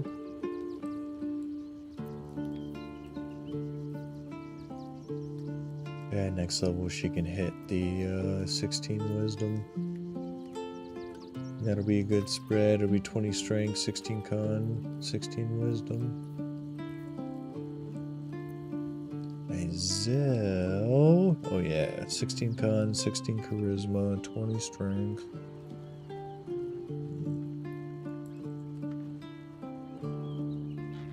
Alright. I'm gonna use the restroom.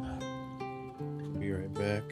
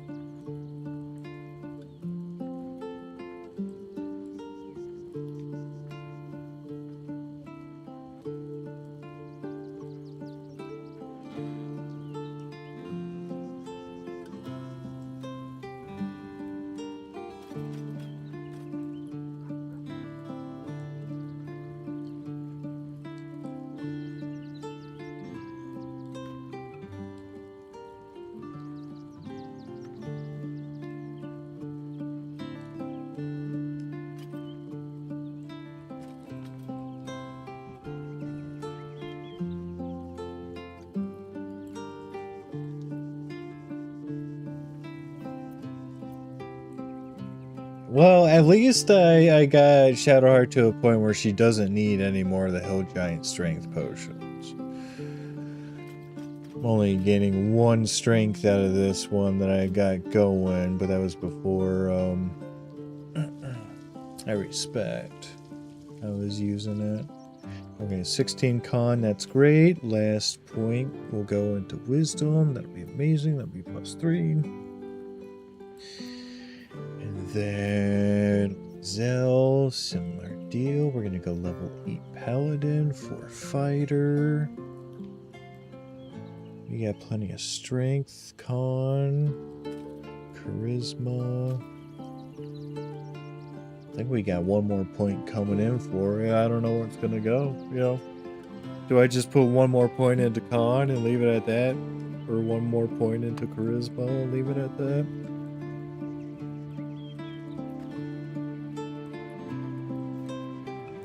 And then Asterion. I think I'm happy with Asterion being a complete rogue.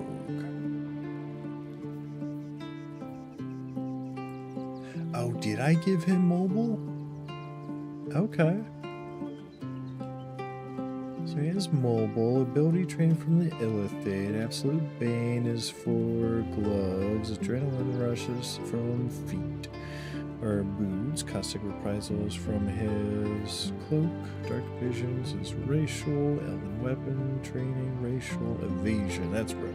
Your agility lets you dodge out of the way of certain spells. When a spell or effect would deal half damage on successful dexterity saving throw, it deals no damage if you succeed, and only half damage if you fail. So it's only for dexterity saving throws, so that's going to be like your fireballs, for example. What about Sleet Storm is a con save. Ah, Call Lightning. That's a dexterity save. So that's good to keep in mind.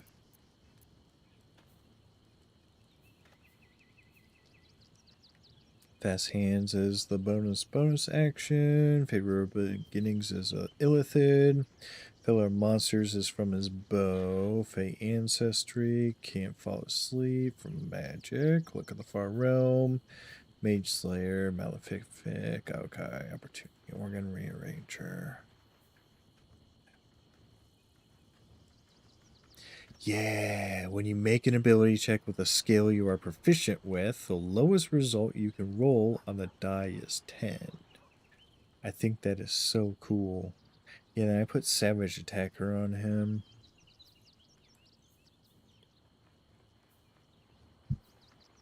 Hey! Asterion, buddy!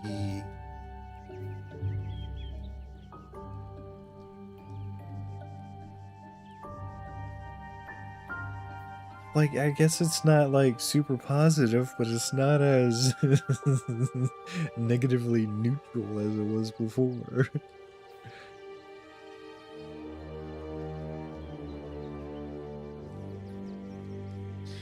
Huh. Okay. So, are we at that point where I need to be looking at alternatives for this?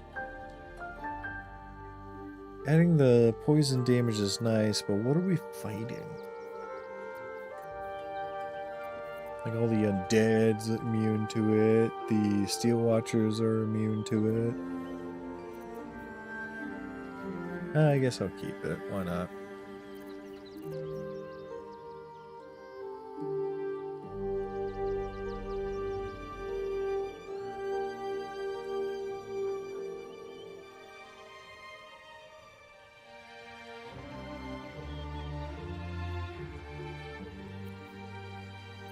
Let's see. Oh, okay, where are we? Are we good? Are we actually good? Are we good? Still breathing, despite everything. So we said everyone, mostly everyone's spells. Okay. Oh, yeah. It won't happen, I swear. We broke down the Oh, I can't barely graze that Pete the He wasn't even hurt. In trouble. Inside. That's why nothing's gonna happen to us. We were We'll rescuing. tell them what happened. I spoke and to we'll a be witness home in who no says time. you entered the house before the fire started. You've been saying that for ages, and we're still here. What are they waiting for? What my friend means to say is that the witness must have been. I don't know, mistaken. dear. I don't know. All we can do is be patient. I almost believed you this time. Have a lot on my mind. And, well, in it. Here's that. And then a first order of business. Oh, wait.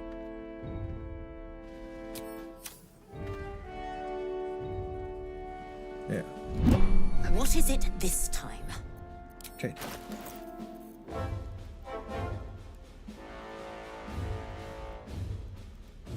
If I make it more expensive, the DC is just gonna go up.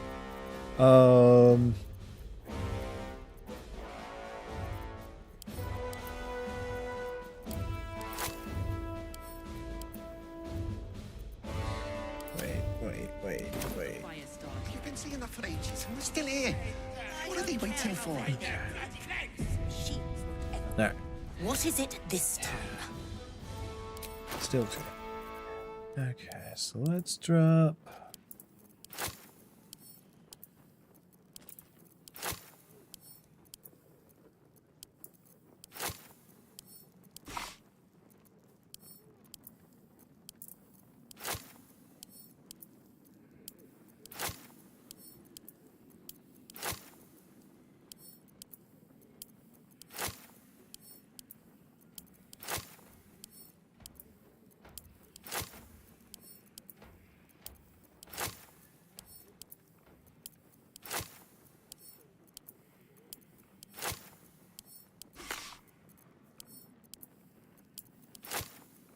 Okay. Wow, that's a lot of money. This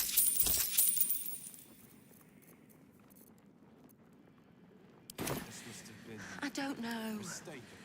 All we can do is be patient. Better. I almost believed you this time.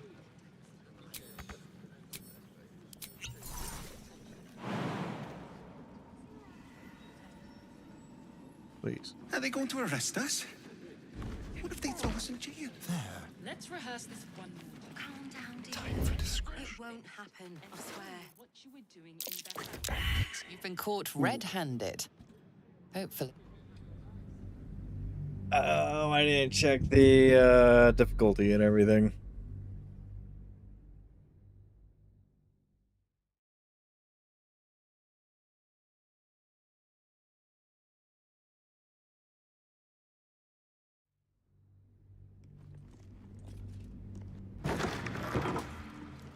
Okay. What is it this time? So we trade with you.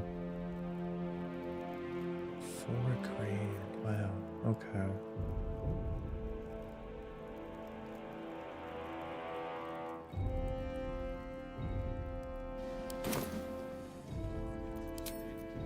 The people used to respect. Are they going to arrest us? Let's rehearse What this if they one throw more us in time. jail? Pretend I'm a fist and tell me what Calm you were down, doing dear. in the house. It won't happen, I swear. Officialness, we... Yeah, that's why I wanted to come back and mail. That's why nothing's gonna happen to us. How much farther can I go?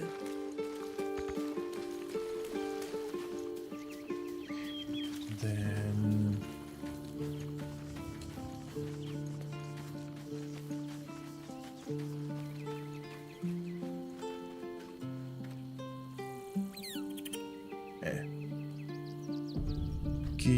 Gil. How can I help?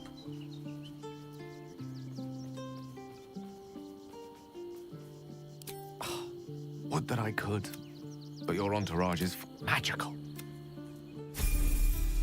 The air is ripe with magic. Oh, you gotta level up though? Okay, so I can totally,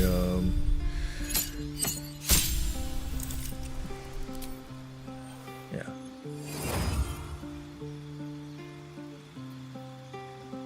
Glow of invulnerability, flesh to stone, eye bite, disintegrate, create undead, circle of death, chain lightning. Strike an enemy with lightning, 3 more bolts will leap from target, electrifying as 3 other enemies within 18 meters.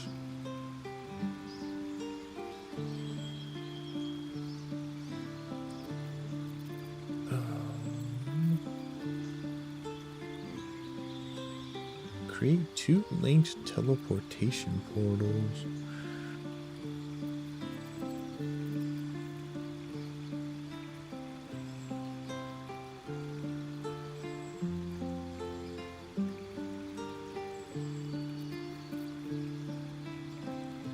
Yeah, we're good on that. And then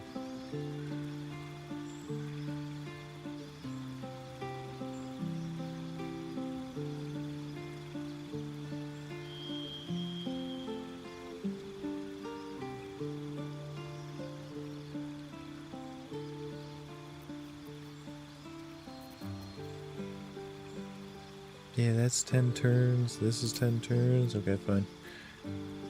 That's what we're gonna do.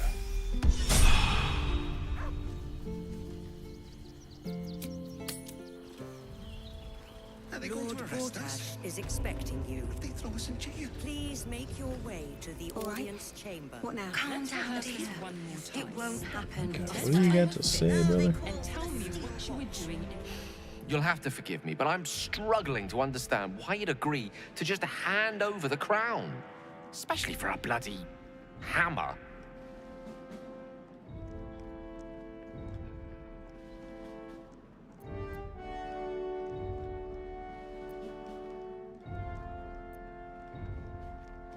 I'm glad to hear it. But you realize we can't just tell him we changed our minds. For now, our plan must remain the same. We go to Sorcerer's Sundries and learn about that crown. And pray the devil doesn't get there first. Okay, that's fine. And now Are they going to arrest us? What if they throw us in jail? Directly. this. We cast. Calm down, dear. It won't happen, I swear. People used to respect the fist. Oh, I can't Barry glazed.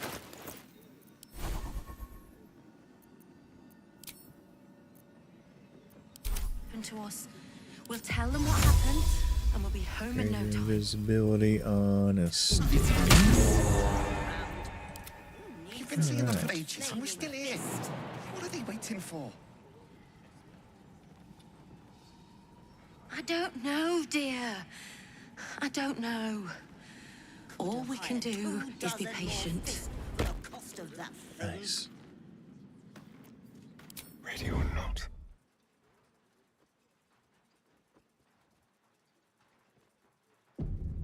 Let's have a rummage. I don't care how many they make. Machines Oh, I will got it. never replace the fist.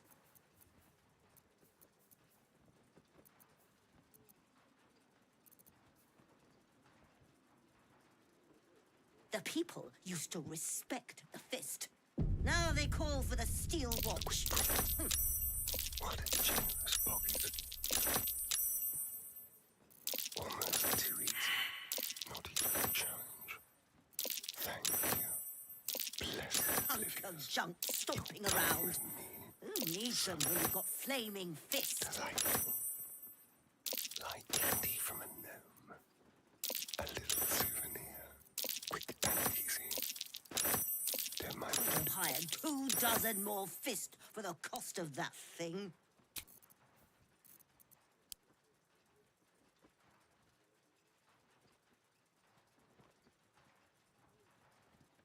I don't care how many they make. pocket. Machines won't ever replace the fist.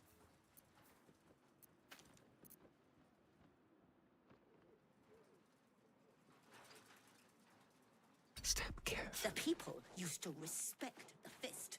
Now they call for the steel watch.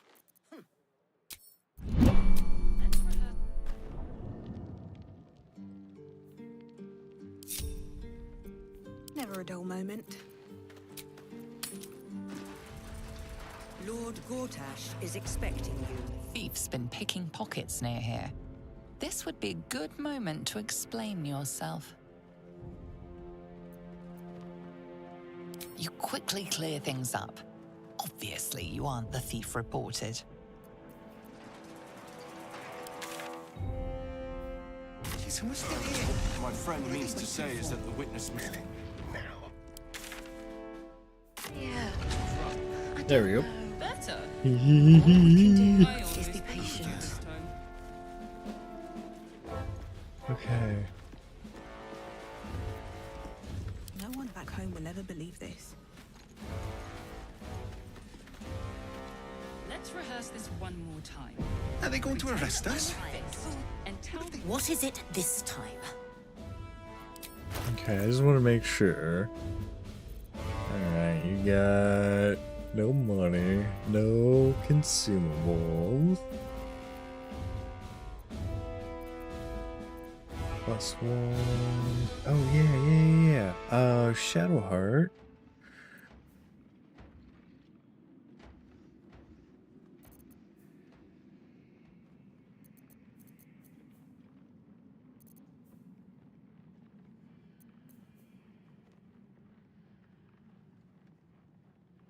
Yeah.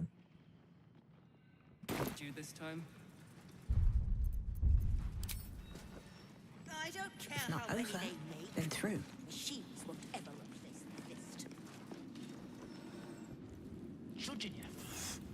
Oh, something's right here. You're not being paid to like it. Lord Gortash is I'd expecting focus on my own job.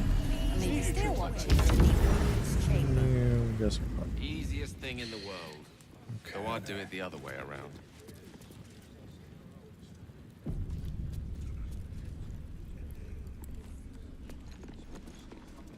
We were ready.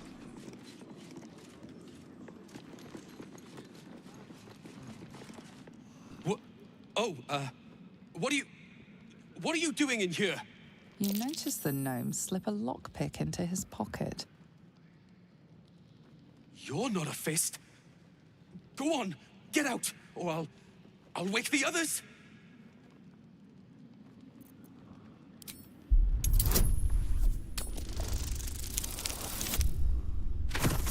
Hey, that +3 from that headband, that's amazing. Gods, I hope they haven't put up the prices again. That ferry's my last chance out of here. Bakshi's got to have something that'll cover the rest of my fare.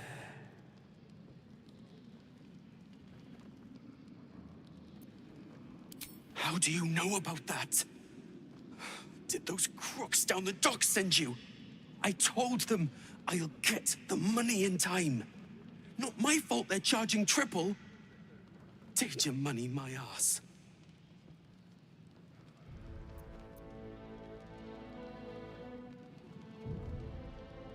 No! I mean, I quit. Nothing wrong with quitting a job. My wife said we have to stand and fight, and I can't. I won't. I'm not made for this.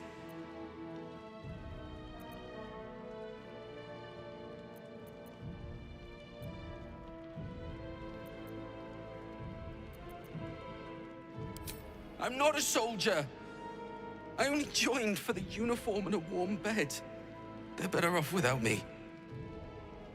I'm scared. All I want is to go home.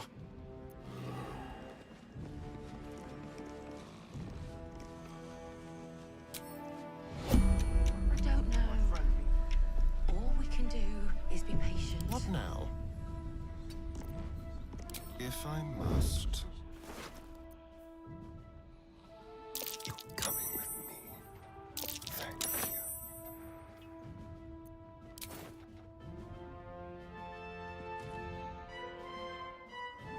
Quietly.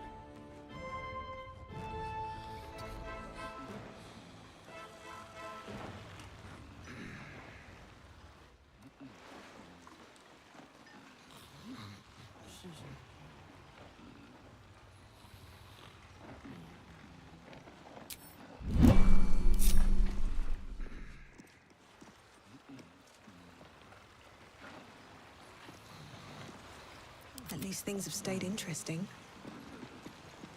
At the ready. A thief's been picking pockets near here. This would be a good moment to explain yourself. Your honesty speaks for itself. It seems you're free to go.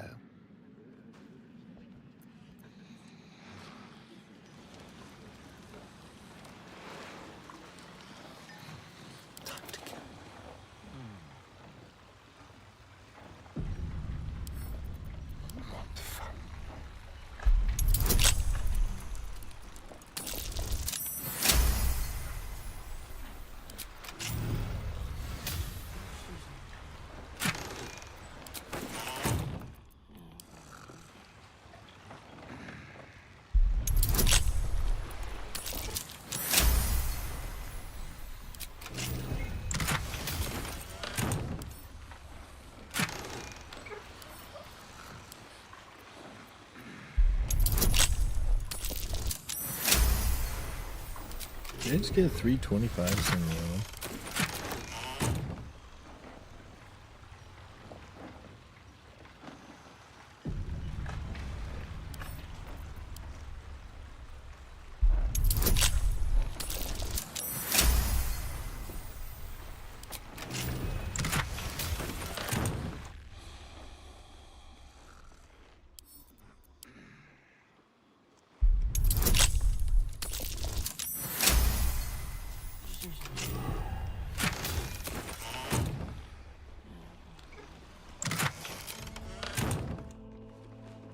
Just like old times.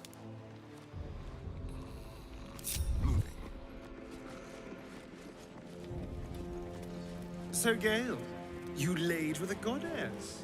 You must have some sordid tales to tell.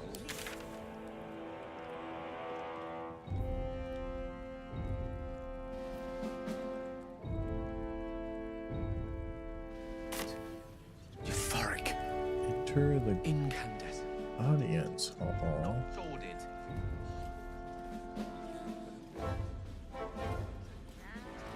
Oh, here. Audience hall.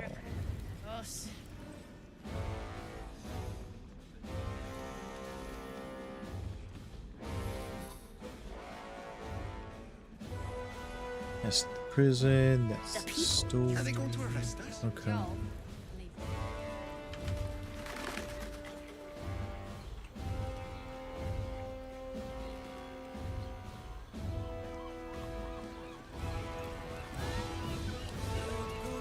Is expecting you. Please make your way to the audience chamber. Lord Gortash is expecting you. Please make your way to the Wait. audience. Oh, I went the wrong way. I went south. I wanted to go north.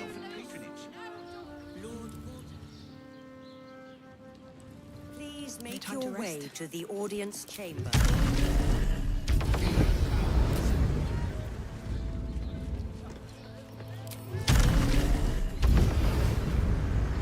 Please make your With way haste. to the audience chamber. Cursed to put my hands on everything.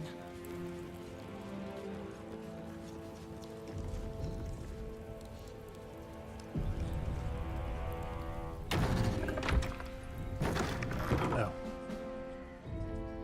Okay.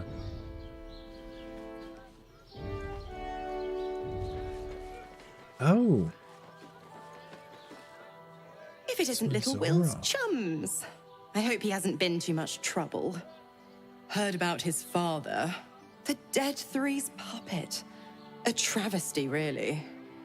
He's upstairs in Worm's Rock, ordaining Gortash as Archduke. A splendid shindig, I hear. Perfect for crashing. Go on up. We'll talk after.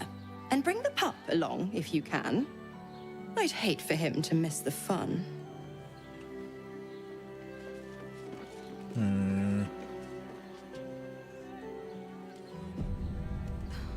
Something's on my mind. Go on up. Pay Gortash a visit.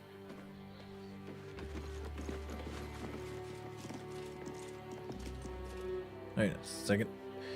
I got things for that.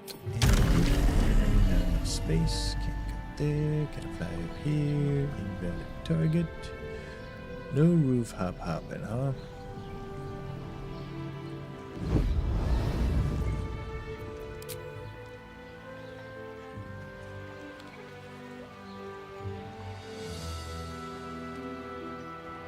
Yeah. I guess so, right?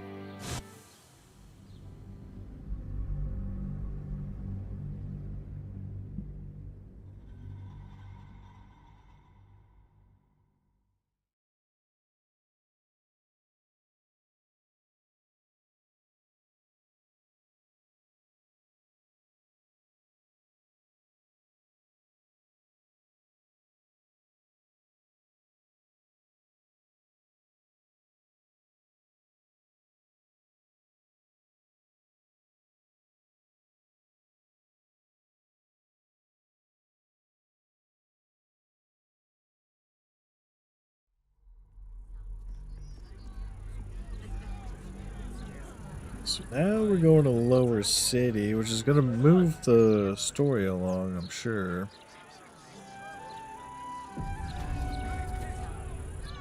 By order of Lord Borthack, all livestock admitted to the city must be surrendered. All livestock is now property of the Ducal Council for the duration of the ongoing emergency.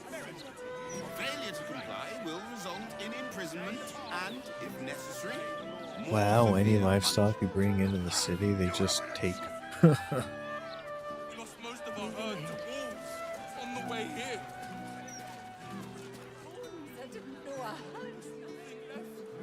And you want to take that from us?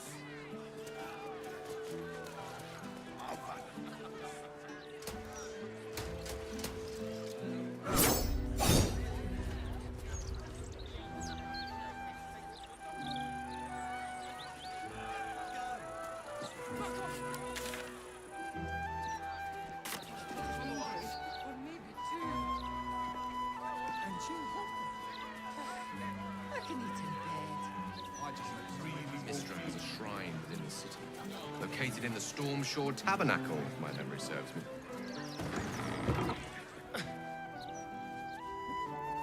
Shan't. Next to any of the gods or Divine protectors of Baldur's You never felt the call of the divine, Astarion? Oh, I tried them all. I'm sure you'll None understand. of fear and cruelty enter the tabernacle. All devotion has its place here, even those who worship Loth. You have come far, I perceive. How may I serve you this day? Ooh, what are you buying? What are you selling? Okay. Sacred Star. There's 1d4 bonus radiant damage. On hit, inflict 1 turn of radiating orb upon the target. What is radiating orb? Affected entity has -1 to attack rolls for each remaining turn. It also sheds a bright light in an area surrounding it. Reduce the duration by 2 each time the entity makes an attack. Undead creatures struck by this weapon are possibly turned. Oh wow. Oh yeah, Crusader's Mantle. Radiate a holy power that emboldens you and nearby allies. You and your allies' weapon attacks deal an additional 1d4 radiant damage. I can do that once per short rest. What are these gloves? Reviving Hands. When you heal a creature, it gains the effect of Blade Ward. When you revive a creature, it gains the effect of Death Ward.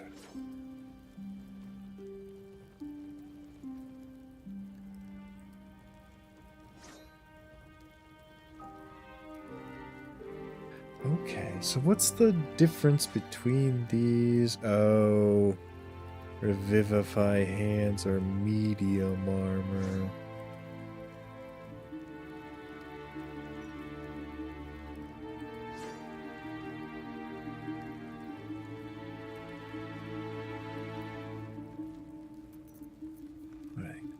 Universal resistance.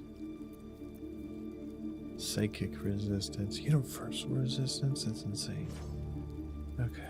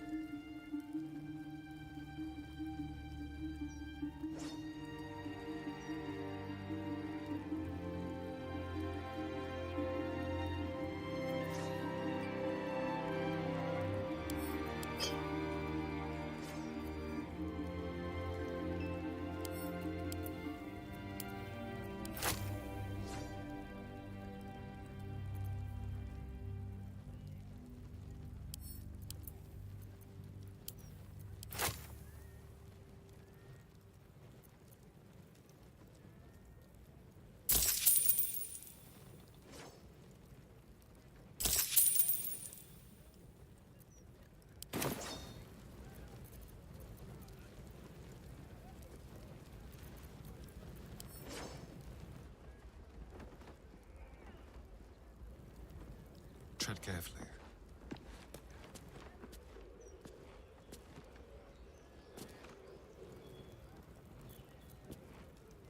On my left.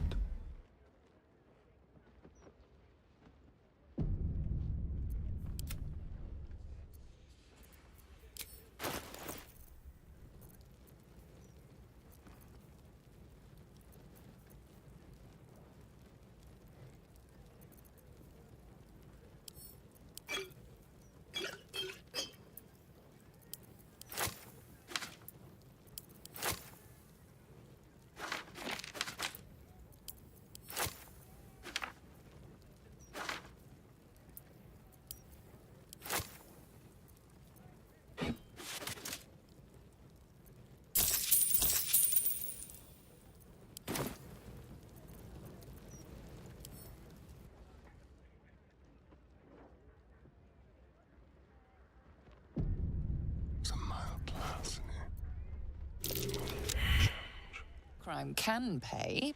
Ooh, I should check the thing real quick. Okay, 10K. That's gotta be like a high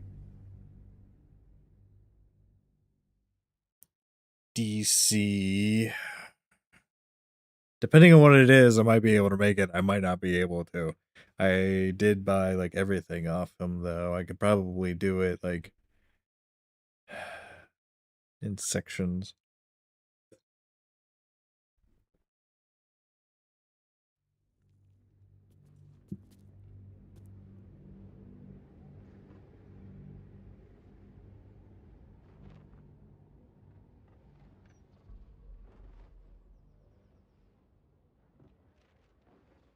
Okay, come on, man.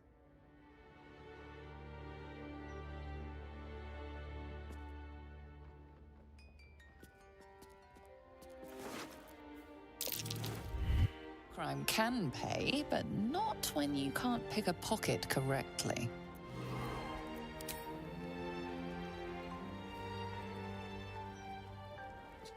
Oh, I can make 30. The DC is just 30. Hold on. Ooh.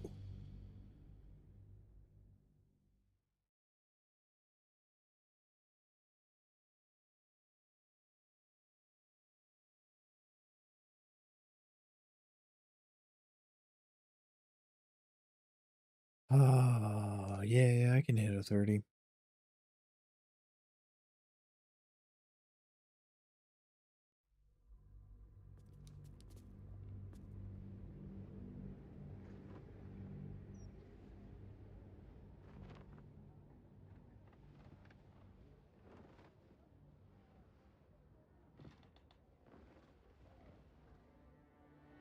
Yeah, the issue is just the loading screens, man.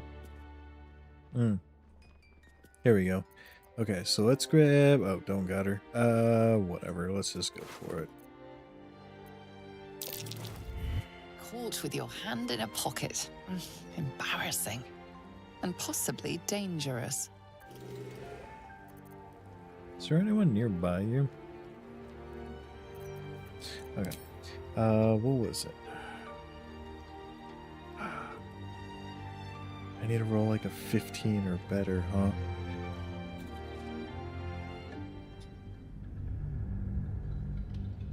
But as soon as he does it, we'll be golden. Oh, what about... Oh, that's a stealth check. How do I get sleight of hand check up? There is a pair of gloves in the Netherum hideout in Act 1. They give advantage on sleight of hand checks. You just have to secure the chest for them.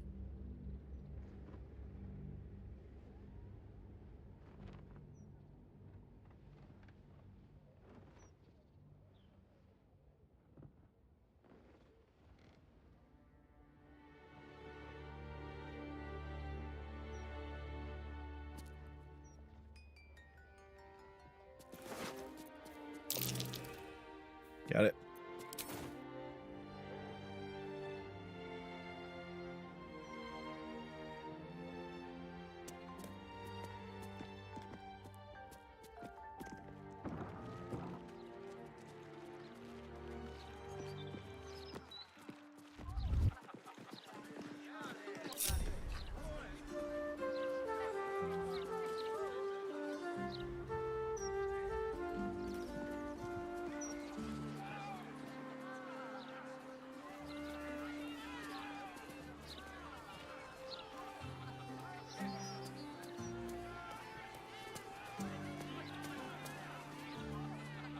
Oh, you know what?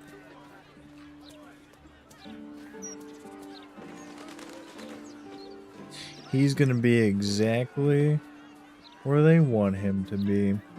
You have come far, I perceive. How may I just serve want to you make this sure. day? Yeah, we cleaned you out, buddy. Oh, all of those utility items. I'm so excited. Oh, that's so exciting. Okay. So, yeah, I also want to check. Ha! That is no surprise, Holy One. You have entered the Stormshore Tabernacle. Here, clerics may commune with their gods, and even hear their responses, if they are so favored. Oh. I am also granted the power to provide holy resurrection through sales of revivification scrolls. Stole those.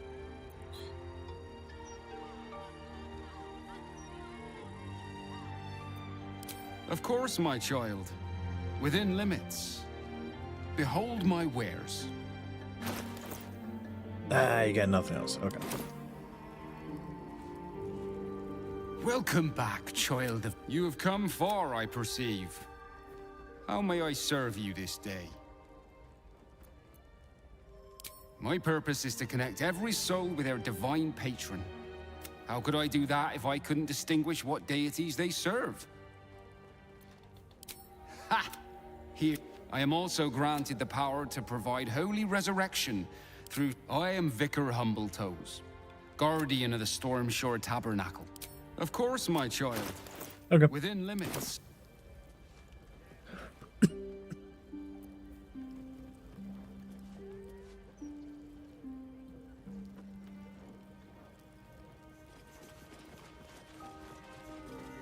Oh, yeah, they do charge in. I knew it. We just have to make sure they don't go right here. I know her. That's Ghoster. She's no... Syrians make it super easy for you.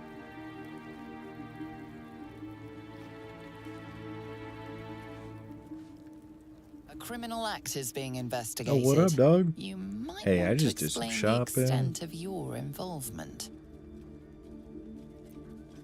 A criminal would never speak with such integrity. You must be innocent.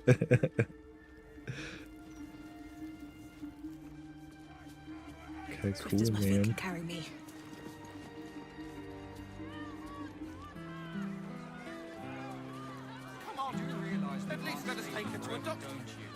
See, when I'm thinking about Baldur's Gate 3, and let's say, for example, I'm about to start a new game, pick a new character, a new build,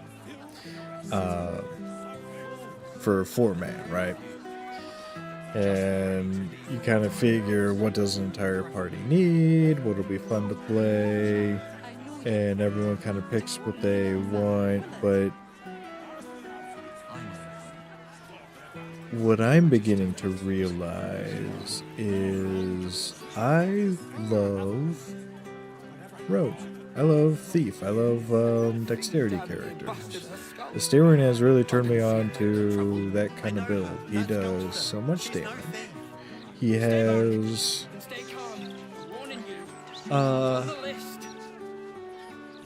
Trust no I want to say the most exhausted list of options. I mean, being able to tack on an arrow effect along with the normal like sneak attack damage and everything, that is really nice.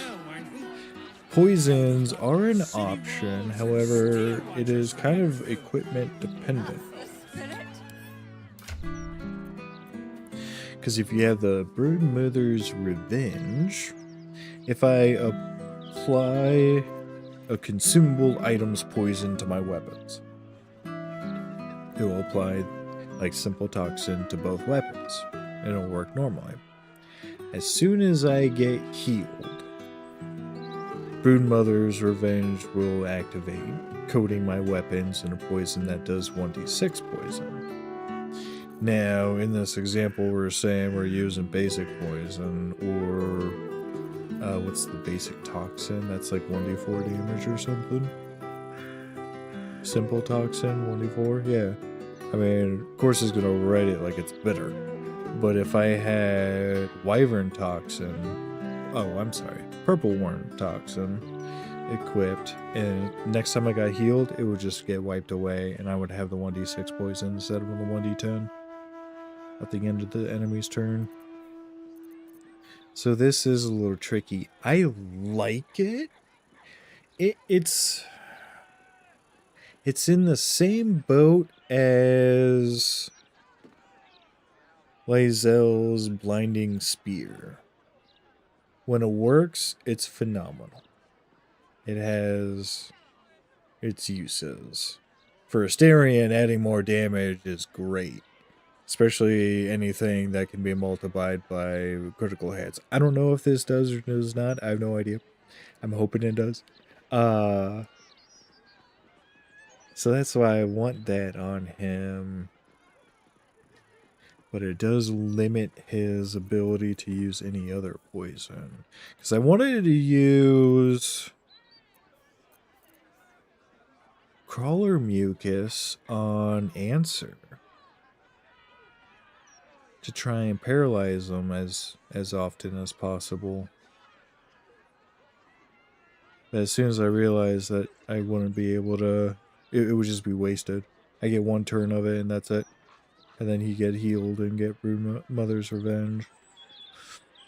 But Dex characters, like I love being able to pickpocket and just get my money back. And I get all the items. That is so powerful. And on one game, one of the multiplayer games, I was playing the Priest, and I swapped it to the Life Domain Cleric. I'm going to try that out for a bit. We're going to see how well that goes. And then I have a Fighter. I'm doing the same build I did with Lae'zel. I'm going Fighter 5.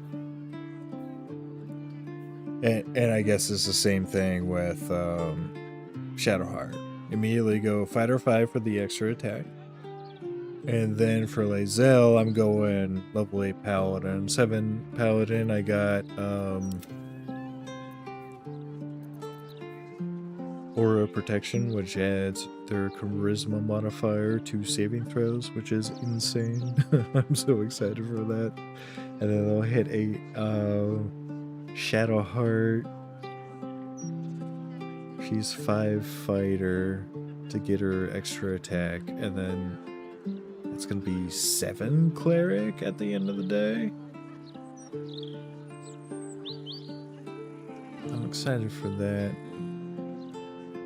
I wanna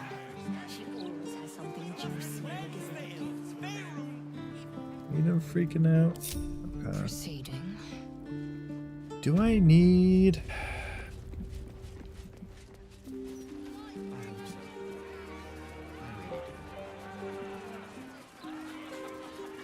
Yeah, I want Shadowheart back.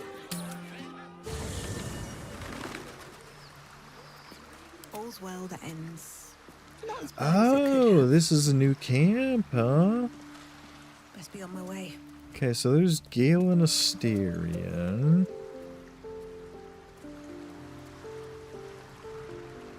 Those two. That's Lizelle. There's Shadowheart. First in my Let's heart. talk to you, dog. Baldur's Gate. You know, I never quite believed I'd actually make it back. Wasn't until we got within reach of Worm's Crossing that it felt real. It's so strange. I don't remember much of it, yet I can't help feel like I know it. It feels like home.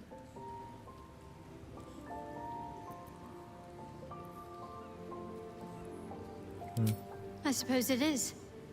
Though the chance to savor the moment might be brief, given all that still lies ahead of us.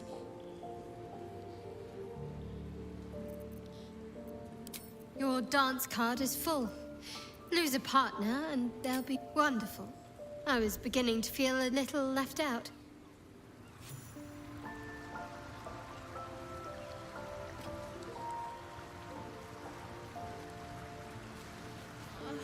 It's been a day, Scratch. Come here. Yeah, she has that Hill Giant strength, so it's going to be a little deceptive until that drops. But it's only going to be a 1 point difference on strength. She should have 20 strength. And 16 con, 15 wisdom. Yeah, last one we go there. I really like the idea of, like,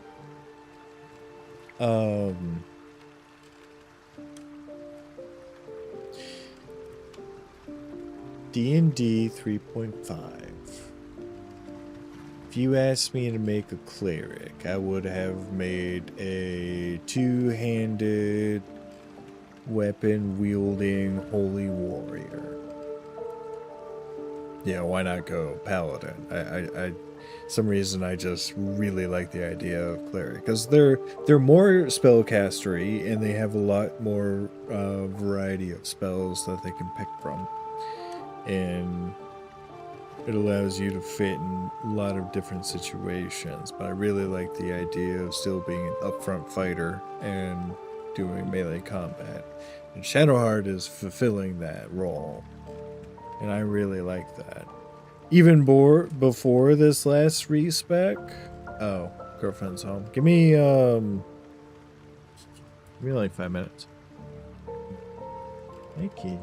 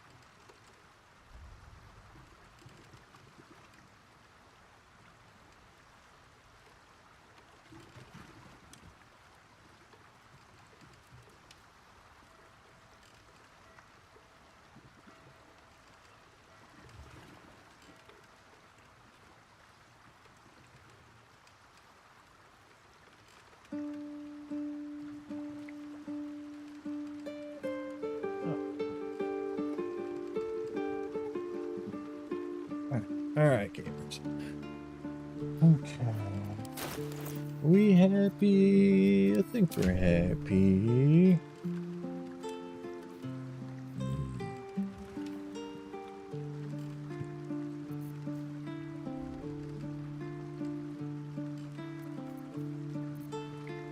Okay, we got our bars set up. Oh, Stereo, what are you doing?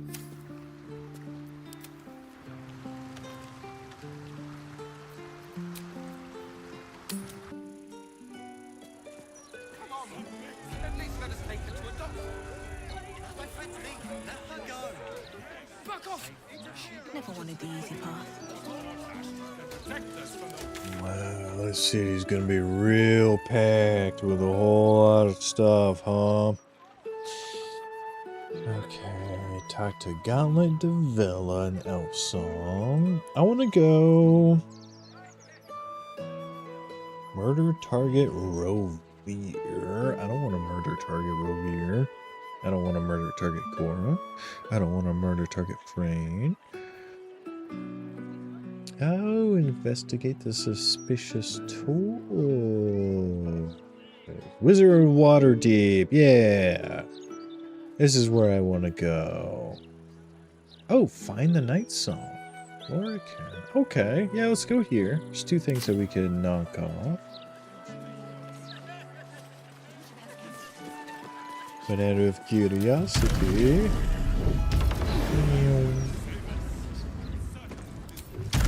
Can I loot? Got stuff going on up here? Or anything happenings? About... Yeah, you got this, dog. Not enough space. You got enough space. Okay. What do I think of Lord Alright, so we can get some Watch? free mugwort. I am so glad you asked, Edvard. No. Yeah, before I start banging on stuff, give me a second. Let's see. So my damaging abilities. I got nothing for outside combat. I got Holy Fire. Can I? Okay, so I can strike it with a sword. Let me try that.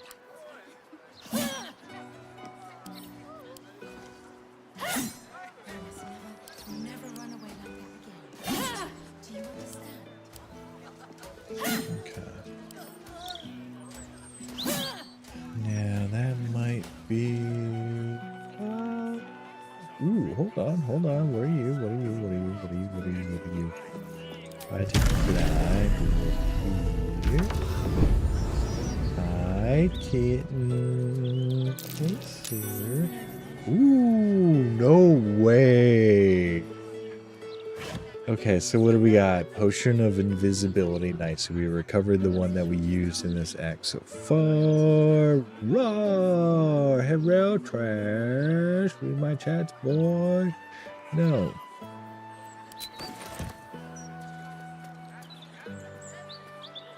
Are we planning on some Barony?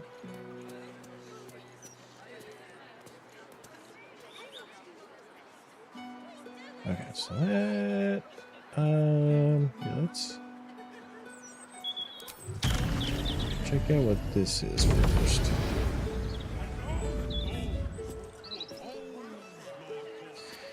So we have a bucket. No one's gonna find us up here. Grab the bucket. In my opinion, we should have a still watch in every Baldurian home. Alright, nothing else happened up there. Let's hop over. Not enough space. Yeah, we need enough space over here. Did it once before. Wait, what'd you say? I was doing a little something. Yeah, you guys want to hit up some Barony? Would that hurt me if I go down? Hold on. We're hitting up a nice little save. I don't even know what building this is. Okay.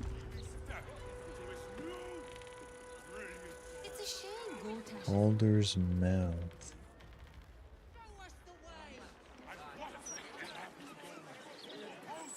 Elevator door? How is this an elevator? Okay. Hey, kitten.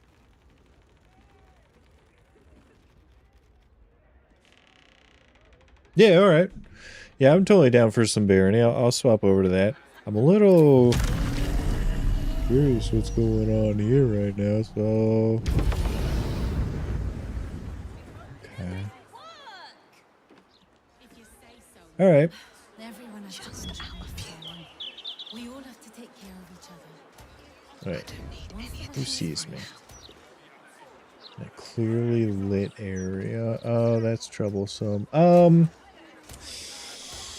Live, laugh, love? Not for communal use, it seems. Best show some respect. Or some more cunning.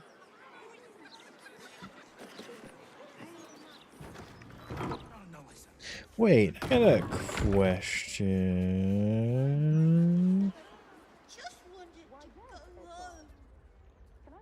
Where even are you? How are you looking in here for this? Hi, cat. You go away. Here. You don't see me anymore. This cat's on my hand.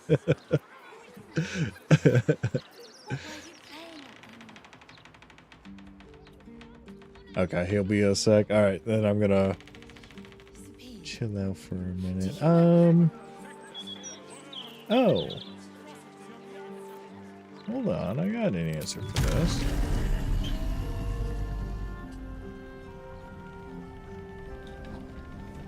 Vanity's cheap. Putting an end to these miscreants is hard. Avaricious, adventurous, maybe. Alliteration stinks. Could just be bastards. There's no law against that. We all have to take care of each other. Once the washing is finished, you can play all you like.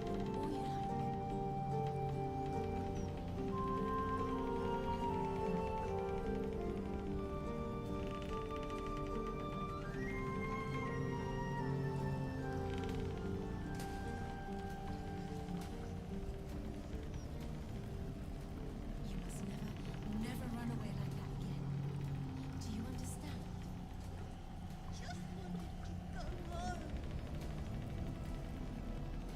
One day we will. But not yet.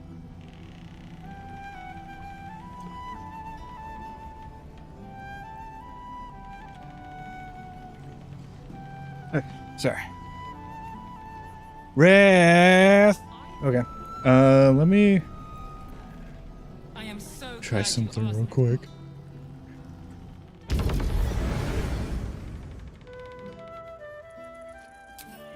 Do you know how worried I was? There is the fade. Out of sight, out of mind. Yeah. Hey, then everyone comes with me. Okay, so there's...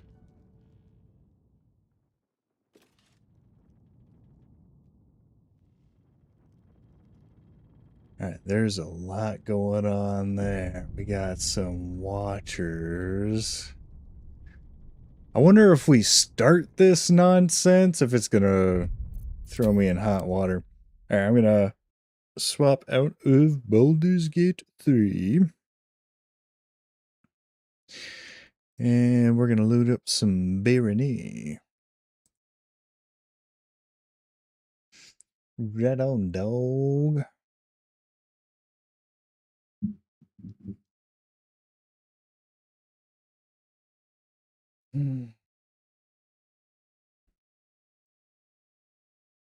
Yeah. Ooh.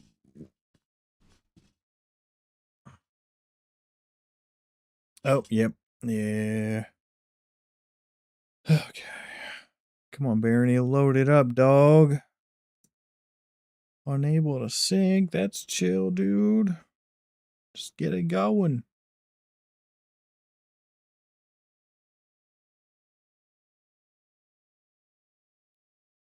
Okay, and then we got Barony. Dude, Barony, don't do this to me, dog. Stream's gonna go down for a second. And then I'm gonna hop right back on. We'll be in Barony.